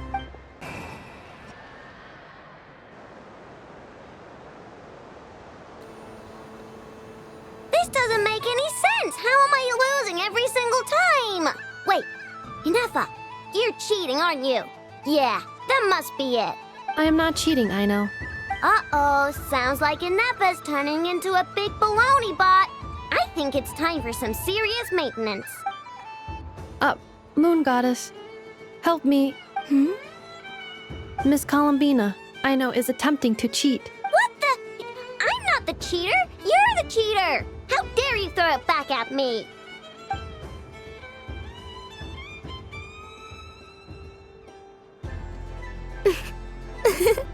Alright, fine. Let's all laugh at I know. Just you wait till I get home, because I'm gonna make a game bot that can win 100% of the time. Let's see you laugh when I come back and beat your butts. You'll all have your heads covered in stickers when I'm through with you. We came to check everything was okay after all that yelling, but,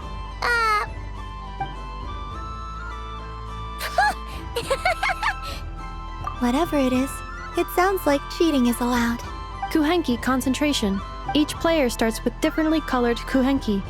Each round, they draw one Kuhenki from their opponent. When a player has two Kuhenki of the same color, they make a pair and can be discarded. Any that can't form a pair must be kept.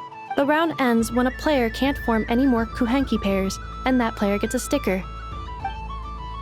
Ooh! Can 4 people play as well? That is fine, so long as the turn order is fixed beforehand. Alrighty then! then, in that case, the two of us will join as one team. Okay, but if you lose, you're both getting stickered. I don't want to hear any excuses. Sure. And if we win? If you win, only one of you gets to sticker someone else. I have taken to calling this. I know logic. Hey, lay off me, all right? Okay, so we're starting the game from scratch again, which means all my stickers so far don't count. Looks like Luanatar is the Kuhenki of honor for this game. Anyway, let's go clockwise, starting from Inefa.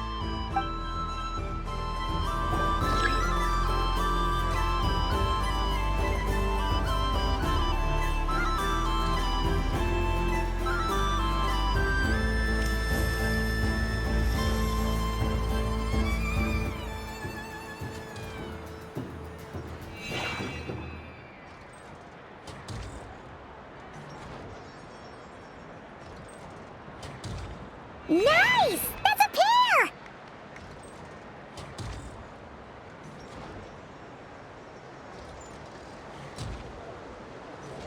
Go, go, fly!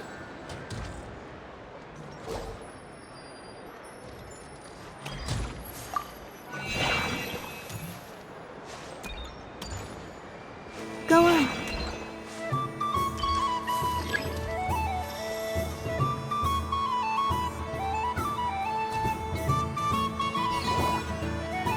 I have a pair.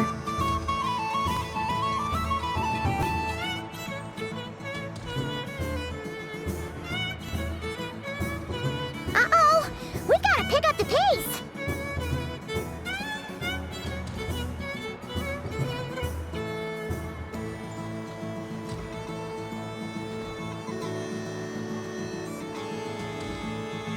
Phew, that was too close.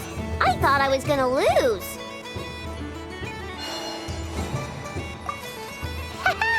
Let's see who's gonna be the unlucky one!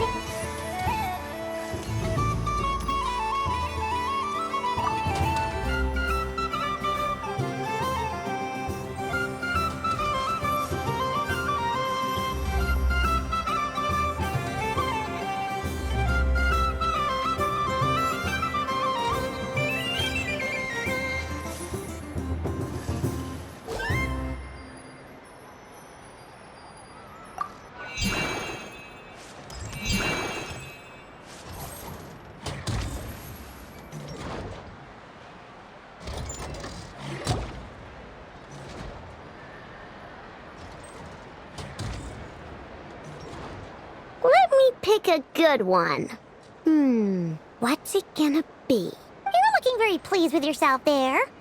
What happened to being a huge Grumposaurus? I won. Duh.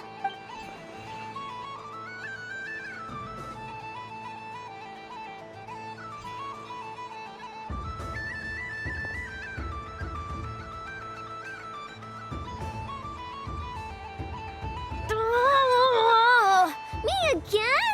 Don't fidget too much, Ino, or the sticker's going to fall off. I don't care. If it falls off, it falls off.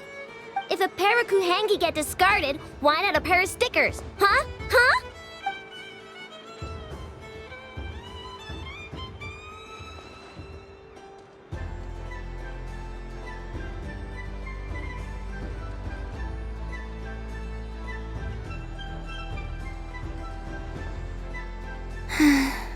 I've lost. Sticker, sticker, sticker!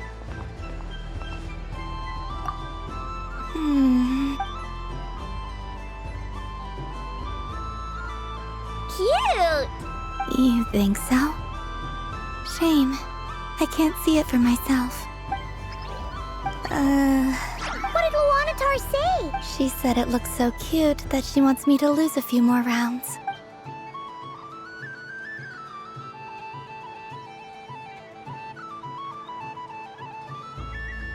Who put these stickers on Paimon's eyebrows? Ugh, she can barely see! All right, now, I think we got enough evidence to prove that there's a serious problem here. Yes, I agree as well. The culprit is...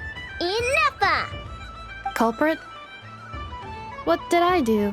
Quit acting dumb, Nefa. You're not wriggling your way out of this one. I've been watching you. Not only did you remember whose side Luanatar started at, but every time someone drew a Kuhenki, you were logging it and calculating every last possibility.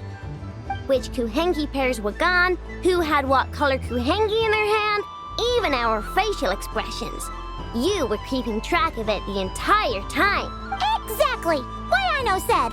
Putting aside the fact that running calculations is not against the game rules, do you have any evidence to support your allegations? But that's not against the rules either. So she admits it. She certainly does. Alright, everyone grab a sticker. It's time to get a Nefa back. But... Take that!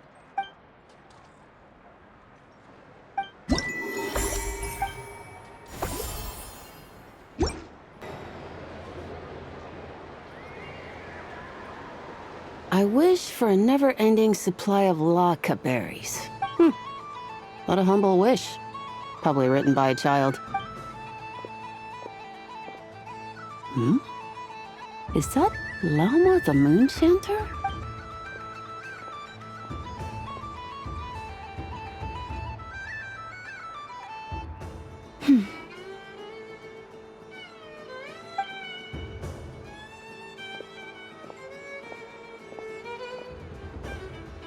I wish that the long plume ibises would stop biting me. Oh dear, poor Lauma. All right, I'll write that one down for you. I got it. While everyone else is celebrating Moon Prayer Night, you're as busy as ever. I don't mind. It's rewarding work. A good kind of busy. My antlers are at their heaviest tonight, and the Kuvaki waves are especially strong. But as I help these dear friends hang their wishes up, I feel a great peace within myself that is hard to describe. You see, they are all such beautiful wishes, and they are ones that we can fulfill by our own strength. Do you blame me, Lama? I want to hear your honest answer. It is by the help of so many people that I can return to the moon. But I feel as though I've hardly done anything in return. You've done plenty, Columbina. I say this in earnest, both as someone who knows your history, and also as a friend who has seen what you've been through. What about as a moon chanter? I feel proud to honor our moon goddess's wish. And I'm sure any moon chanter in history would have felt the same way. Thank you for your kind words, Lama. But... since you asked for my honesty, I won't lie to you. My feelings are mixed right now. Besides pride, I also feel, I suppose it's a reluctance to let go. Once you return to the moon, we will be far apart and separated by a false sky.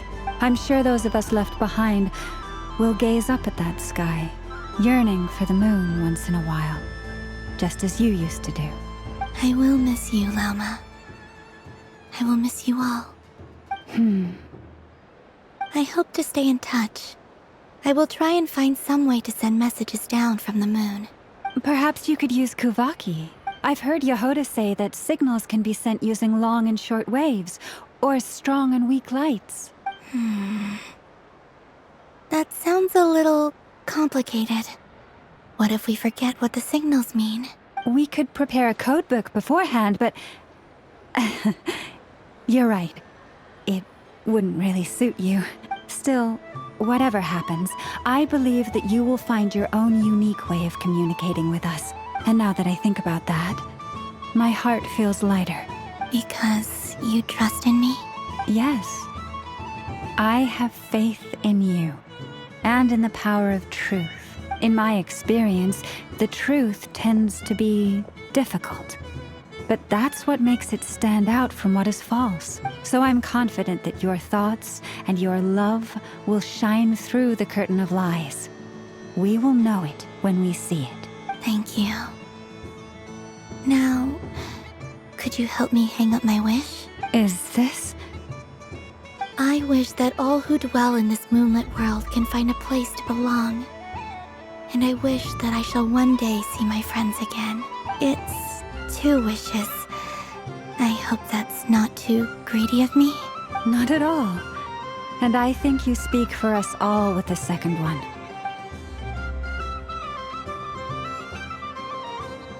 I shall continue to pray until the day that all of these wishes come true.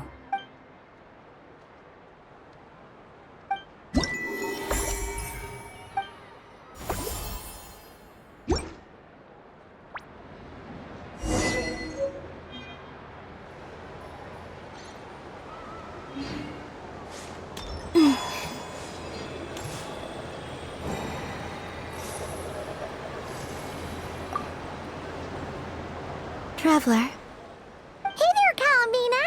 Are you done checking out the festive amusements already? Are you sure you don't want to look around some more?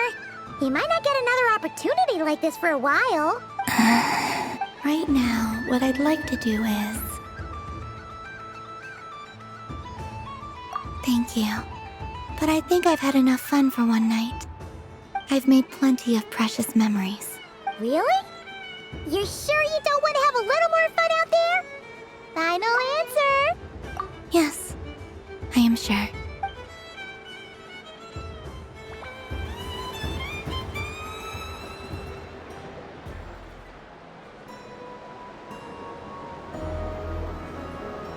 This was the most fun I've ever had on a moon prayer night. Everywhere I went, people were saying, "Welcome home." And there were friends at every turn. I only wish it could last longer than one night. Oh. Yes, you're right. The moon prayer blossoms. Ooh, look! Look! Moon prayer night has come.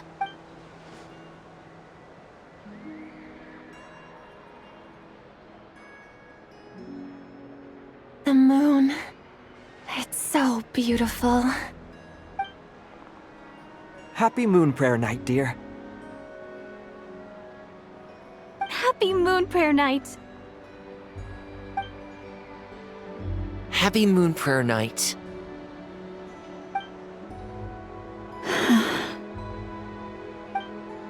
Aww.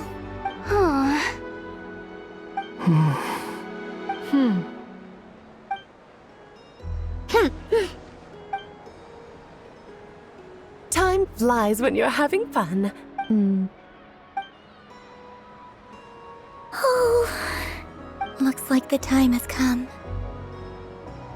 Columbina. You're heading off, then? Yes, to the ruins you mentioned. And from there, back home to the moon. Wait!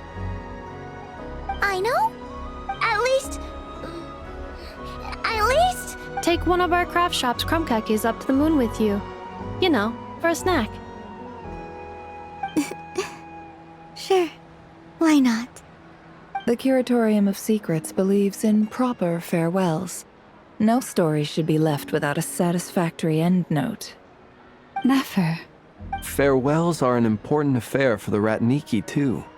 We never know when we might meet again. Haha! And here I thought grand farewells wouldn't suit tonight's mood. But I suppose friendly passion is not to be stopped, eh?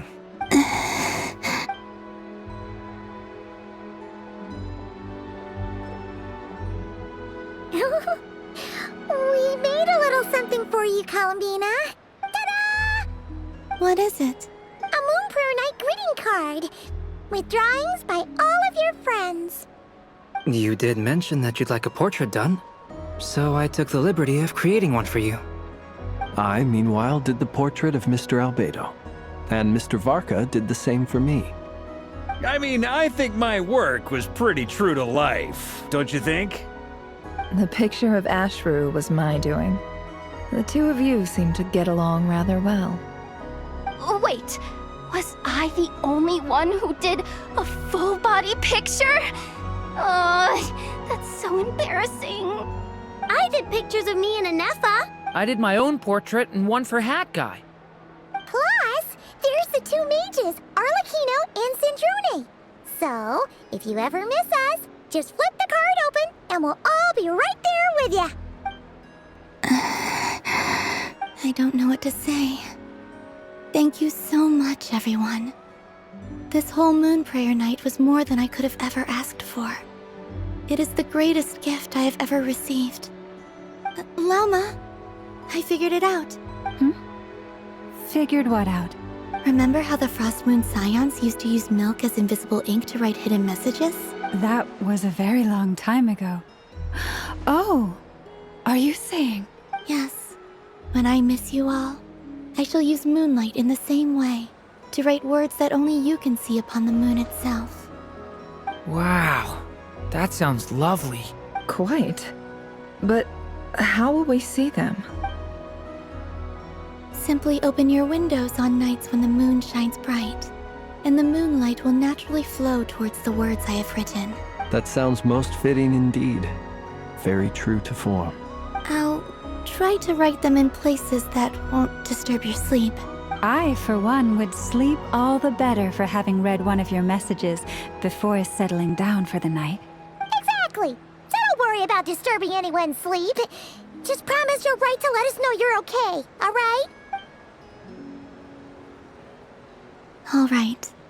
I promise.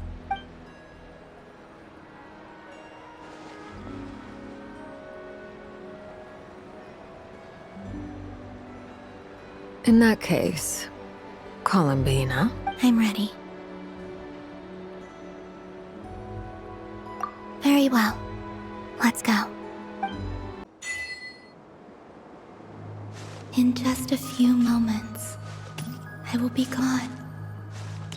I still don't know what to expect on the moon. Will I really be able to send messages to my friends? The Kuhenki, the animals of Nod Cry. I'll never get to see them again. I wonder where I'll be when the next...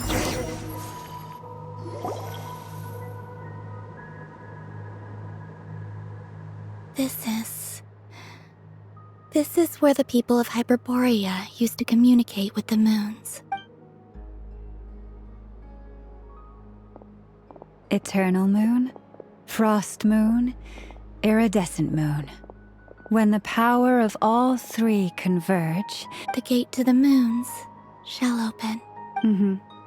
Moon marrow preparations are complete. Only the final step remains.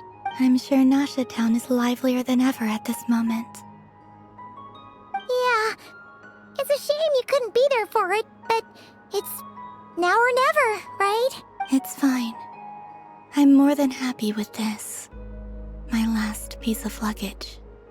My only piece of luggage.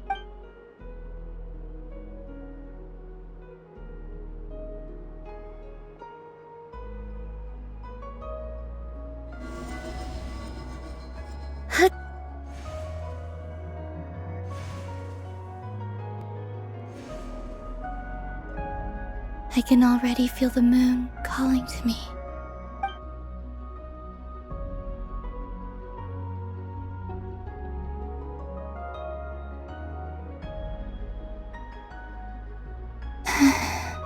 Your home lies on the far side of this light, Columbina. From now on, we will at last have a reason to pray to the true moon. Columbina. Yes? I'm listening. Be sure to come back and see us when you get the chance.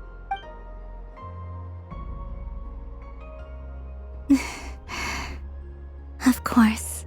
But if that chance doesn't come, then remember that you have friends on this planet. People who will miss Columbina. Yes, I will. Thank you for everything you've done for me. And remember, come night or day, the moonlight shall always connect us. Well then, farewell, my friends.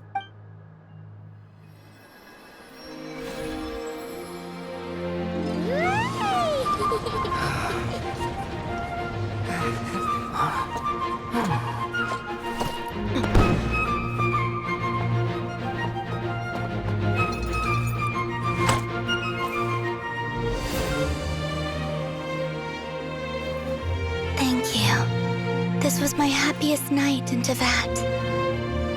Farewell, Columbina.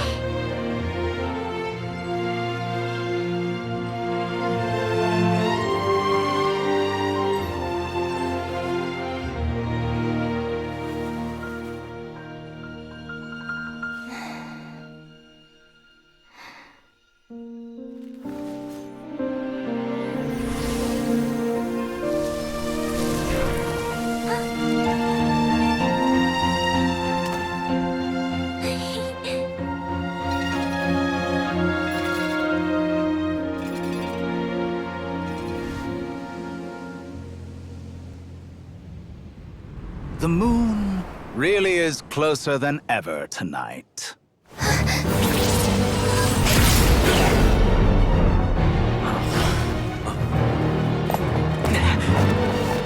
Columbina. All 3 moons in one place. Time for one final experiment. Reason, life, death, time and space. They all believed I would fail.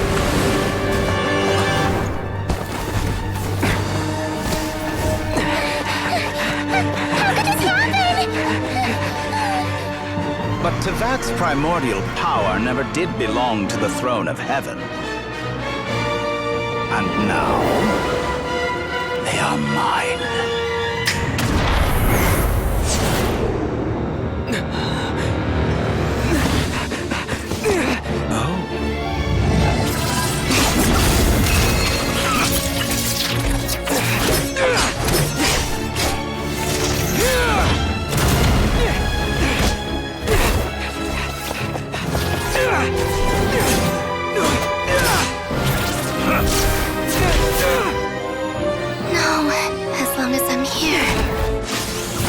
Is free to wield the 3 moons' power.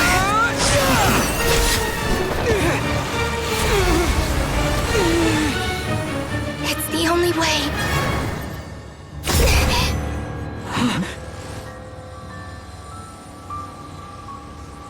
I guess I won't be going home today. Columbina! No!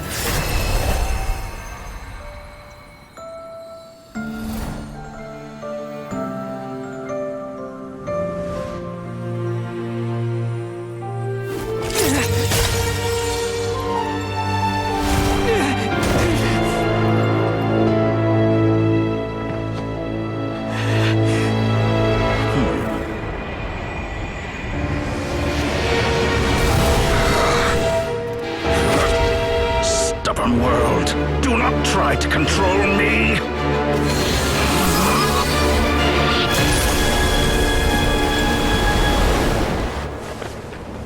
Columbina.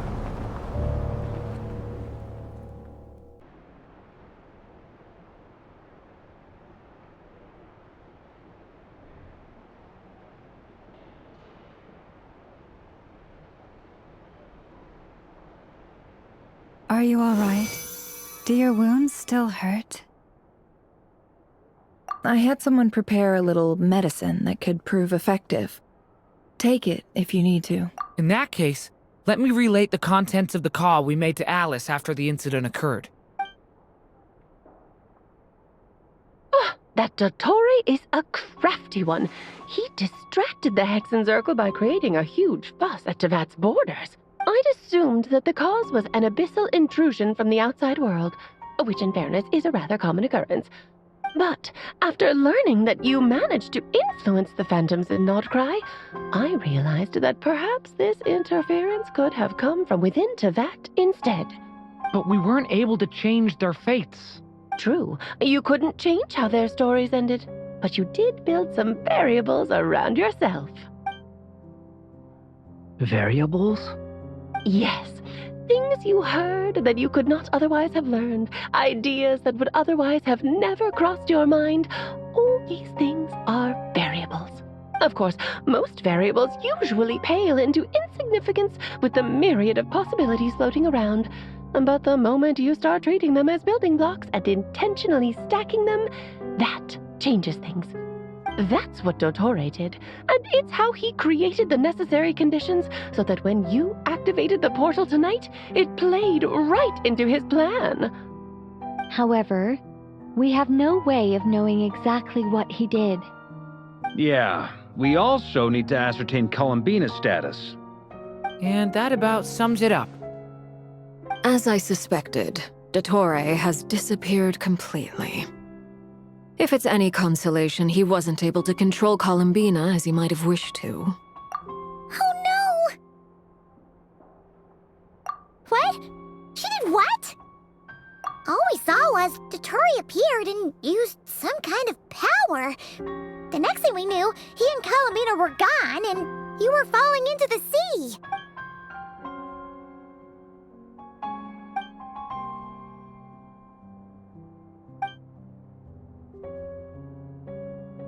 So, Columbina intentionally opened the moon gate and escaped into the same mysterious world as Rarier and Thalindis. Sounds like bad news. Seen in that way, the trilunar syzygy and Revere's emergence, Dottore might have been pulling the strings in both cases. According to Miss Alice, he is attempting to transcend his destiny and finish an experiment that only a god might complete. An utter lunatic. Wait a sec, where's Hat Guy? Seems like he'd want to be here for this. He took off with the Dodo communication device after we spoke to Alice. He said he had a hunch that he wanted to investigate by himself. The look on his face was terrifying. I've never seen him like that before.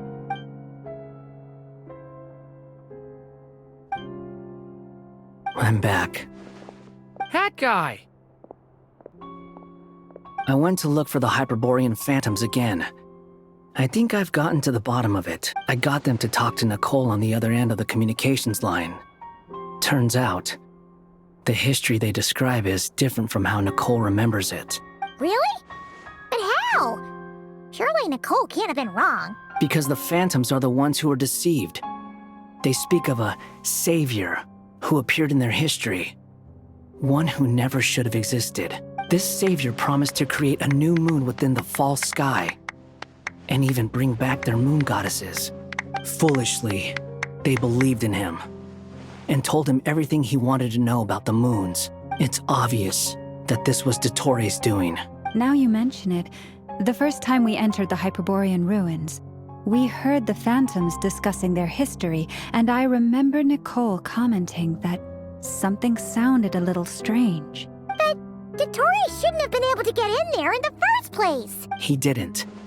Nicole said that this was an anomalous state triggered by disruptions in the causal connections between phantoms from the same era.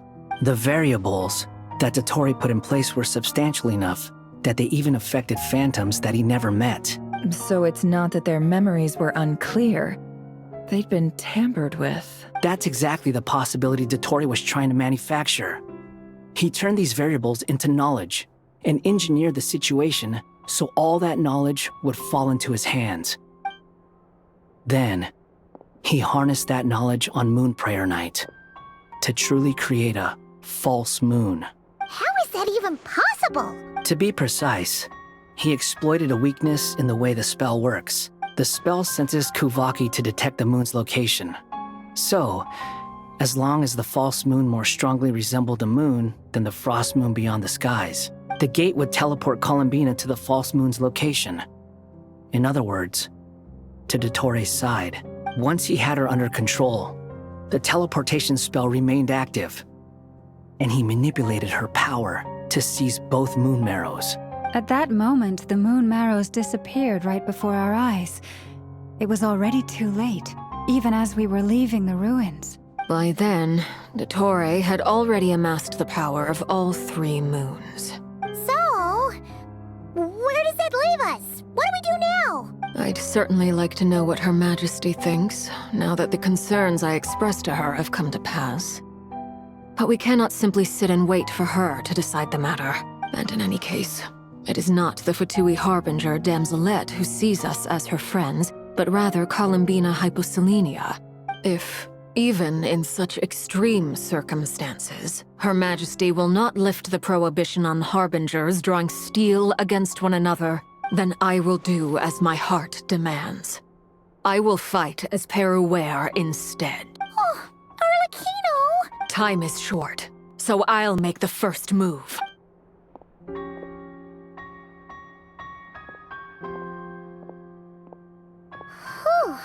Even Arlecchino seems to be losing her cool now.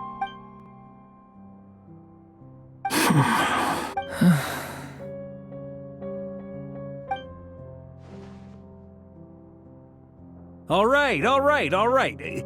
Lose those dejected looks for a moment and let me get a word in. It looks bad, I won't lie. Very bad, in fact. So Dotori's pulled some real dirty tricks to gain the upper hand. For now. And yeah, it's to the point where even the mages say that his variables have affected destiny. I'm not so sure, though. Many have told me that Tevat's destiny is fixed. And that does appear to be the case. Well, what makes Dotori so sure he'll be the exception? And since he was able to stack these variables up, who's to say we can't do the same? You of all people should not be discouraged, traveler from afar. This isn't over yet. And you're not alone in that. Everyone here does, whether they've spoken thus far or not. But none of us are the type to sit back and wait for the sun to shine again. That's exactly how a knight should roll. If they knock you down, you get back up and get back in it. Don't forget, Honorary Knight, you're a legitimate member of Mondstadt too. Mark is right. This is far from over. Dotori's already way overdue a butt-kicking given his past shenanigans. And after this, he's earned himself a double dose. That's what I'm talking about. How's everyone else feeling? I'll use Kuvaki to investigate Columbina's whereabouts. I am not ready to give up either. Leave the intel gathering to me. Whatever happens within Nodcry's borders, when the Curatorium of Secrets wants to be in the know, we always find a way. Ano and I will do all we can to support you. We will attempt to reverse engineer Dotori's actions and seek a breakthrough that way. Alice and Nicole are busy dealing with an emergency at Tevat's borders, so they can't return just yet. But they're both very angry about this. They've asked Albedo and me to act on the Hexenzirkel's behalf and do everything in our power to fight back against Dotori. Are you ready then? We're going to have to conduct a lot of research, even in the early stages. I'll do my best. As for me, I'm pretty familiar with Dotori's way of doing things, so I can try to predict his next move. I'll help with your investigation. Nice! Looks like we have our basic division of labor. I'll get in touch with Flints and Itlua, get them to have a chat with their Starshiner. It couldn't hurt to bring the Lightkeepers on board as well. At the same time, I'll pass on instructions to the knights present in Nodcry to assist the Lightkeepers and other organizations in ensuring the safety of those living here. Yeah! We'll show him! That's it then. Good luck, everyone.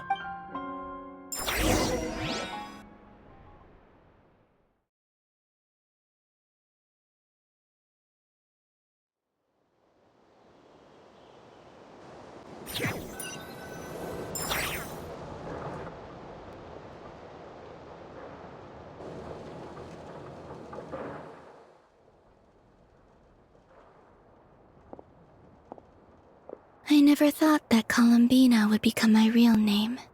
It went from being a Fatui code name to something my friends call me. And remember, come night or day, the moonlight shall always connect us.